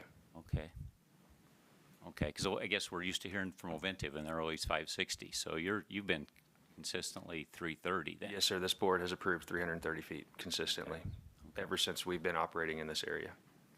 And so to recover that resource, if you were to stay stand-up, you feel like 330, that gives you enough room to do a lease line well? Again, potentially as we further understand the best and prudent way to develop this area. Because a lease line well would have to go north-south, even though the data right now says we want, UINTA wax wants lay down, Oventive wants lay down. That's right, and that's a dilemma through a transitional area. As we know, the stress is changing. We both agree the stress direction is changing from the east side of this map here to the north side. And so identifying that exact transitional area and identifying the proper way to drill our wells to efficiently and effectively and prudently develop our resource is really the question, while also protecting the correlative rights of offset operators. Okay. Mr. Kessler, are you finished with this witness? Are we moving on to our next witness? I think I will. Let me ask him one more question. Mr. Atkins, is it safe to say that after drilling a well or two in this area, you think Oventive would have additional data that would, influence whether or not a 330 or 200 or 100 foot setback would be appropriate in the disputed area? Yes. Okay. Nothing further. Thank you. I think we're ready to move on to your next witness. If I could have just 1 second.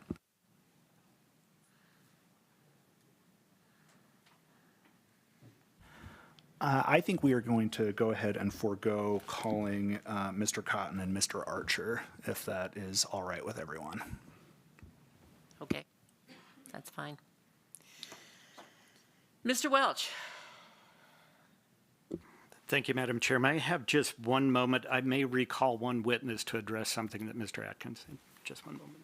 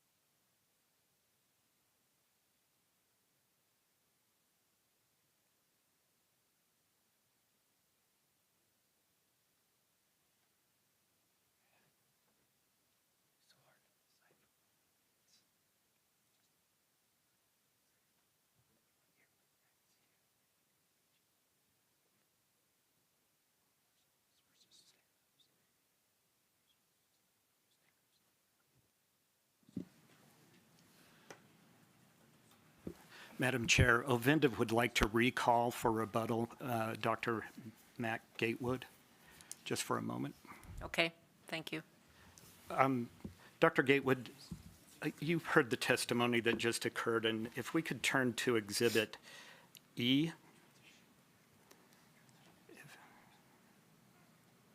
There's an indication there, and Mr. Atkins testified about the isotropic points, and there are 2 data points in green with equidistant arrows. Does that, if that area is isotropic, does that have any bearing on what would be the proper orientation or the stress orientation at the disputed boundary zone? And that is the subject of today's application and UINTA Wax's objection. If the stress is isotropic, it doesn't matter which direction you drill the well. There is no preferred fracture propagation direction if it's an isotropic case. So if that's true, then there is no 45-degree angle as was presented in Exhibit D. D, correct. I believe that concludes my examination of this witness. Would you like to respond? No questions for Dr. Gatewood at this time. Division, do you have any questions? No questions. Well, I think we are ready to admit. Madam Chair. Maybe you were about to say this. I need to move to admit exhibits D through G. What about the board orders? And Oh, yes, I apologize. Mr. Atkins. So yes, I need to move to all of our exhibits A through G. Thank you. But just Mr. Atkins' resume, not the other 2, since they didn't testify. Yeah, correct. So we can leave just Mr. Atkins. Okay. Great. Any objections? No objections. Great. Consider them admitted. Well, you've given us a lot of information. And I think the board is going to need to deliberate here on what we need to do. So we're going to take.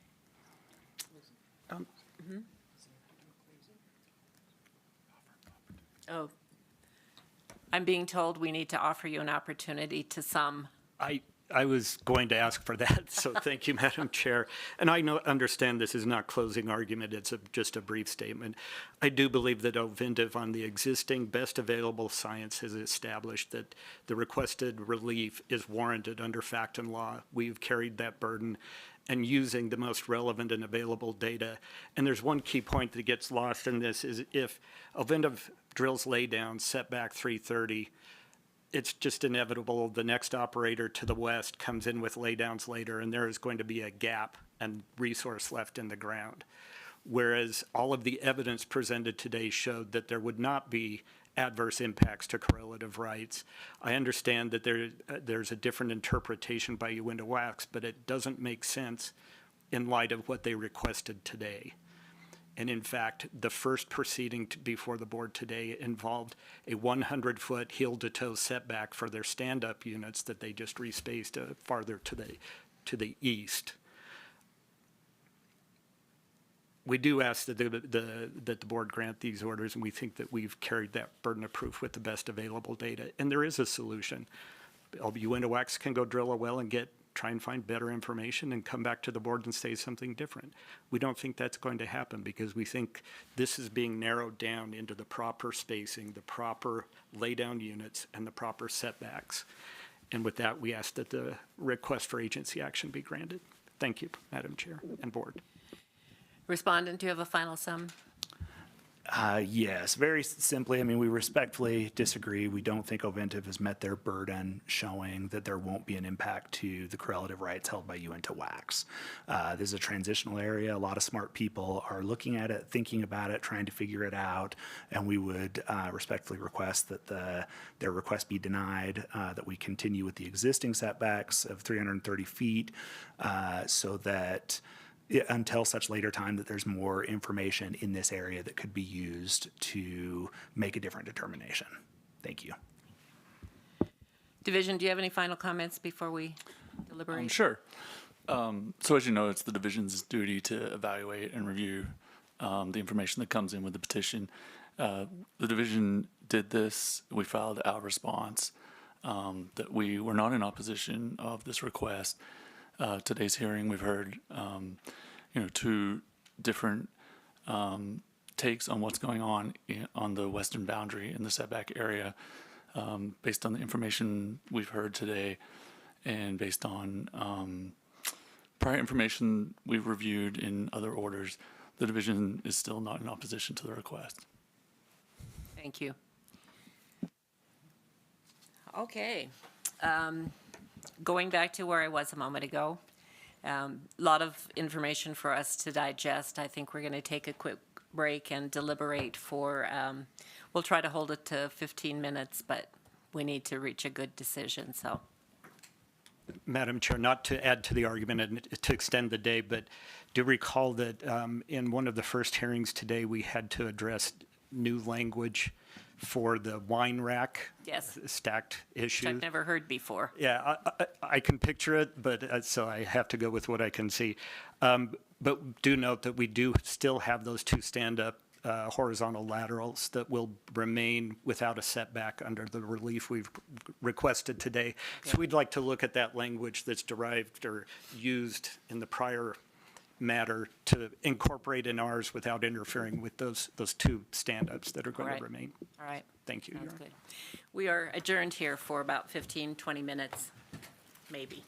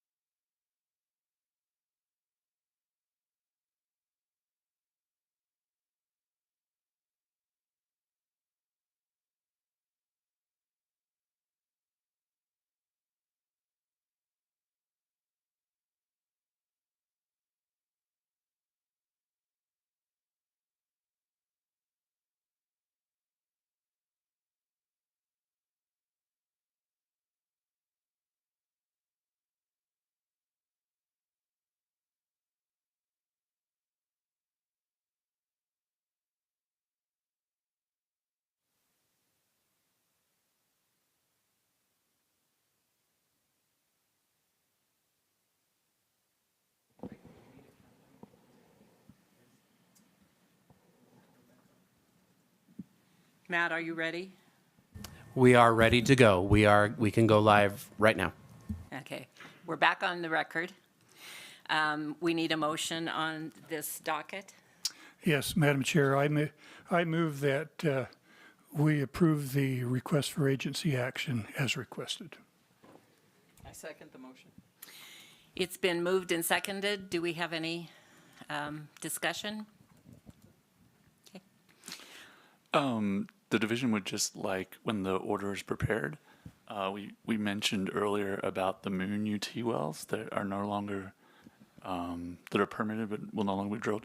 If the order could just mention that those wells will no longer be drilled under those current permits. And the other discussion that I'd like to bring up is, were you requesting that we have some other wording relative to the existing wells? I discussed that with Mr. McDonald over the break, and the language that was approved before will work in this order, so I will get that language from him and incorporate it. Thank you. And I will make sure the order incorporates the division's request that the formally withdraw the APDs for the Moon wells. Thank you. Because we have people missing, Julianne, can you do a roll call vote of this motion? Mr. Gordon Moon, how do you vote? I abstain. Ms. Selma Sierra, how do you vote? Aye. Mr. Steve Church, how do you vote? Aye. Mr. Greg Galecki, how do you vote? Aye. Madam Chair, how do you vote? Aye. The motion passes. Mr. Welch, if you would prepare the order for me. I will, Madam Chair. Look forward to seeing it. Thank you. Thank you. We are now moving on to item 6 on the docket.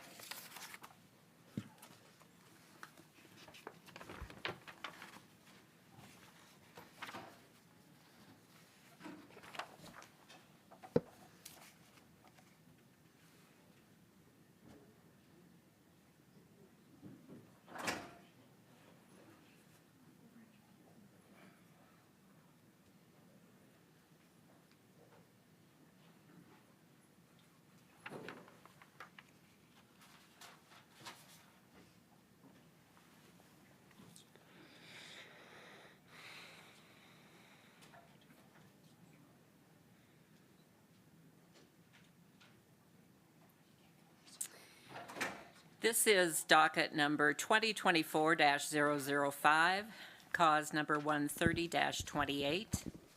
In the matter of the request for agency action of Oventive USA, Inc. for an order 1, modifying and/or partially vacating to the extent inconsistent with such modifications, the board's order in cause number 139-90, 139-103, 139-117, 139-123, and 139-124 to A, reorient a drilling unit from stand-up or vertical and instead establish a laydown or horizontal units in sections 1, 2, 5 through 8, 11 and 12, 3 south, 4 west, USM.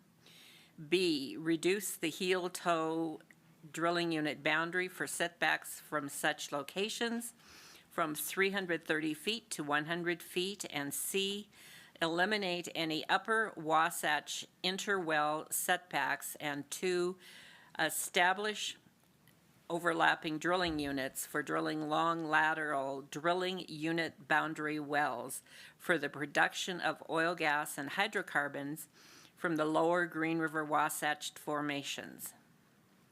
That is quite a mouthful, header. yes. We have appearance of counsel. Fred McDonald of counsel with Lear and Lear on behalf of the petitioner, Ovintiv USA Inc.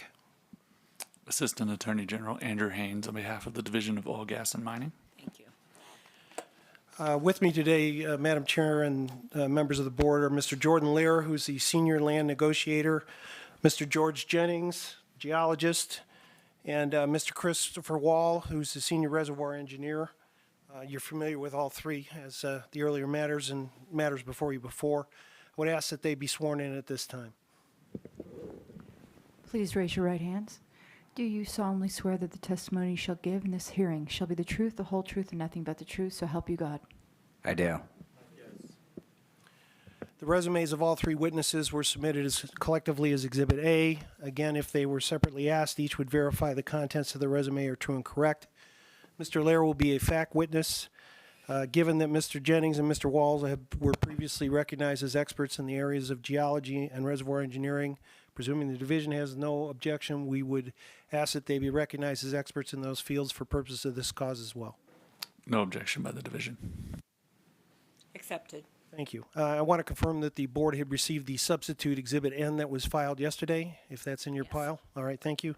And again, I will be moving for admission of the exhibits at the end of the presentation in chief.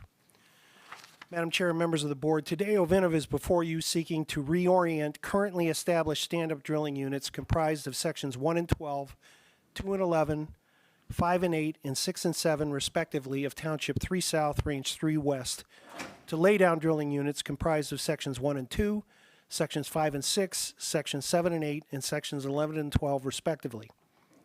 In addition, Ovintiv seeks the reduction of the east-west or heel-toe setbacks for the reoriented drilling units from 330 feet to 100 feet, while maintaining the perpendicular setbacks of 560 feet. As the testimony will reflect, such reduction not only results in additional resource recovery that would otherwise be left in the ground, but also does not adversely affect the correlative rights of the production interest owners in the adjacent lands for at least 10 years, and only minimally, if at all, thereafter. As the board is aware, it has previously granted such relief in many other matters, and this is the trend that's being asked by nearly all of the operators in the basin with respect to long lateral horizontal well development. Because there is one existing long lateral horizontal well on the current stand-up section 6 and 7 drilling unit, Ovintiv requests that production allocation from that well alone stay on the existing drilling unit basis, and that any interwell setbacks from that well and any other vertical directionally drilled or short lateral wells to any newly drilled upper Wasatch lower long lateral horizontal wells be eliminated. These requests require modifications of a series of existing board orders. These orders were provided, true and correct copies of them were provided as collectively as Exhibit B in this matter, and specifically 13990, 139-103, 139-117, 139-123, and 139-134. Finally, Ovintiv is requesting the establishment of overlapping drilling unit boundary well DSUs comprised of sections 1, 2, 11, and 12, sections 3, 4, 9, and 10, and sections 5 through 8, respectively, of Township 3 South, 3 West, with authorization to drill up to 5 such wells within 100-foot heel-toe setbacks and up to 330 feet flexibility along the boundary line between the two existing two-sectional drilling units, and with the same caveats as the board's existing drilling unit boundary well spacing orders contain. This is similar to relief that the board has granted on many other occasions. Since Indian mineral lands are involved in these requested drilling units, communization agreements are required, and the agencies, whether under federal guidelines or by practice, require a spacing order of the board for such a communization agreement to be approved. This is another reason that Ovintiv is in front of you. The board has jurisdiction over this matter pursuant to Utah Code annotated sections 40-6-5 subparagraph 3B and 40-6-6.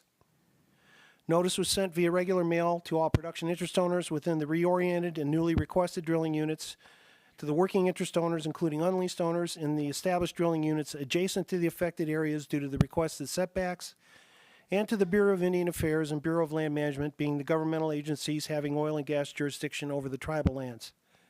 The mailings, and federal lands, excuse me. The mailings, which numbered in thousands, were sent to these parties at their last addresses disclosed by the relevant agency and county records. The record will also reflect that notice was duly published in the Uinta Basin Standard on January 3rd, in the Deseret News on January 5th, and in the Salt Lake Tribune on January 7th. The Division of Oil, Gas, and Mining filed a response on January 10th, 2024, expressing non-opposition, presuming Ovintiv meets its burden of proof at hearing. As today's testimony will show, Ovintiv will meet that burden. Ms. Charlie Glenn filed a response on her and purportedly on behalf of 5 other parties on January 8th, 2024, not specifically addressing the requested relief, but objecting to, quote, a lack of transparency and communication, end quote, from Ovintiv, and raising questions regarding environmental protections and royalty allocations. As the testimony will reflect, Ovintiv did make efforts to reach out to her to address her concerns, and as you will note, she is not here to make a presentation today, and she would be in default. No other objections or responses were received. With that, I'll commence my examination of Mr. Lair. Mr. Lair, please state your name and business address for the record. Sure. My name is Jordan Lair, and the business address is 4 Waterway Square Place, Suite 100, The Woodlands, Texas, 77308. What's your current position with Ovintiv? I'm the senior land negotiator over the area at issue. All right. For the record, in this cause, would you please state the corporate and bonding status of Ovintiv? Sure. Ovintiv is a Delaware corporation in good standing with its principal place of business for Rockies operations in the Woodlands, Texas. It is duly authorized to conduct business in Utah and is fully bonded with all appropriate federal, Indian, and state agencies.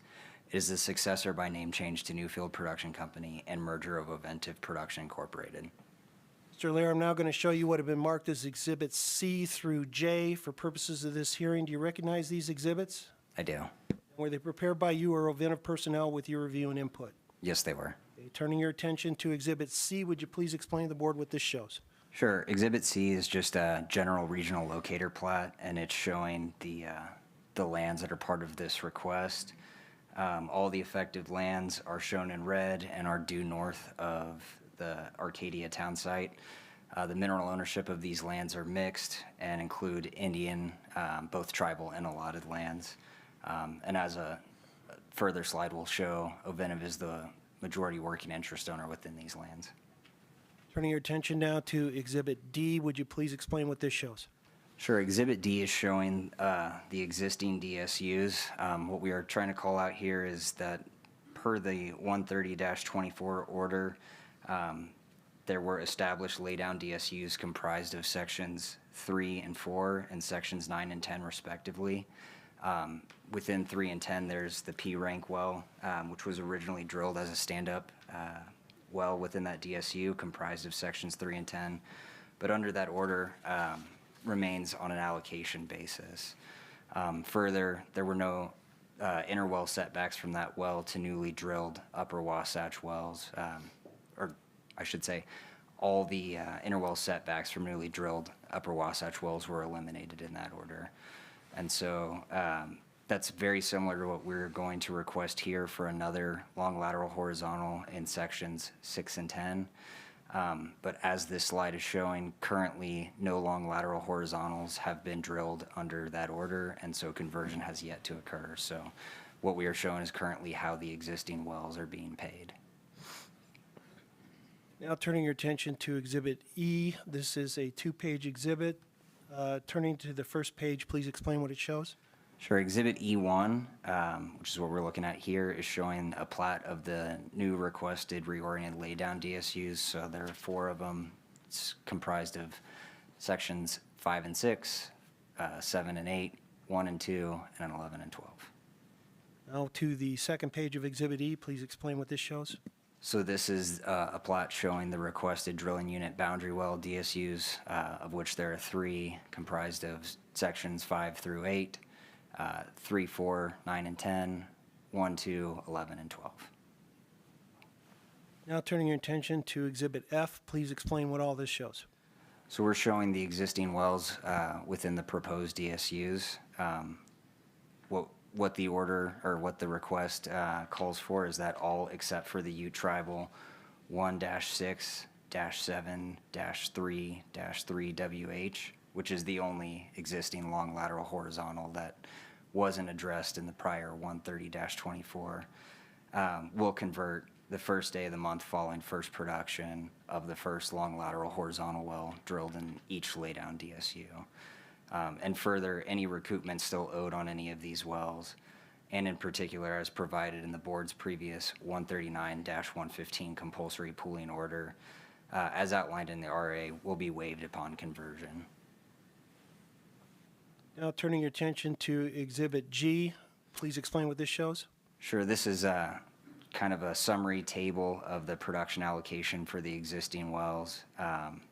Again, like we just went through, the production from the Ute Tribal 1-6-7-3-3WH well will remain on Section 6 and 7 DSU basis, similar to what was done with the P rank in the prior order. And the remainder of the wells will convert and be paid on the basis of the new DSUs outlined there in the columns to the left. Mr. Wall will address in his testimony, we have again requested the elimination of any interwell setbacks from the Ute Tribal 1-6-7-3-3WH. Again, similar to what was done with the P rank well in the 130-24 order. Now turning your attention to Exhibit H, this is a two-page exhibit starting with the first page. Sure, these are both plats of the existing board orders covering the lands in and around the area at issue. H1 is showing the current spacing status, and what we're highlighting here is that essentially all of the adjacent lands around the proposed DSUs currently have reduced setbacks, but for the stuff to the south, which is somewhat unspaced at this time. And to the second page of Exhibit H, what does this show? And then similarly, this is the current spacing status for drilling unit boundary wells around the lands at issue. And again, most of the adjacent lands are already spaced for drilling unit boundary wells, again, but for the stuff to the south. Right, you had previously testified that there is Indian and allotted lands in here. What's your experience with respect to how the BIA and the BLM require the proper pooling or communization of those interests? Yeah, so in my experience, when Indian minerals are involved, a spacing order not only facilitates but is required for BLM and/or BIA approval of a conforming communitization agreement, whether by guidelines or actual practice. Now turning your attention to Exhibit I, would you please explain what this shows? Sure, this is just showing what Oventive's working interest is within the proposed DSUs, and obviously we're heavily the majority working interest owner within the proposed DSUs. Okay, and just because she filed the objection, can you outline your efforts with Ms. Glenn after she filed her objection to the request? Sure. So immediately upon receiving that that letter, I emailed her and left her a voicemail. Had several follow-up email exchanges with, I believe, a sibling of hers, Marlene Sinclair. They're all mineral owners within the lands that are part of the request, and they're all leased to Oventive. And I think the basis of her maybe questioning or issue was maybe a lack of understanding of the oil and gas leases that they were subject to. So we've worked to try to address that with them through that communication to date. Now turning your attention to Exhibit J, would you please explain to the board what this shows? Sure, this is just an illustration showing how notice was provided within the red hatched area. Within the red box area, all production interest owners were notified, and then in the pink, all working interest owners, including unleased owners in the established drilling units adjacent to the DSUs at issue, were notified.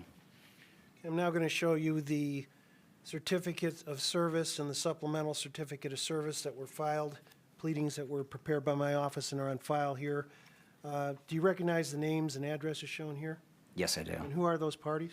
Those are the same owners that I just referenced, being the production interest owners within the lands at issue, as well as the working interest owners and unleased owners in the adjacent lands. And how are those names and addresses compiled?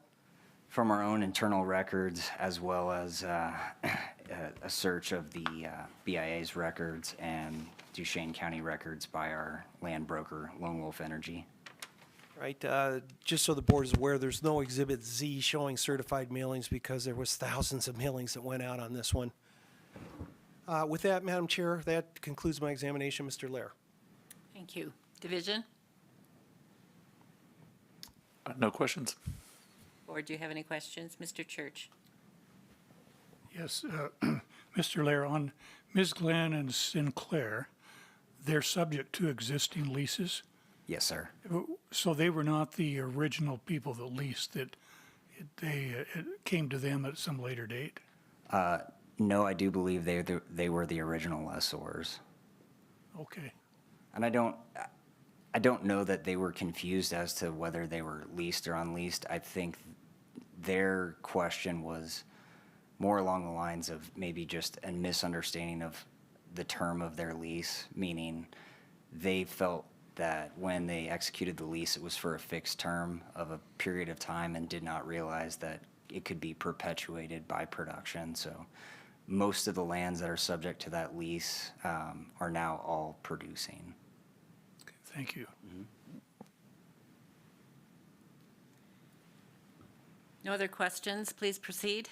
Thank you. Now I'll commence my examination of Mr. Jennings.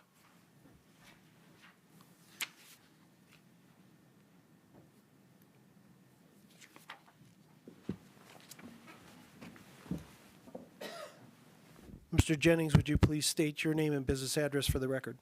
Yes, my name is George Jennings. I work at Ovintiv USA Incorporated, and which is located at 4 Waterway Square Place, the Suite 100, The Woodlands, Texas 77380. And what's your current position with Ovintiv in relation to these lands? I'm a development geologist working the lands. And I'm going to show you what have now been marked as Exhibits K, L, M, and substitute Exhibit N. Do you recognize these exhibits? I do. Were they prepared by you or Ovintiv personnel with your input and review? Yes. Turning to Exhibit K, and I will tell the board they've seen these same exhibits recently, so we should make this fairly quickly. So again, just explain what Exhibit K shows. Sure. We're looking at the type log, the Shell Brotherson 1-11B4, which contains the stratigraphic definition for the lower Green River Wasatch transitional formations. Yeah. And turning to Exhibit L. This is a type log within the lands in question, illustrating those same primary targets and yeah. And it's correlation with that type log, is that correct? Yes, that's correct. Okay, now turning your attention to Exhibit M, please explain what this shows. Yes, this is a cross-section going across from west to east, going across the lands in question, and it reflects the uniformity of these of the formations in this area, and highlights that the lower Green River Wasatch transitional formations constitute one common source of supply here, and are consistent with the board's designation of those formations as one pool throughout the Uinta Basin. Finally, turning your attention to substitute Exhibit M, please explain to the board what this shows. Yes, this is a map. We've spent a lot of time earlier today looking at this. This is the circles with the arrows on it indicate the direction of maximum horizontal stress observed in image logs and other data, and their application here. And as you can see, predominantly we have a north-south trending maximum stress direction, and the average of that is north 17 degrees west. It's also important, the star, could you point out the significance of that star? Yes, thank you. The star is the Thorn UT 4-21 3-2-16-7H well, which was used in a PVT analysis that Mr. Chris Wall will talk about later. All right, so is your expert opinion then that the uniformity and thickness make the lower Green River Wasatch formations attractive target for longer lateral horizontal drilling? Yes, it is. Is it also your expert opinion that the fracture orientation supports a laydown drilling unit? Yes.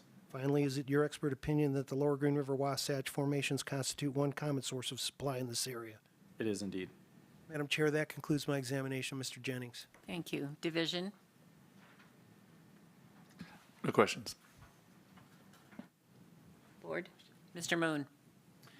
So based on your prior hearing, you adjusted the transition, or what you think the transition is. It's a sharper transition to the west here. What about this the application lands and then the application lands? Well, basically 3 south, 3 west.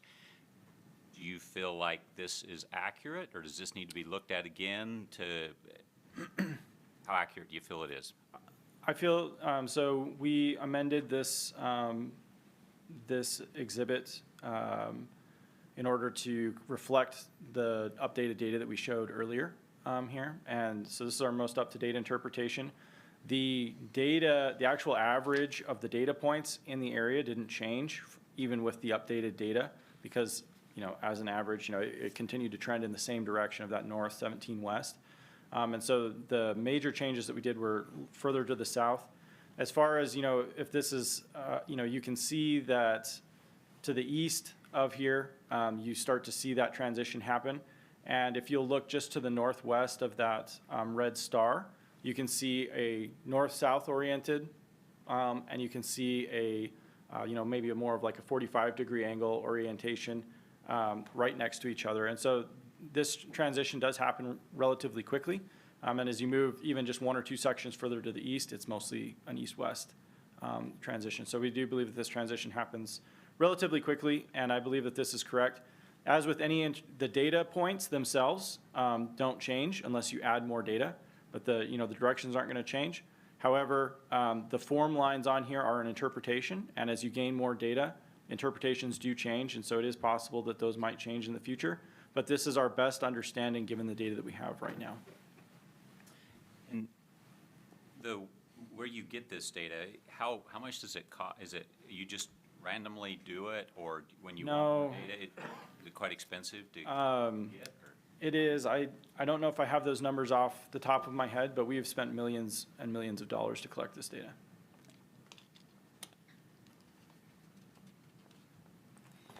Any further questions? Please proceed. Thank you, Madam Chair. With that, I'll commence my examination. Mr. Wall.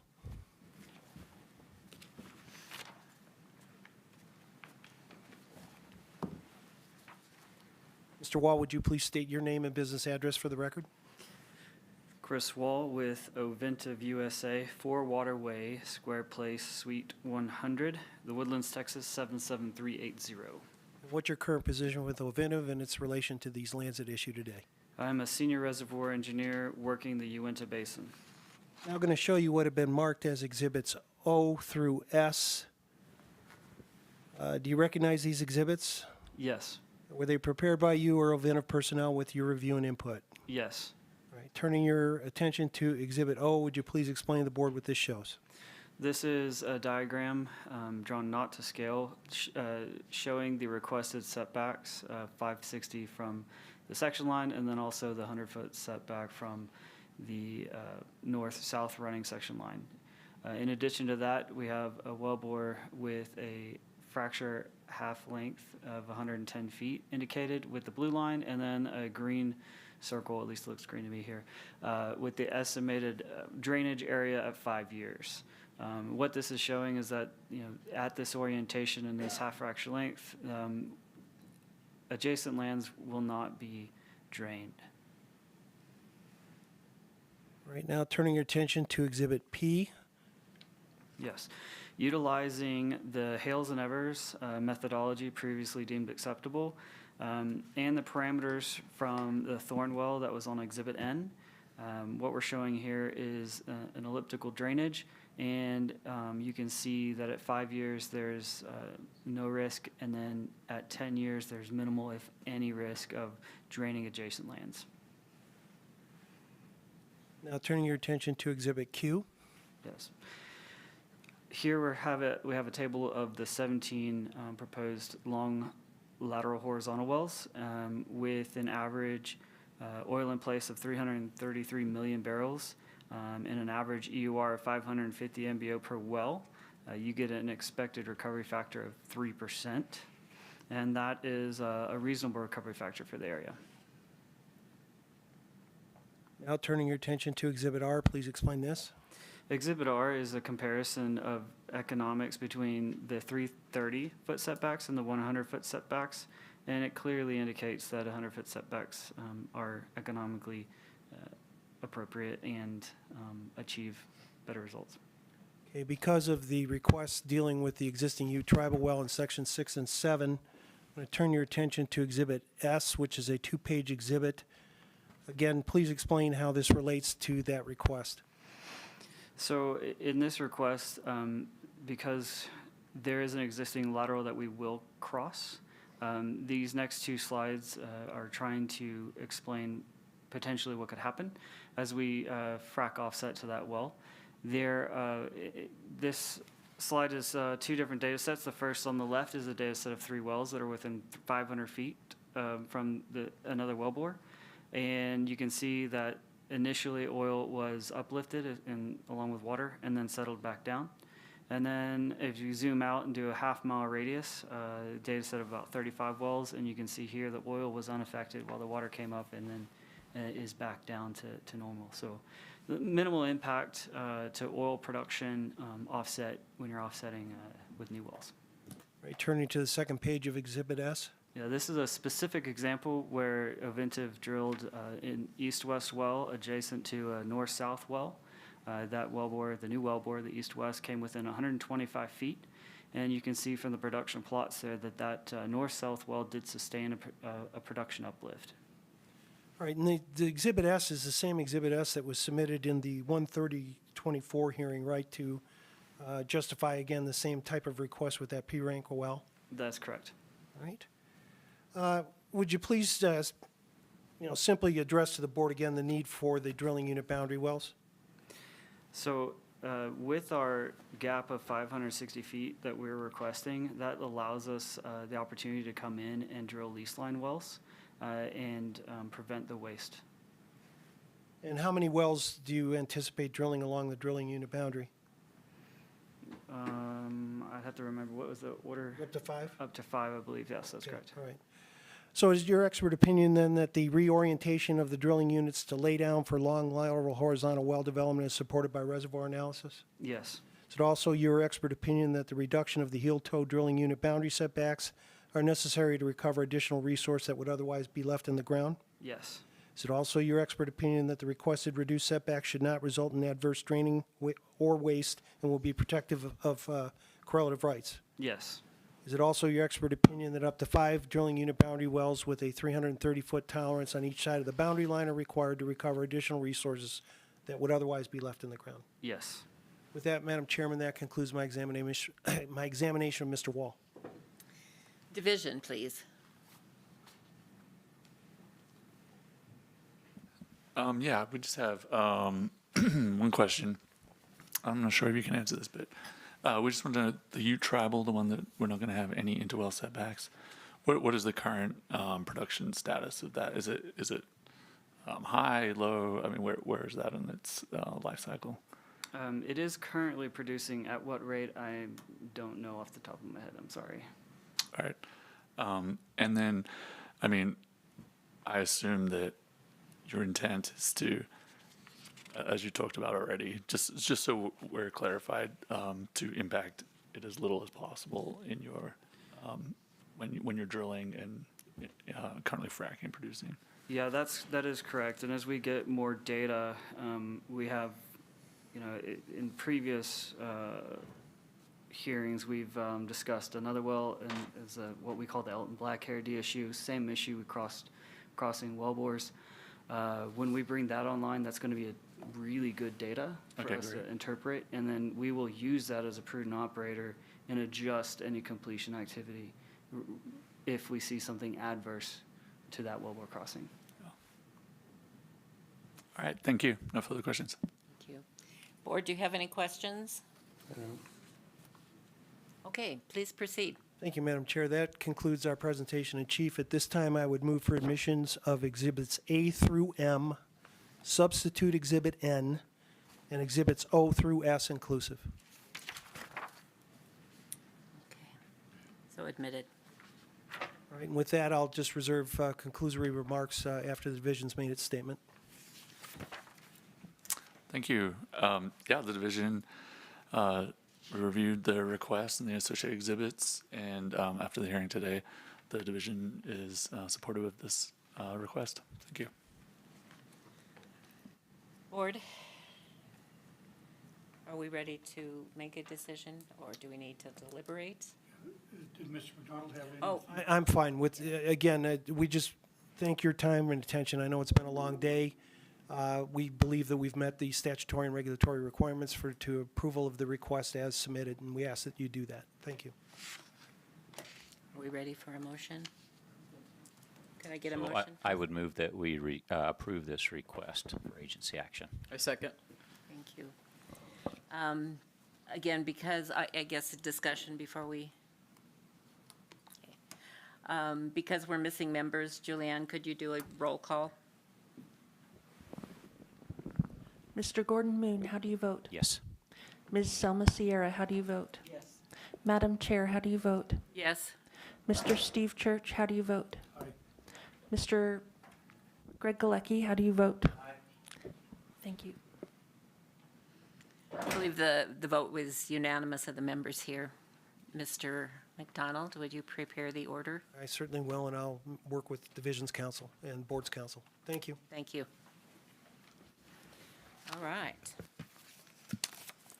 Well, we have one more issue here. Let me get my notes together.